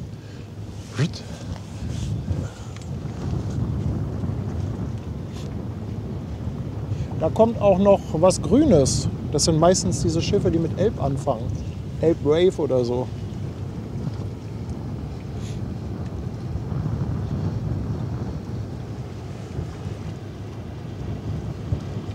Das ist ja fast ein bisschen langweilig. Ja, vom Licht her ist das in der Tat ein bisschen Ja. langweilig bei der MSC. Aber die kriegt noch ihren Auftritt. Lass sie Ja, erstmal du. hierher kommen. Definitiv. Also geh mal ruhig drauf auf die MSC. Ich wechsle mal, Leute.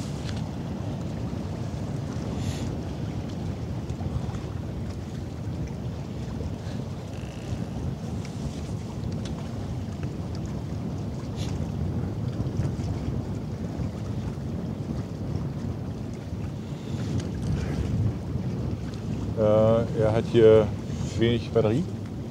Ach so, ja, aber das ist aber nur der Kontrollmonitor. Da tausche ich dir gerade den Akku.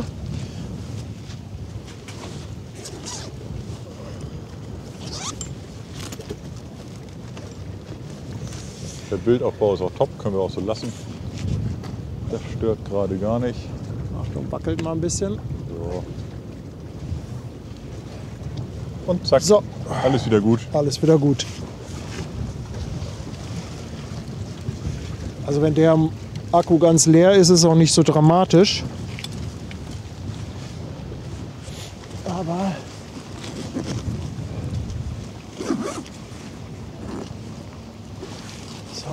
So.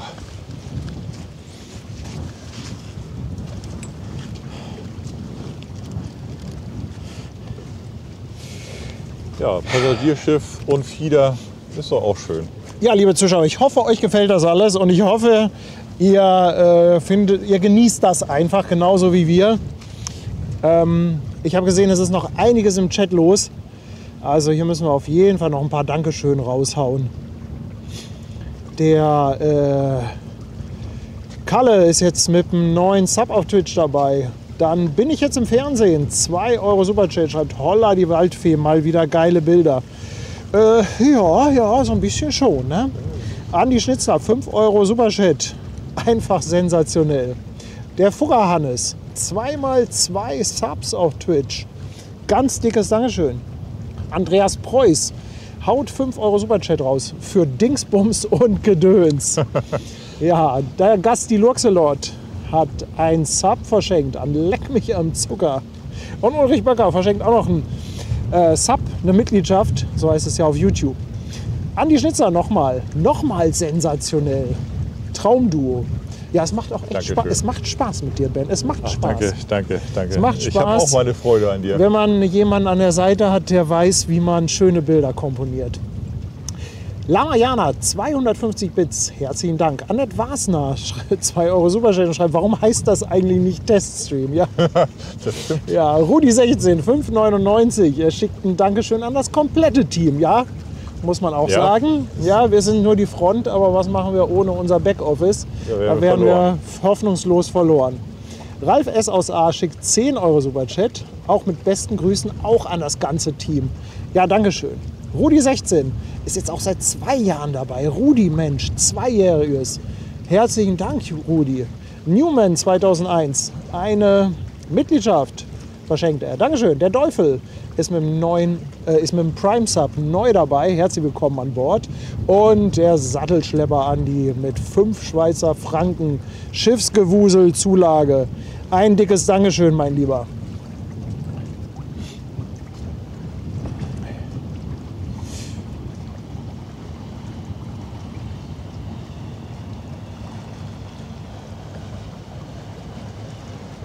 Ja, ganz links im Bild könnt ihr die neue Stepperbrücke sehen. Im Hintergrund rechts hinten das Dock 11 von Blom und Voss. Und dann haben wir das Dockland auf der linken Seite mit den... Hier links haben wir uns das neue Lotsenboot. Sorry, Oh. dass ich dir da reinquatsche, Ja, aber du. ja, ich glaube, es musste einmal am Dalben Ja, vor. Oh, aber warte mal. Oh, Turboschwenk. Kommt jetzt aber. Hier, geh mal auf der Drohne habe ich es auch, obwohl nur von oben. Aber immerhin, Und dann kannst du es ja gleich übernehmen. ich übernehme. Das fährt mir jetzt sowieso gleich schön aus dem Bild raus. 3, 2, 1, zack, meins. Boah, das war doch smooth, oder was? Wie gut, dass ich meinen Rucksack zugemacht habe. Ich habe so den Verdacht, da könnte gleich was kommen. Und jetzt Lotse trifft Preziosa. Und donnert einfach unbeeindruckt dran vorbei.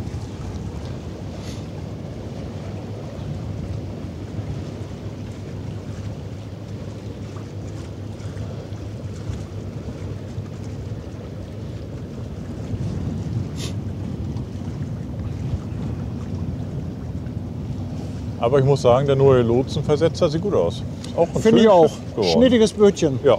Hat ein bisschen Ähnlichkeit von der Bugform mit der WS3, finde ich. Ja. Der hat auch vorne nochmal wie so ein Wulstbug vorne raus, ne? So schnittig. Genau. Sieht aber von oben auch gut aus, ne? Der hat noch so einen Ja, hohen, ja. hellen Aufbau. Hebt sich gut ab. Also ich muss sagen, da hat sich jemand was einfallen lassen für die Optik. Schön. So, aber wir wollen die Preziosa natürlich auch nicht.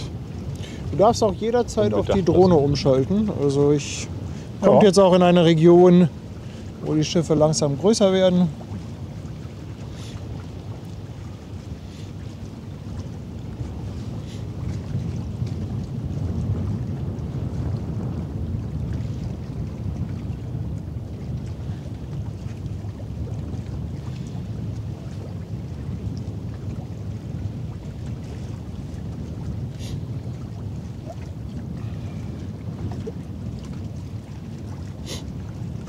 Ja, wenn jetzt die Preziosa da hinten in diesen Sonnenuntergang reinfährt, ne?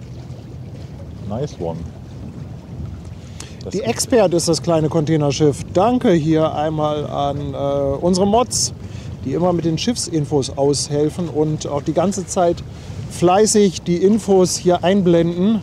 Dankeschön. Wir kriegen das teilweise gar nicht mit, aber das habe ich gerade gelesen. Also das ist die Expert mit 157 Meter Länge und 23 Meter Breite, fährt unter der Flagge von den Niederlanden. Und ich habe mir mal erlaubt, eben kurz das Anliegemanöver mitzunehmen. Auch ich bitte dich darum. Die driftet jetzt so richtig schön daran. Also optisch driftet sie eigentlich davor. Was ist denn da los? Huch, kein Anlegemanöver. Was macht die denn da? Dreht die um?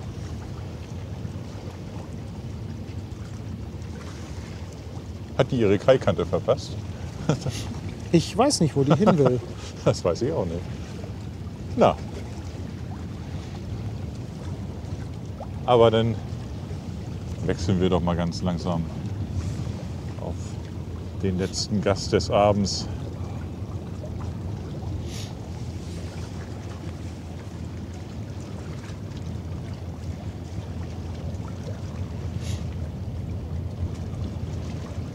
Ja, aber jetzt fängt es richtig gut an auszusehen. Ja, oh, mein Satzbau ist auch super. Du. Jetzt fängt es an richtig gut auszusehen. Du, solange dein Bildaufbau gut ist, braucht dein Satzbau nicht gut sein. Naja, nicht, dass du mich hier wieder mutest. Ja, das habe ich gelöscht. Das war 2 Tasten falsch nebeneinander gelegt.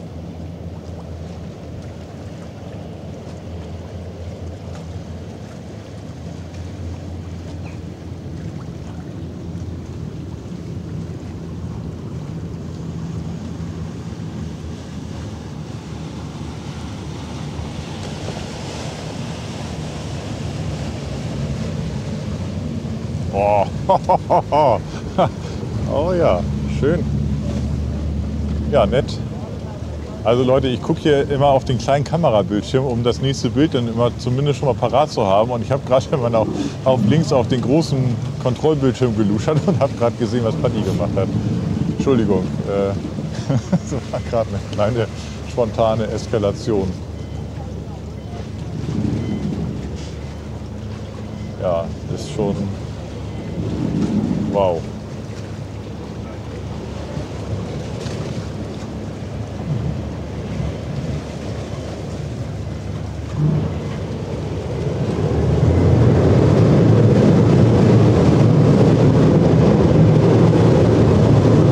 Willst du dir ein Bild davon nehmen?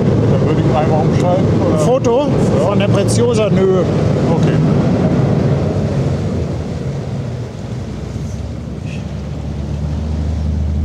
Ja, bei mir verschwindet sie hier eh gleich hinterm Dalben. Da hast du das schönere Bild.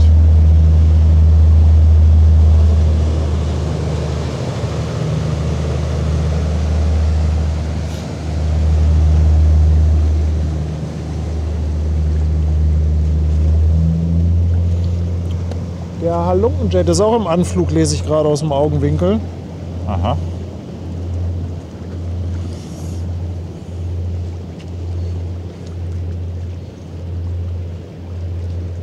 Nochmal Nachschlag.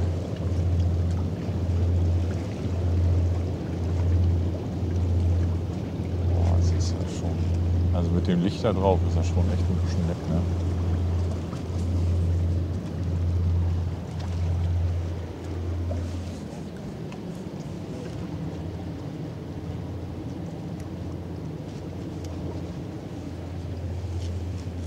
Ja, quer kriege ich sie nicht ganz drauf mit der Drohne.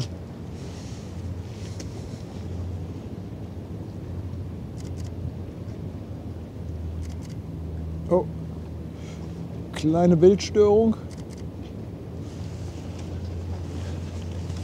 So, bin wieder da. Ja, alles gut. Ja, aber du hast auch das schönere Bild so. Ja, ich hatte nur gerade mal ein paar Bildstörungen, aber ich glaube, es ist jetzt schon wieder okay. Ja, es ist top.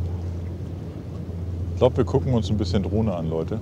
Das ist Nein, du kannst schon ab und zu mal umschalten. Also so ein bisschen hin und her schalten, das macht die Würze aus bei. Ich würze mal kurz ein bisschen. Ja, ganz genau. Also ja, ich bin nur gerade. du bist, echt, Ben, du bist die Regie. Ein bisschen Schockverliebt. Ja, der zeigt mir nicht solche Bilder, die ich gerne dauerhaft sehe. Du bist die Regie.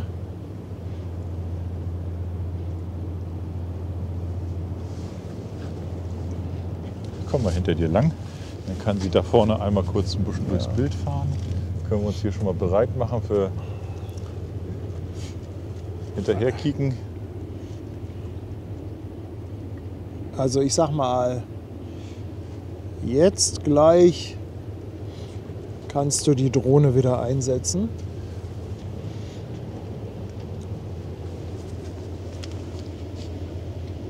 Bist du bereit? Ja. Drauf.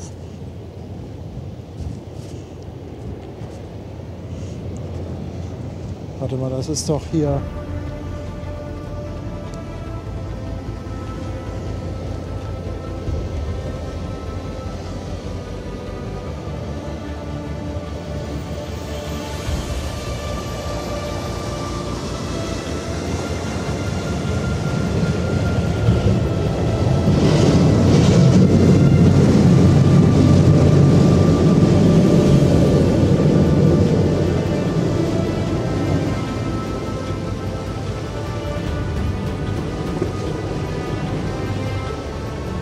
Kann was.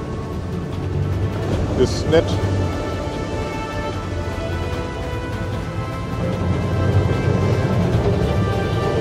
Ja, Neuenfelde, du musst nicht anlegen. Du kannst weiterfahren. Das ist okay.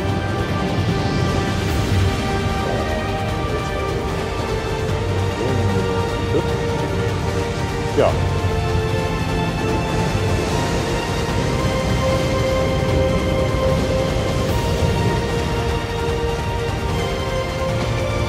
Oh, jetzt kriegst du ja noch mal schön Licht von der anderen Seite, ne? Ah, herrlich.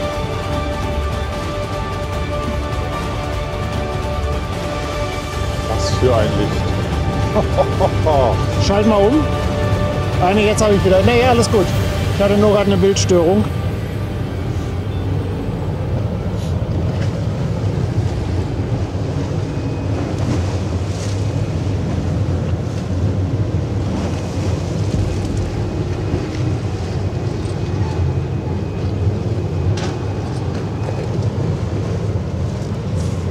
Mein Akku geht wieder zur Neige, aber wir warten noch, bis die Neuenfelde weg ist. Dann müsstest du einmal bitte übernehmen. Ich übernehme, kein Ding.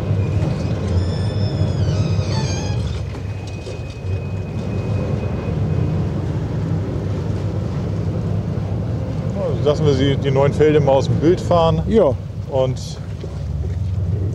du kannst. Okay, dann kann ich landen. Ach, das sieht aber auch nett aus.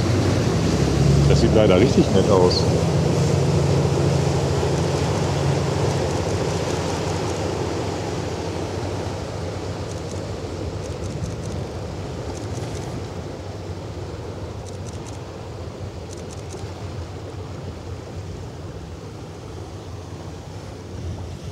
Haben wir noch ein schönes Bild? Achtung einmal.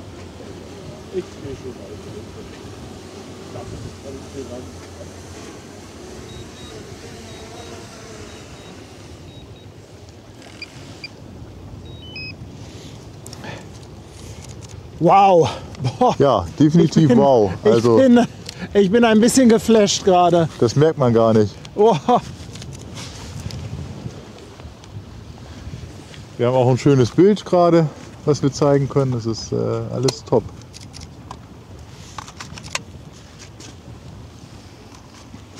Oh. Also, So, ich kann ein bisschen an die Kamera wieder gehen. ja, ich kann auch weitermachen. Ich musste nur mal eben kurz. Wie du möchtest. Oh. Ja, Leute, Mensch, ich bin völlig geflasht Paddy ist gerade durch. von den Bildern.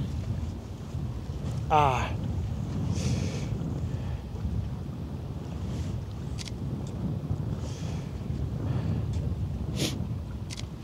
Ja, das ist doch hier wohl wirklich ein sensationelles Finale, oder? Also ich weiß nicht, wer von euch seit Anfang an dabei ist. Wir hatten jetzt natürlich kein Horn mehr von MSC, aber MSC ist, was Hörner angeht, eh ein bisschen geizig immer. Ja, die sind ein bisschen sparsam, ne?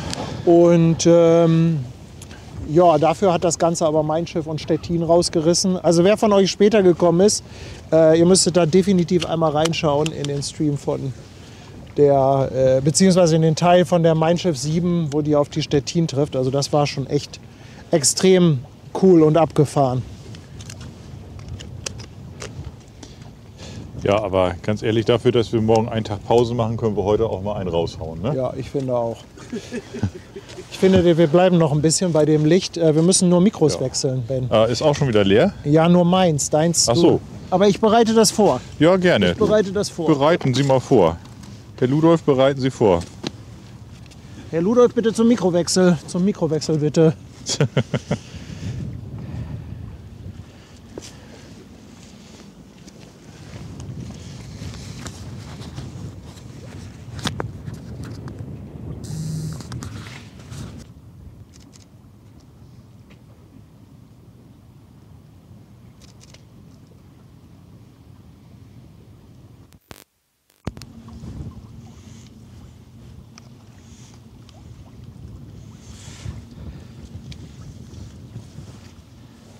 So, mich müsstet ihr schon wieder hören. Ben, ich brauche einmal deinen den Puschel von dir. Stehen mit dem Bild. Gehen wir beiseite. Stehen wir bei dem Bild? Ja. Super. Haben wir gut gemacht. Jetzt müssten wir eigentlich wieder beide zu hören sein. Ja, sind wir da? Sind wir nicht da? Kann man uns hören? Nun bin ich hier, nun bin ich da, nun bin ich weg, nun bin ich nu. Nee, sieht aber gut aus. Okay. Ja, schön. Also. Ja, aber es wäre ja Frevel jetzt bei dem Sonnenuntergang hier komm. abzuschalten. Der Halunke kommt ja auch noch. Ja, wir haben hier auch noch ein bisschen Beifang. Wir haben ja noch so ein bisschen nett Binnenschifffahrt hier. Ja. Ich muss mal gerade gucken, ob ich mit dem Nachladen der Drohnenakkus hinterhergekommen bin. Das sieht mir so ein bisschen aus wie so ein Tanker, ne? Ja. Kann das sein? Ja, das könnte wohl einer sein.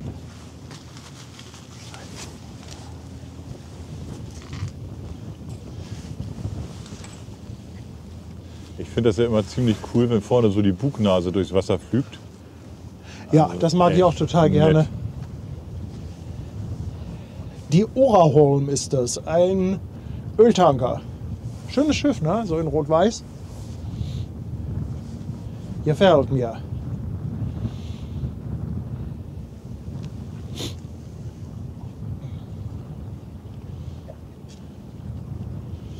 Ja, der Chat ist auch ein bisschen mit am Eskalieren. Also guckt euch das mal an, wir gehen hier mal wieder drauf. Da ist der Sonnenuntergang und Schiffssoletten Oh. im Abendlicht. Kann man machen.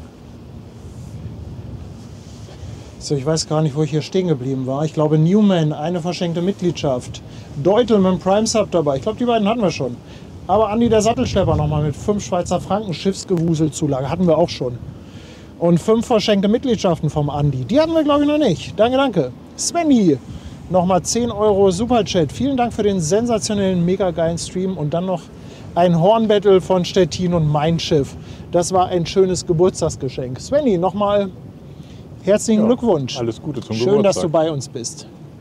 Und dann der René ist mit 10 Schweizer Franken dabei. Kann der heutige Stream den Hafengeburtstag noch toppen? Das wird schwer, ja. Ja, es wird in der Tat schwer. Und nochmal unser Andi Sattelschlepper, auch mit 10 Schweizer Franken. Ich bin ja viel gereist und habe vieles von der Welt gesehen. Aber was Paddy und Ben und das ganze Hamburg Hafen Live-Team hier jedes Mal liefern, ist der Oberhammer. Andi, das sind Dankeschön. ganz, ganz liebe Worte von dir. Ein herzliches Dankeschön. Also generell, aber auch mal an alle danke, dass ihr uns so unterstützt, dass ihr immer dabei seid, dass ihr einschaltet, dass ihr mitfiebert und dann auch ein bisschen mit eskaliert, wenn das hier mal wieder Überhand nimmt. Ja, das freut einen natürlich. Ne? Es gibt ja solche und solche Streams, mal ist ein bisschen mehr Action, mal ein bisschen weniger, aber immer so die, wo man dann nicht mit rechnet, das ist schon immer ganz cool. Ne?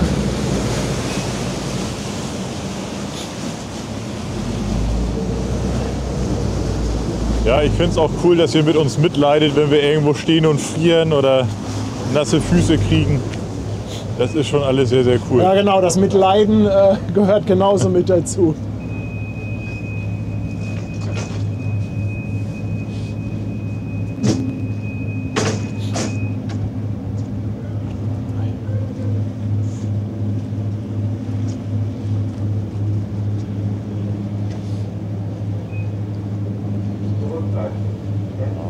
Guido schickt den Eskaliergroschen. Das ist auch süß. Dankeschön, Guido. Danke.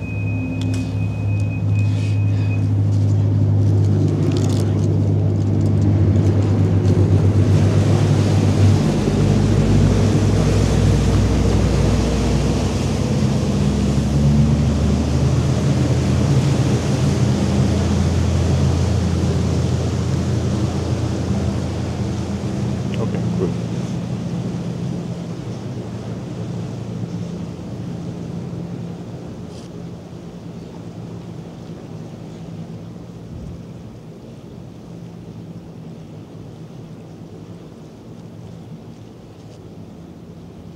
Ja, so von oben macht es sich ganz gut, ne? Jo.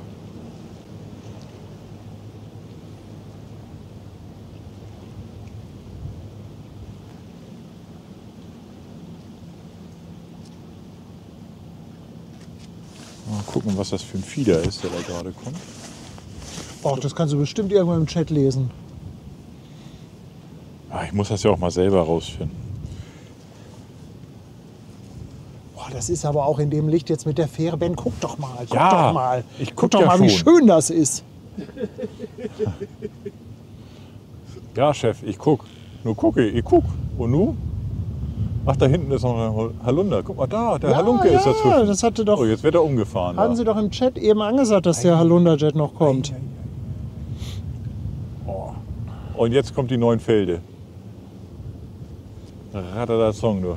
Ballert die hier einfach rein. So, jetzt gucke ich auch nicht mehr nach, wer das ist hier. Jetzt habe ich die Faxen dicke. Jetzt wird hier weiter gefilmt. Die Ape-Runner ist das. Ja, danke, das hätte ich gerne selber rausgefunden. Wir haben doch das allwissende Superhirn auch genannt Chat. Also das ist quasi so unsere KI, ja? Ja. Ja, nur dass sie nicht künstlich sind. Ja. Das ist das Gegenteil von künstlicher Intelligenz. Also wir haben, Intelligenz wir einfach, haben oder? reale Intelligenz, ja? Sehr schön.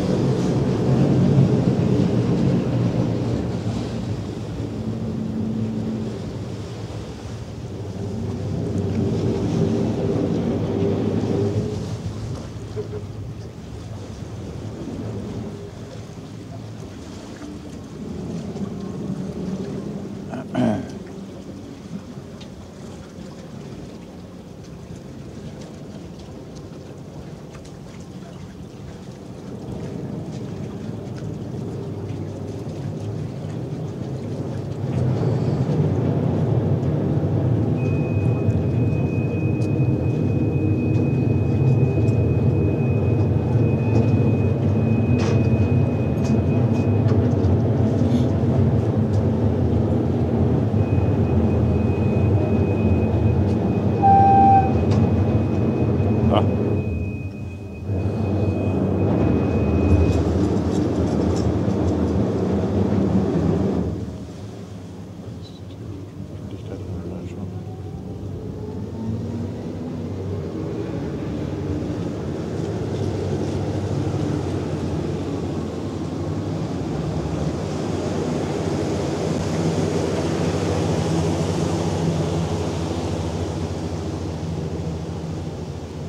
Ja, ich finde die Drohnenbilder auch extrem geil, ne? Aber das hier Ja, ist auch aber grad das, nett. was du hast, ist auch leider geil.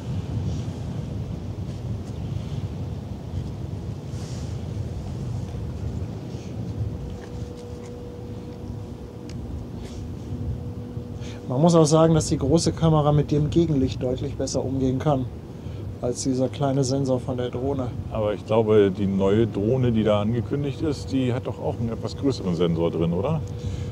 Ja. Also im Verhältnis zu Ja. dem hier immer noch kleiner, aber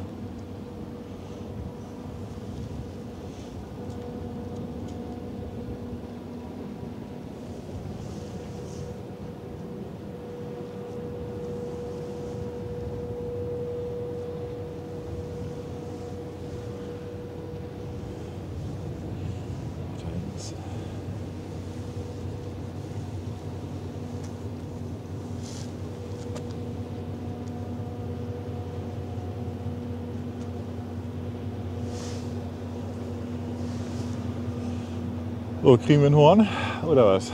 Ich glaube nicht.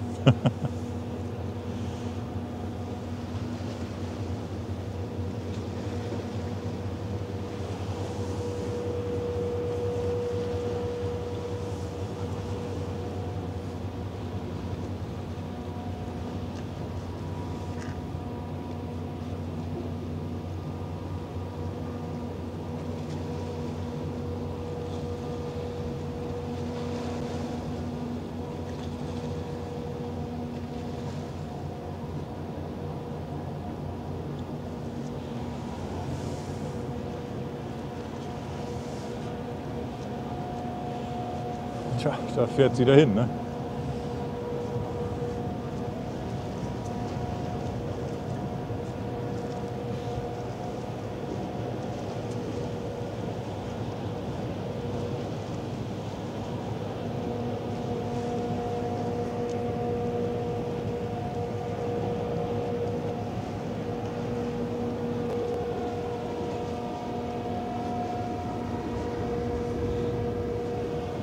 Kriegst du denn eigentlich den Halunderjet schon schön drauf im Gegenlicht? Ja, so langsam kann man ihn sehen. Man kann schon unter durchgucken.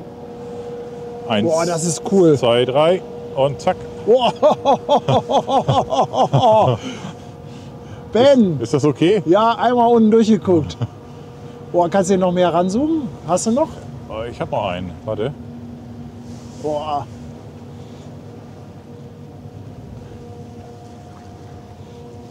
Ist das geil.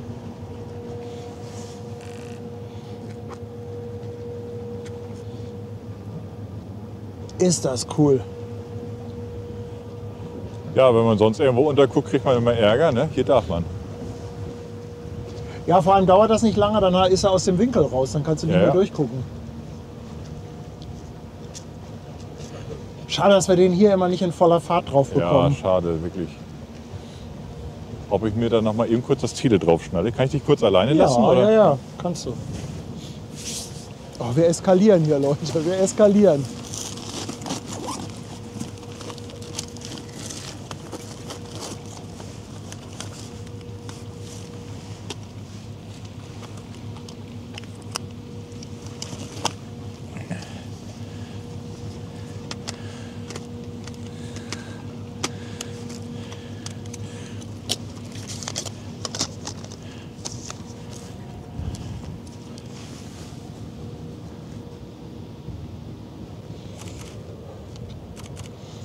So, das ist übrigens der Ben im Bild. Oh, schönen guten Tag.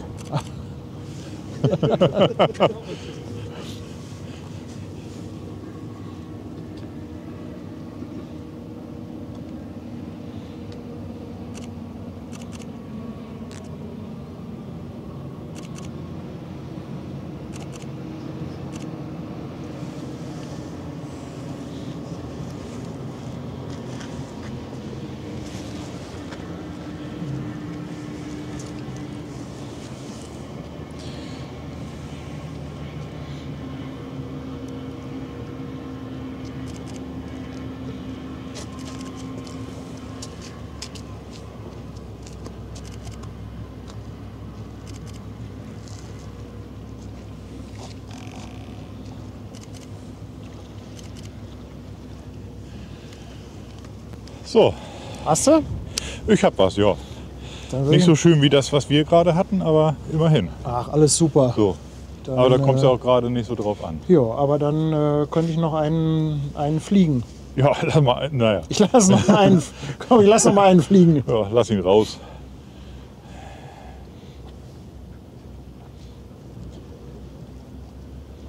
Ja, wie das so sein muss, ne? Dann kommt die Fähre um die Ecke geschossen, Selbstgänger. Das ist ja eigentlich der Hauptgrund für die Drohne, dass wir ein Mittel gegen Fähren haben. Ja, dann kann ich ja eben schnell die Kamera in die Ecke packen.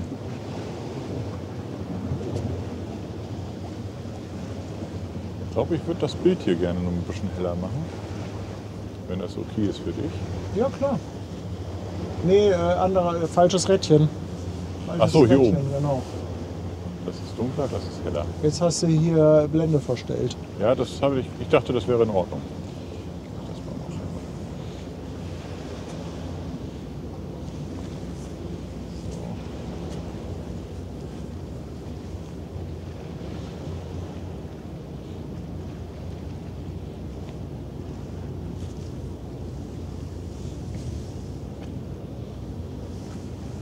Da ist er, der Halunke.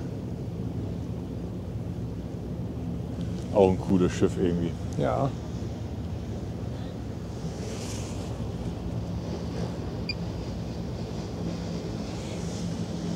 Jetzt kannst du noch mal auf die Drohne.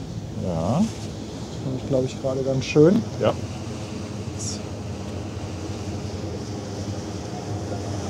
Dann kann ich den hier schon mal in die richtige Richtung bringen hier.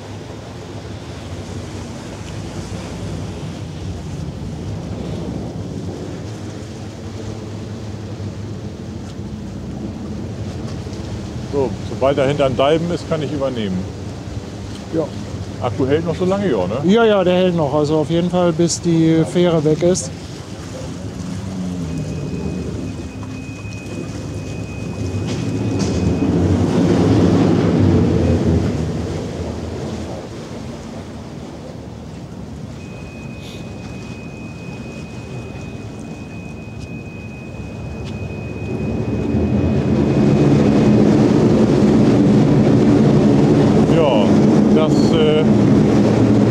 kaum gelohnt.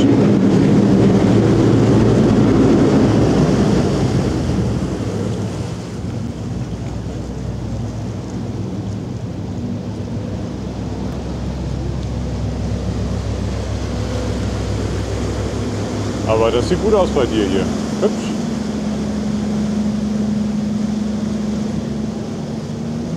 Da kannst du ja fast einen Werbefilm von machen. Ja.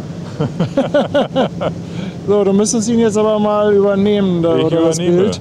3, 2, 1, meins. Dankeschön. Ich danke dir.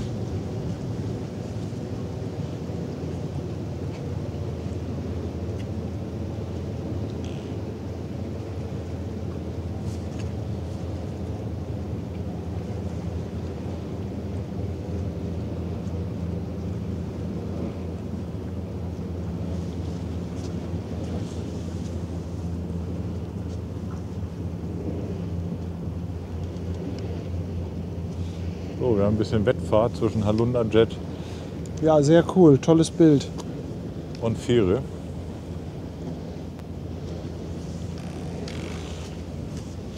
So, bevor die...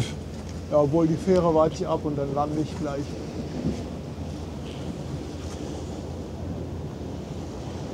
Also auch wenn das ein cooles Wuselbild ist, ne? Aber bevor die Fähre Ja, anlegt, guckt ja, euch warte das mal an da.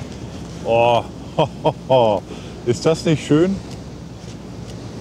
Hast du den Rückspiegel gerade an? Ja, ich habe gerade mal in den Rückspiegel geguckt und dachte mir, das lohnt sich, das zeige ich gerne mal eben. Und dafür kriegt ihr jetzt aber schon wieder ein Kannst du bisschen jetzt mal Wusel.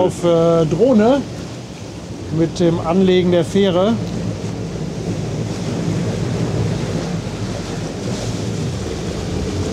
So, kannst aber gerne wieder zurück. Wollte ich eigentlich noch mal kurz, Ja. was gerade cool aussah.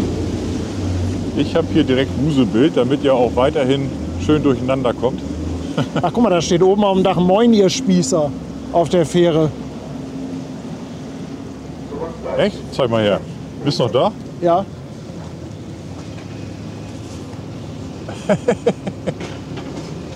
Lustig. Moin, ihr Spießer. Na denn?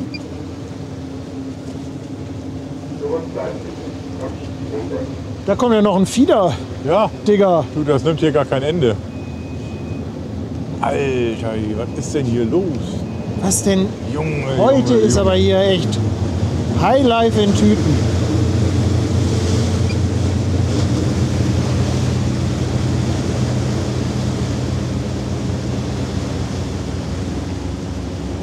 Ja, der hat auch gerade richtig schönes Licht, ne? Also Ja, hast du noch Akku?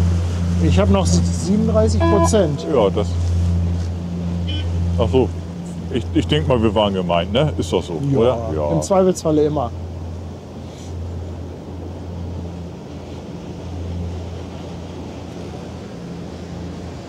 Guckt euch das mal an. Auch sehr nett.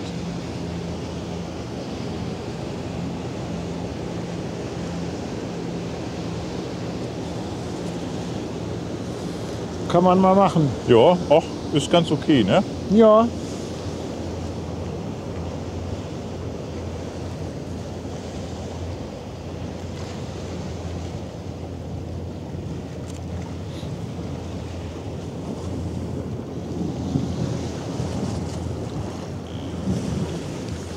Oha, Welle.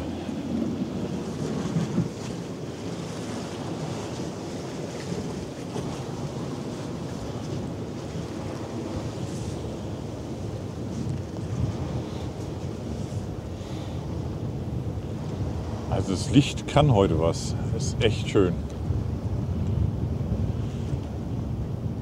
Und wenn ich sage, das Licht ist schön, bitteschön. So sieht es hier aus. So langsam mal den einfach- Bogen raus, ne? also, Hier moderieren ja. und zack, zack, zack. So. Ja, man muss auch immer wieder ein neues Bild zeigen. Also, ja, ja. Guck mal, die Elbe, der Sonnenuntergang, Ja, Ben, es ist einfach, als Ben, es ist sensationell. ne? Als wenn Hamburg kein Wässerchen trüben könnte. Ja, genau.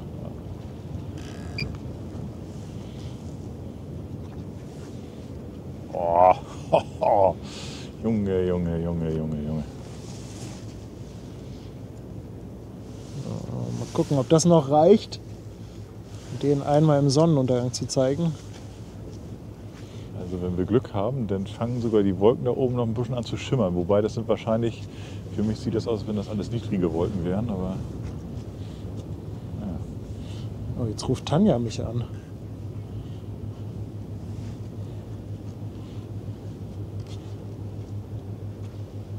Muss ich gleich mal zurückrufen. Wenn Tanja mich anruft, kann das Dann immer ist wichtig. eventuell wichtig sein.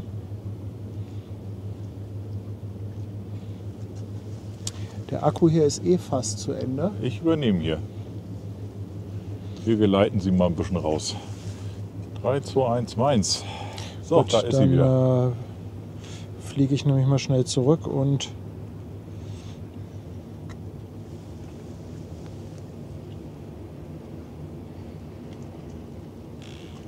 ja, die neue Drohne, da halten die Akkus auch länger. Ja. Also es gibt nur Gründe für die neue. Nur Gewinne, ne? Ja.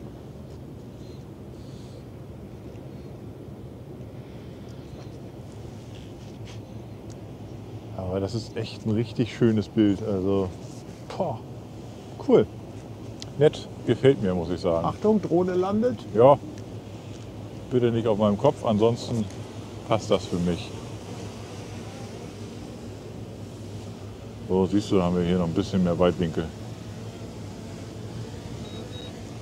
Aber mal gucken, was die da oben machen, oder wie? Leute, habt ihr da auch mal gucken, was da so los ist?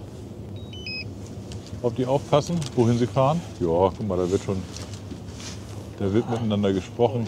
Den Punkt hat er noch. So, ein bisschen mehr rechts. Ne? Ja, der ist Steuerbord. fast leer. Was machen Sie da? Ich lenke dieses Schiff. Gut, machen Sie weiter.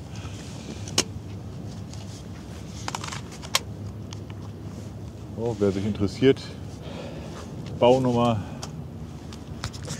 Ich check mal gerade, was mit Tanja ist. Na klar, ich übernehme hier. Und dann bringen wir dieses Schiffchen mal langsam in den Sonnenuntergang. Da ist der Lotse. Guck mal, der macht hier auch gerade ein wildes Manöver mit Schlagseite. Ja, der liegt sehr schön drin. Nicht? Und der schießt hier gleich dran vorbei und macht ordentlich Welle. Okay.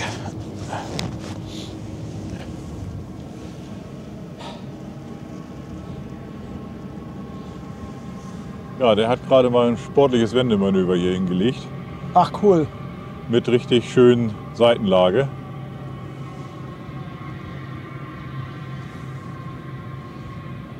Also das Licht. Das Ja, Licht. Das Licht ist schon leicht unanständig. Ich möchte sagen, pornös. Also der Stream, der geht in die Geschichte ein.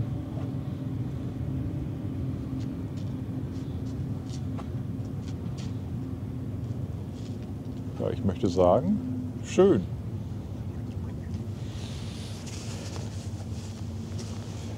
Wucki, ganz lieben Dank für 5 €.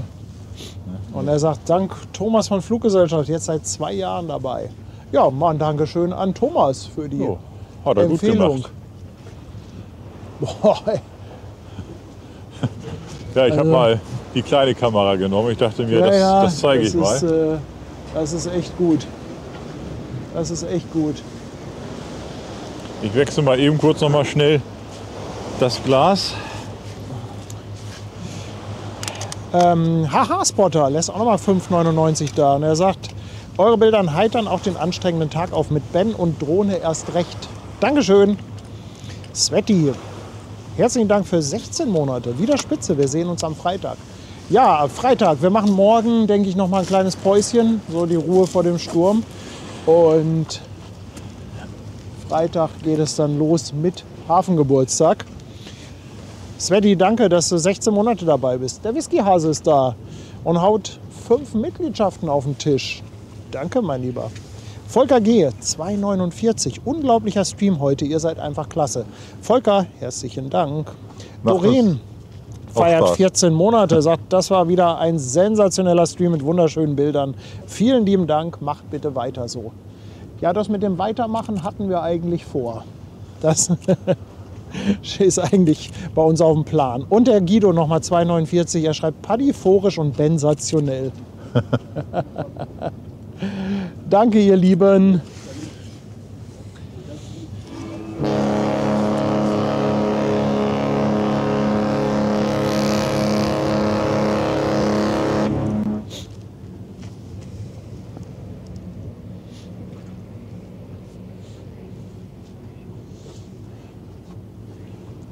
Aber der Sonnenuntergang, der ist aber noch nicht am Ende, oder? Da kommt noch was. Da kommt noch was. Die Sonne, wenn die unter den Wolken erstmal vorherkommt. Nee, nicht die Sonne, aber ein Schiff kommt da hinten noch. Ist das nicht die Evergreen, die wegfährt? Nee, da ganz links. Ja, das ist die Evergreen, die wegfährt da hinten. Ich hatte ja diese Kurve. Ja, ja, mit 2 Schornsteinen. Also ihr sagt gerade einer, da kommt noch ein Schiff, aber das da hinten, das ist die Evergreen und die MSC. Guck mal hier auf dem Monitor. Ja, die fährt die Kurve da hinten. Das sah eben so aus, als ob die noch kommt. Nee, die Aber kommt nicht. Also das ist, die fahren beide weg. Das sah eben so aus von dir. Mit dem bloßen Auge ist das teilweise gar nicht so einfach zu erkennen. Die Kamera hilft dann natürlich ein bisschen. Ich kenne ja hier Hause, die Kurven da sind.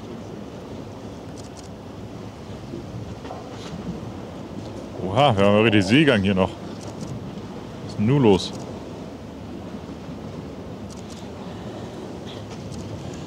So.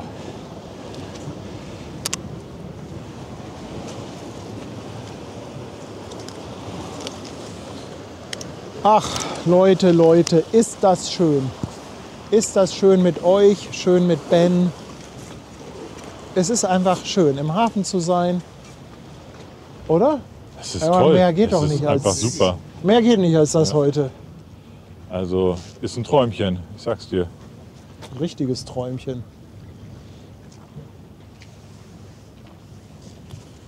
Unglaublich. Aber ich fürchte, so langsam haben wir auch alles durch an Schiffen. Das ist alles im Kasten. Ja, wenn die Sonne da jetzt noch runtergeht. Also die Wolken sind niedrig, ne? Also da könnte es sein, dass das da nicht viel, also ein Glühen oder sowas, denke ich nicht.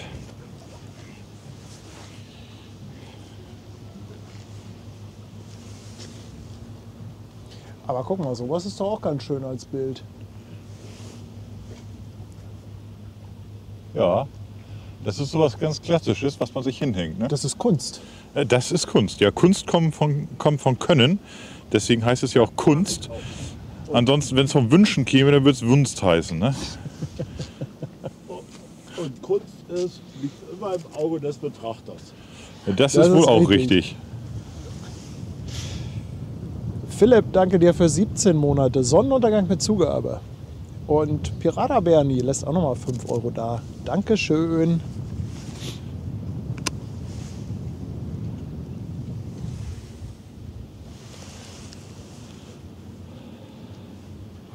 Ja, aber so die Sonne in den Wolken, hübsch. Ist schon echt cool. Ja, definitiv. Die müsste da ja auch nochmal drunter herluschern, oder? Ja, das wird sie auch gleich. Da unter ist ja auch keine Wolkenbank mehr. Das heißt, die brennt da gleich noch durch und gibt nochmal schönes goldenes Licht auf alles andere, was so... Oh. Leute, ich frage mal für einen Freund, wollen wir darauf noch warten, dass die Sonne da unter den Wolken hervorkommt? Oder wollt ihr jetzt langsam alle ins Bett? Da steht überall Nein, ne? Lass mal nach Hause Wollen gehen. alle nicht mehr. Ja, nee, ist okay. Wollen nicht mehr, haben Ja, keinen Bock mehr. du, Paddy, dann ich drehe mal die Kamera um zum Tschüss sagen. Jo. 10 Euro kommen vom Whiskyhasen. Anzahlung für ein Getränk für Ben und Kirsten zum Abendausklang. Ja, das gehen wir weiter. Dankeschön.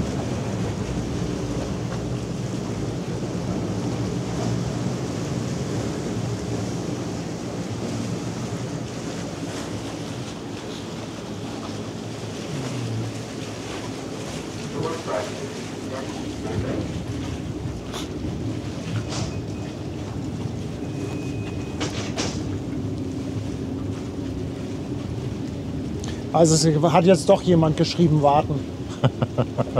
Ja, aber für einen warte ich jetzt nicht. Es waren auch 2 oder 3. Ah, oh, Hamburg Flagge im Wind. Ja, also bitte. Ein bisschen Lokalpatriotismus bitte. Schön. Warum steht da noch nicht HSV drunter? Was soll das?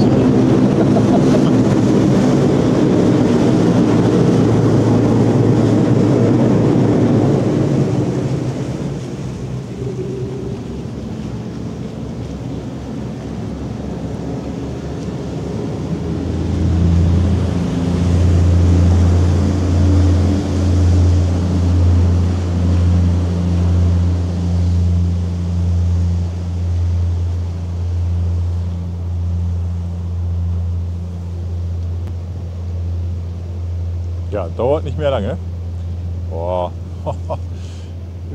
Kennst du NTV Lagerfeuer? Das ist geiler.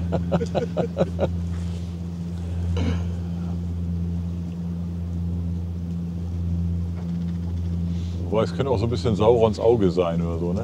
Ja, ich bin mal gespannt, wenn die gleich unter der Wolkendecke hervorkommt. Das Ach, guck ballert. mal, und dann so ein Vögelchen, was da durchfliegt.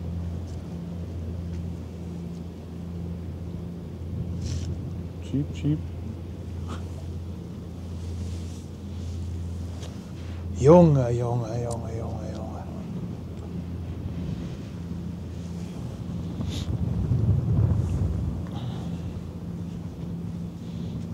So, ich bin mal auf dem Weg. Ja, Ja.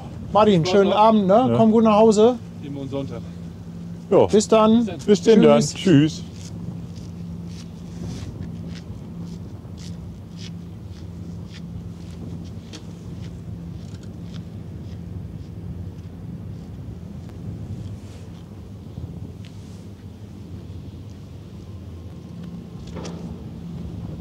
Tja, der hätte mal ein bisschen schneller fahren können mit seinem E-Bike. Ne? Er hat ja noch die Fähre gekriegt hier. Kommt davon, wenn man im Sparmodus fährt. So. Hier. Ja, übrigens, Tanja und Andi waren zwischenzeitlich bei Lust auf Italien, Ja. haben da lecker gegessen und Schön. alles. Also das war der Anruf eben. Ah, das ist ja nett. Das ist ja nett. Bringen Sie dir jetzt eine Calzone rum oder was? Ich glaube nicht. Also eigentlich war ja der Plan, dass wir hier auch dann abbauen und da hinterher und nachkommen. Ja, Andi hat Hunger gehabt. Ja, wir gehen jetzt essen oder ich streiche jetzt hier. Oh, jetzt wird das gleich nett. Siehst du, dass die Ja. Sonnenstrahlen oben noch durchschießen? Aber unten kommt sie schon Ja, durch. ja. Da unten kommt sie durch, Leute. Sie kommt durch. Oh, es wird Oh, gehupt. hier wird gehupt. Ah, du, ich sagte ja, du kriegst doch deine Calzone. Meinst du? Aber jetzt gibt es erstmal Sonne. Oh, Lecker, lecker, lecker, lecker, lecker. Coffee like me or like you? Lecker, lecker, lecker. Oh, was für ein geiler Typ. Habe ich am Wochenende gesehen. Nett, nett, nett. Boah. So, einer hat was dagegen gegen den Sonnenuntergang. Aber nicht lange.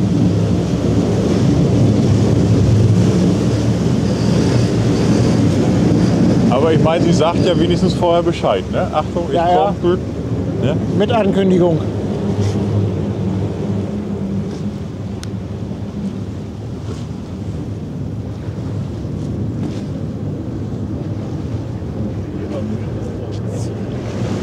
Was denn? Die sagt, sie rangiert erstmal. Ja, ja, die muss jetzt erstmal einfahren.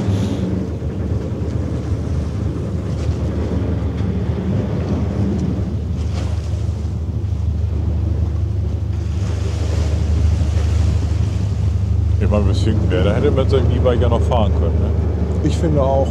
Oder ist der Akku leer? Man weiß es nicht. Ja, man soll ja nicht über andere Menschen schlecht reden, ne?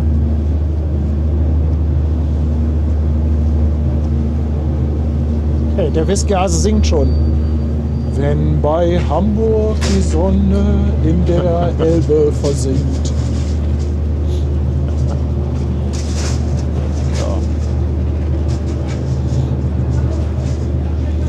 Nee, Tino, die Fähren gehören ja dazu. Die sollen kein Anlegeverbot bekommen. Ach, Quatsch. Man könnte sich auch oben hinstellen oder so, da hätte man die Fähren nicht. Aber ich finde halt, die gehören dazu, weil die vertreiben uns so super die Zeit. Wir haben schon so viel Tolles mit den Fähren erlebt. Du, nichts gegen Fähren, Und- ganz ehrlich. So ein bisschen Rumgeschetter gehört dazu. Sonst macht das ja auch keinen Spaß. Ja, und Aber bei den großen Events, den großen Schiffen, da habe ich ja jetzt dann die Drohne im Einsatz, um das so ein bisschen zu umgehen. Ne? Nee, also ganz ehrlich, ganz viel Ferienliebe hier. Also ich finde, das gehört dazu. Und wenn wir das eine oder andere Mal keine Fähre gehabt hätten, dann wäre der Stream auch manchmal ein bisschen langweilig geworden. Wow! So. Nimm das! Nimm das! Und jetzt mit der Fähre im Anschluss. So, und jetzt das mit ist der Porno. Fähre, ne? Zoom mal raus. Oh.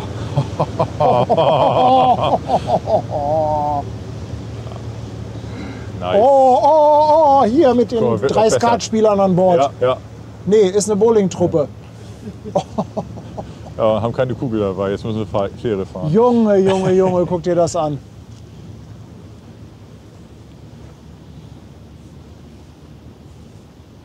Ja, Leute, ihr kriegt hier noch Sonnenuntergang, ne? Alles im Paket mit drin. Oh, guck dir das mal an, aber ich Das finde das ist auch geil, so geil oder? mit der unten mit der Landschaftslinie, oder? Ja. Ja, vor allem, du hast hier unten noch die Wolken, die so ein bisschen in die Sonne reinziehen. Ich mache mal ein Foto davon. Ja. Da muss ich mal einmal umschalten. Und dann ist das eine Kirchturmspitze oder sowas? Das ist irgendwie sowas wie eine Kirchturmspitze. Zeigt genau ne? auf die Sonne, ne? Ja. Oh, ist geil. Ich find's cool.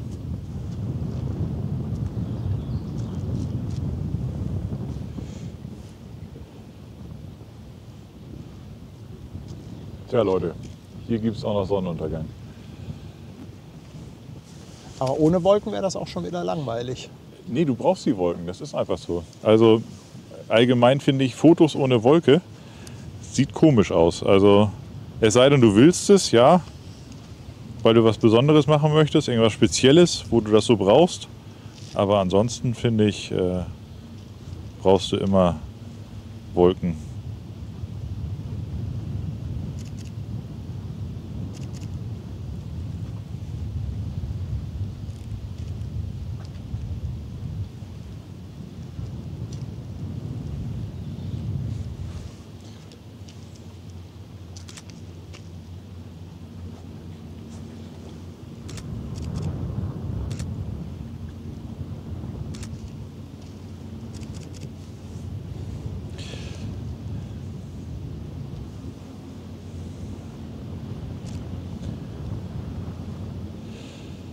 Ja, schön. Wirklich schön. Richtig schön. Ja. Also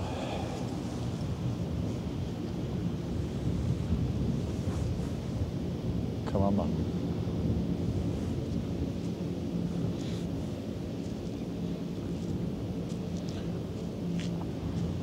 Ja, so ein paar Fotos habe ich mal gemacht. Vielleicht schaffen wir es ja dieses Jahr, einen Kalender zu machen für nächstes Jahr. Ja.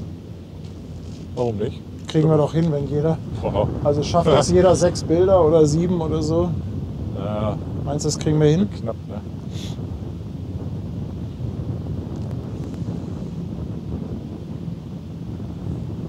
Ach, die sollen nehmen, was sie kriegen, das ist aber mal ganz ehrlich. Also, und die kommt da gleich nochmal unter durch, ne? Wisst ihr auch. Ja. Und das geht jetzt auch schnell, also das dauert nicht lange. Jetzt gibt es noch mal Jetzt ein gibt's bisschen erst mal Schunkeln. Nasse Füße wahrscheinlich. Schunkeln nicht. mit.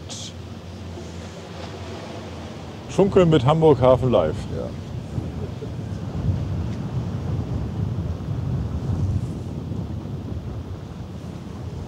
Fehlt noch ein bisschen Schunkelmusik, ne?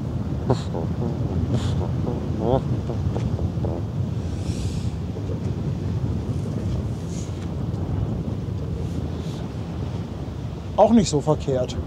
Gut, der Himmel schwankt. Ich glaube, da geht irgendwas kaputt. Der Himmel schwankt. Aber jetzt greift der Bildstabi, ne? Kann das sein? Das ist ja geil. Ja, es gibt auch so einen kleinen Trick, wenn du am Stativ wackelst Ach so. und den Stabilisator etwas ärgerst, dann. Du alter Cheater, du. Dann, du musst einfach hier so ein bisschen. Hier, den musst du machen. So ein bisschen. Ne? Jetzt weiß ich, wie man es Ja. macht. Alles klar. Ja, Kirsten weiß schon, dass Ben eine Drohne braucht. Ach du, ich vermach dir einfach meine. Aber darüber reden wir noch mal. Ich habe auch 150, 600 Euro in der Pipeline. Ja, Ben, da machen wir eine Dauerleihgabe draus aus der Drohne. Wir schauen mal. Aber schöne Bilder macht sie. Also ist wirklich klasse. Ja, guck mal, Schwester klasse. Hansen wird wieder gierig. Aha. Sie schreibt, sie möchte einen Kalender mit kleinen Anekdoten, Mit kleinen Anekdoten. damit man sich an die Streams erinnert. Aha. Ja, wobei das macht Sinn. Jetzt fall mir doch nicht in den Rücken. Ach so. Wer soll die denn schreiben? Ja, du. Schwester Ich hab- Hansen kann die schreiben. Ich habe gehört, du bist gut unterwegs mit Worten. Geht. Verbalkunst. Also ich kann mir ganz schlecht etwas ausdenken. Ich kann ganz gut Dinge beschreiben, die wirklich passiert sind. Also ich Ja, natürlich kann passiert ja auch mal sowas erzählen. Oh, guck mal jetzt. Ben. Boah. Ja, jetzt hier aber Romantik. Ah, jetzt ja. Oh, guck mal, das gibt richtig Kranromantik. Ja, ja. Das ist nur der Mit so einem falsche schönen Kran, aber immerhin. Ja, falscher Kran, aber Immerhin.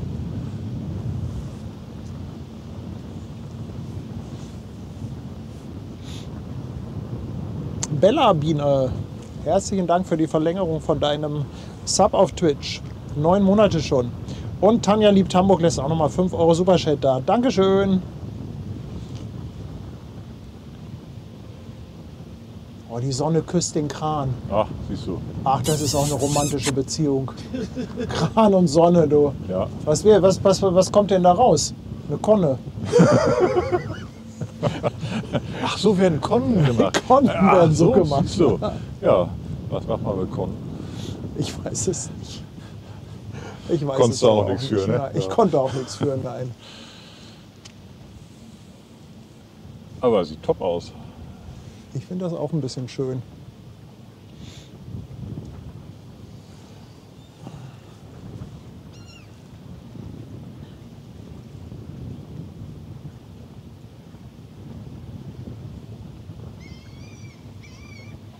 War Futterneider auch unterwegs wieder hier? Flugtiere. Ja, wird schon am Schimpfen da hinten. Die gönnen ihm das auch nicht, ne? Ja, schön. Richtig schön. Also der Stream gefällt mir richtig gut. Also jetzt kann der Hafengeburtstag kommen. Da kann auch ruhig jetzt was schief gehen auf dem Hafengeburtstag. Irgendwas wird da schief gehen. Irgendeine Technikpsychose gibt es da.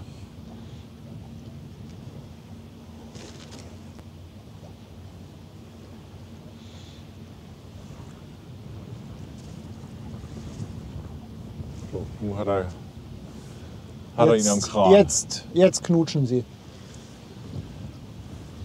Sag mal, ich kann ja noch mal gucken, ob ich hier das nicht so dunkel bekomme. Ja, man kann den Kran in der Sonne Ne? sehen. Ja, ja. So, jetzt hat man so ein bisschen Struktur auf der Sonne. Und jetzt fliegt ja gleich noch die ISS vorbei und dann. Ja. Aber ich finde das cool, wenn die Sonne jetzt weiter runter geht, dann siehst du schon, wie die Sonne unten anfängt so ein bisschen auszufransen. Ne? Ja, ich mache mal noch dunkler. Guck mal, jetzt geht es nämlich so in den Bereich, dass man die Sonnenflecken sieht. Weil der Sonnenfleck unten links ist aber ein anderer Kran. Ne? Aber jetzt siehst du, wie der Kran sich in die Sonne reinbohrt. Ja. Ach, Mensch schon.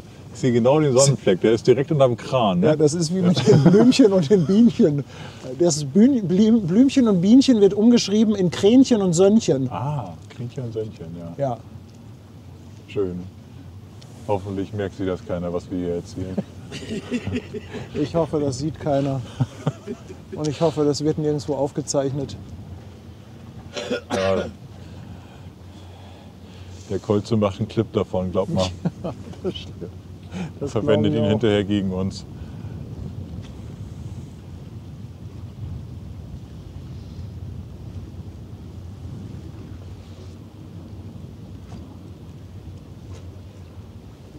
Ach, herrlich. Ja, top, ne? Ja. Also, Wenn es jetzt noch scharf wäre, wenn ich den Fokus jetzt noch überreden hast du könnte. Pfeffer dabei? Oder? Ja, ich muss den Fokus noch mal gerade so. Der war gerade von der Sonne etwas geblendet. Aha. Ja, das kann ich verstehen. Aber auch schön jetzt hier mit der Spiegelung auf dem Wasser. Ja, es sieht top aus. Und gleich fährt da noch ein Schlepper durch. Boah, Ja. nee. So, mehr geht nicht. Nee. Ich sag dir das. Und das ist im Timing eventuell sogar so, dass uns vorher noch die Fähre die Sicht versperrt. Ich fürchte, die Fähre die verhindert das. Ein bisschen, aber du, so ist es halt.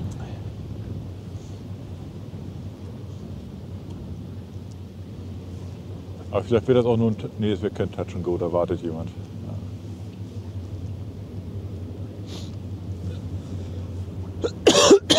Ich habe letztens Lakritze mit Chili gegessen. Boah, Alter, das ist geil. Das ist geil. Vor allem ist das geil, wenn Halloween ist oder Laternen sind. Ja, du Arsch. Lass dir schmecken. Möchtest du noch mehr? Und klingel nie wieder. Balk.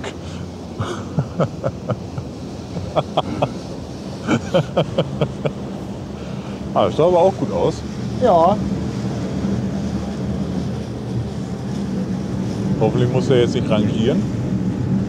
Lass die Brücke runter. Nee, ich glaube, das ist jetzt wirklich vom Timing Ein bisschen dumm, ne? gerade etwas unglücklich. Ja. Aber gut, wir hatten ja heute so viele tolle Bilder. Ja, gut. So what? Das kann sich ja keiner alles merken. Mir kommt das auch schon wieder so weit weg vor. Mit der Mein Schiff zum Beispiel. Also die ist Ben, ja du auch musst dir schon das weit auf weg. jeden Fall nochmal angucken mit der Stettin. Ja, das mache ich. Das musst du dir auf jeden Fall, die Aufzeichnung musst du dir auf jeden Fall nochmal geben.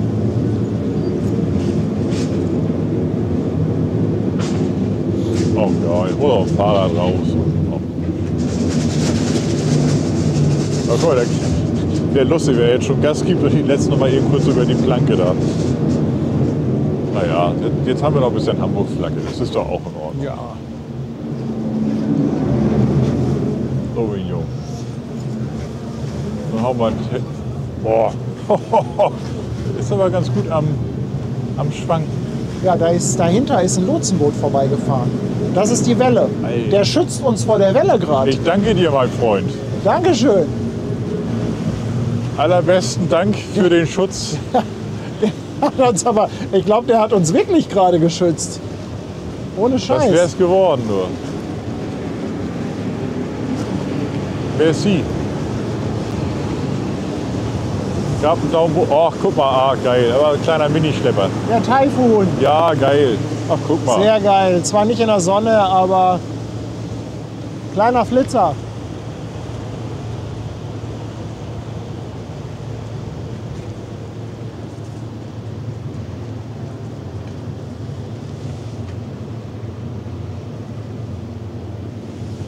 Ist doch cool.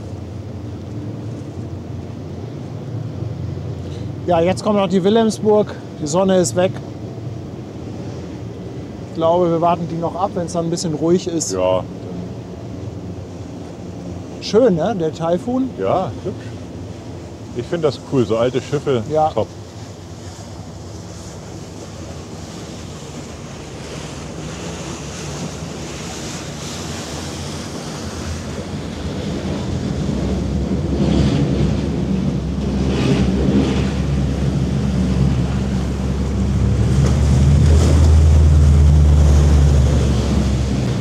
Dirk, ganz lieben Dank für deine 5 Euro Superchat. Er freut sich schon auf Freitag. Ja, ich mich auch. Ich glaube, wir alle.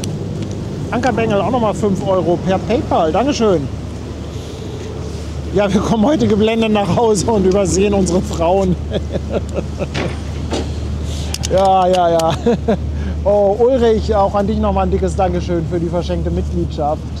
Herzlichen Dank, ihr Lieben. Ja, ich bin gerade, wie sagt man so schön, ganz beseelt von dem Stream. Bin ganz beseelt. Stefan fragt, ob es Niklas noch gibt. Stefan, ja klar, den hatten wir doch vorhin im Stream. Hast du wieder später eingeschaltet, ne? Der war auf der Finkenwerder.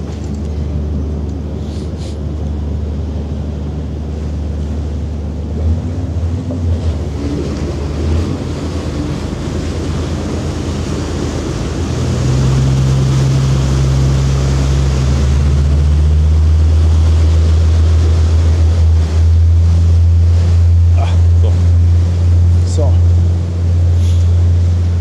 Oh, Ben, Ja, was meinst du? ja, das war gut, wa? Das war gut, oder? Ja, das ist Das Hamburg, war wa? echt. Ja, das ist so. Ja. Ich würde sagen, Also wir können da ein Hamburg-Werbevideo daraus machen. Ich glaube, ein Mein Schiff-Werbevideo können wir daraus machen. Ein Evergreen-Werbevideo. Ja. Halunderjet. Halunderjet, Preziosa. Die sahen alle gut aus, oder? Ja, ich muss sagen, Und ohne hast sie Schminke. gut aussehen lassen. Keine Schminke. Ja, ich meine, brauchen sie auch nicht. Haben wir beide gemacht. Ja, Ja, das war weiß top. gar nicht- weiß nicht, Aber was wir ich sagen fehlen jetzt soll. auch so langsam die Worte. Ja, Ne? mir auch. Alles aufgebraucht. Alles aufgebraucht. Morgen machen wir definitiv nochmal Pause und dann starten wir Freitag in den Hafengeburtstag. Ja, da bin ich echt gespannt. Ich würde ganz gerne noch mal brainstormen, was wir wo vielleicht so. Wir haben schon gesagt, wir hangeln uns durch. Das wird werden. Wir machen immer von Stream zu Stream. Ja. Ach, Ja. Du, es gibt so viel Programm. Ich glaube nicht, dass wir alles machen können. Dafür ist es einfach zu viel. Aber ich habe so auf so ein paar Dinge habe ich echt Bock. Ich hab Die auch werde ich Bock. jetzt noch nicht anteasern. Ich habe auch Bock. Aber das wird gut. Vor allem Das wird freue ich mich, richtig dass gut. wir das zusammen machen. Also Ja. nicht nur wir beide, sondern auch Ja, so viele das vom Team. Ne? Die sind dabei. Dass so viele dabei sind, das wird, glaube ich, das Schönste. Ja. Und dann ist das auch egal, wenn irgendwas schief geht. Ich habe auch schon gesagt, ich mache ganz tief ja, also auch wenn technisch irgendwas, dann mache ich in dem Moment, wo es ein technisches Problem gibt, werde ich einfach mich irgendwie, weiß ich nicht, Machst du autogenes Training? ich vor? werde auf Vielleicht jeden noch Fall immer ein Magazin Tüten dabei haben. mal? Ah, schön, ja. Ja? Ja, ist ja jetzt erlaubt. Ist ja jetzt erlaubt, kann man ja jetzt auch so sagen. Gibt es ja jetzt eine Grammgrenze, was du tragen darfst, also bei dir führen darfst? Oder müssen wir das Ich aufteilen? glaube schon. Ja. Nein, Vielen also, Dank für heute. Ja. Echt, danke, dass ihr im Chat dabei wart, dass ihr wieder so richtig mitgefiebert habt. Ich glaube, der Stream gehört schon mit zu denen, die ein bisschen okay waren. Ja, war ganz nett, ne? Ja. Hat Spaß gemacht. Ja, also ganz, ganz fetten Dank, dass ihr überhaupt eingeschaltet habt. Auch alle, die wirklich so lange dabei sind und auch, dass ihr schon, also viele auch schon so viele Monate, Jahre dabei sind. Und natürlich auch ganz, ganz dickes Dankeschön, dass ihr den Kanal immer wieder unterstützt. Also ohne Scheiß, ohne die hier Spenden und die ganzen Mitgliedschaften, die Subs und die Bits wird das halt nicht funktionieren. Zumindest nicht mit in dem Umfang, ne? mit dem Zeitaufwand. Ne? Also sonst müsste man das halt mehr auf die Freizeit reduzieren. Aber das ermöglicht schon halt teilweise auch nachmittags hier zu stehen. Kreuzfahrtschiffe, also mich ärgert das ein bisschen. So 17 Uhr ist eigentlich eine doofe Zeit zum Ablegen. 18, Ja. 19 Uhr ist eigentlich schöner. Ja, die Leute arbeiten vielleicht dann gerade noch, machen gerade Feierabend, kommen nicht in den Stream oder Ja, so. ja. Ne? Und man muss ja auch bedenken, ohne die ganze Unterstützung wären halt auch solche Sachen wie, wir fahren mal irgendwo hin und Ja. übertragen das, auch halt nicht zwingend immer drin. Ne? Also ist eben Aber so. auch natürlich ein dickes Dankeschön für alle, die vielleicht im Shop was kaufen. Also Ja. Kaffee oder so, das gehört ja alles dazu. Aber ich fand das nochmal wichtig. Ja? Also wir sagen ja immer Danke, aber ab und zu muss man auch mal so ein Doppeldanke raushauen. Ja, ich finde das auch gut und ich finde das auch richtig so, weil ohne die Unterstützung und ohne die Leute da draußen, die das wertschätzen, wird es so nicht funktionieren. Der Bildaufbau ist aber kacke, Ben. Naja, ich sag doch nichts, wenn der Chef das so hinlegt da, dann ist das doch... Doch. Nee, das war nicht gut, der Bildaufbau. So ist besser. So Ja. ist besser. Nee, aber Danke muss sein und das soll und muss man anerkennen. Ne? Ja. Aber es macht uns auch einen Riesenspaß. Ja. Das ist schon, Natürlich heute, auch nochmal ein Dankeschön an unser ganzes Moderatorenteam. Ja, so als heute waren ja erstes auch wieder aber viele dabei. Sebastian Kolzer als erstes. Komm, den haben wir Sebastian, gestern als The letztes genannt. Machine Kolze. Die Ja. Maschine. Ja, die Maschine natürlich. Dann haben wir die Stecherts, dann haben wir... Schwester Hansen. Schwester Hansen. Dean Schwester Froh Klartext, haben wir. Ne? Dean Froh. Ja, Wien Froh ist auch dabei. Dean ne? Froh haben wir auch. Ne? Die Dreischoffs haben wir auch. Hervorragend. Und den Basti haben wir auch. Ja. Der turnt selber gerade im Hafen rum, deshalb Ja, den habe ich sehen auch wir schon ihn länger im nicht Chat mehr gesehen. Ja, hat der heute taucht Morgen immer irgendwie- kurz auf und dann ist er wieder weg. Der macht irgendwie immer so einen... Der Das nennt man polnischen Abgang, glaube ich. polnischen. Ja. Großartig. Tja. Ja, nee, ist großartig, hat einen Riesenspaß gemacht. Ohne das Team im Hintergrund, ohne unsere Frauen auch genannt, wären wir ziemlich aufgeschmissen. Und ohne euch da draußen wird es auch nur halb so viel Spaß machen. Vielen, vielen Dank. Macht's gut, ihr Lieben. Danke, bis dann. Bis Tschüss. Freitag.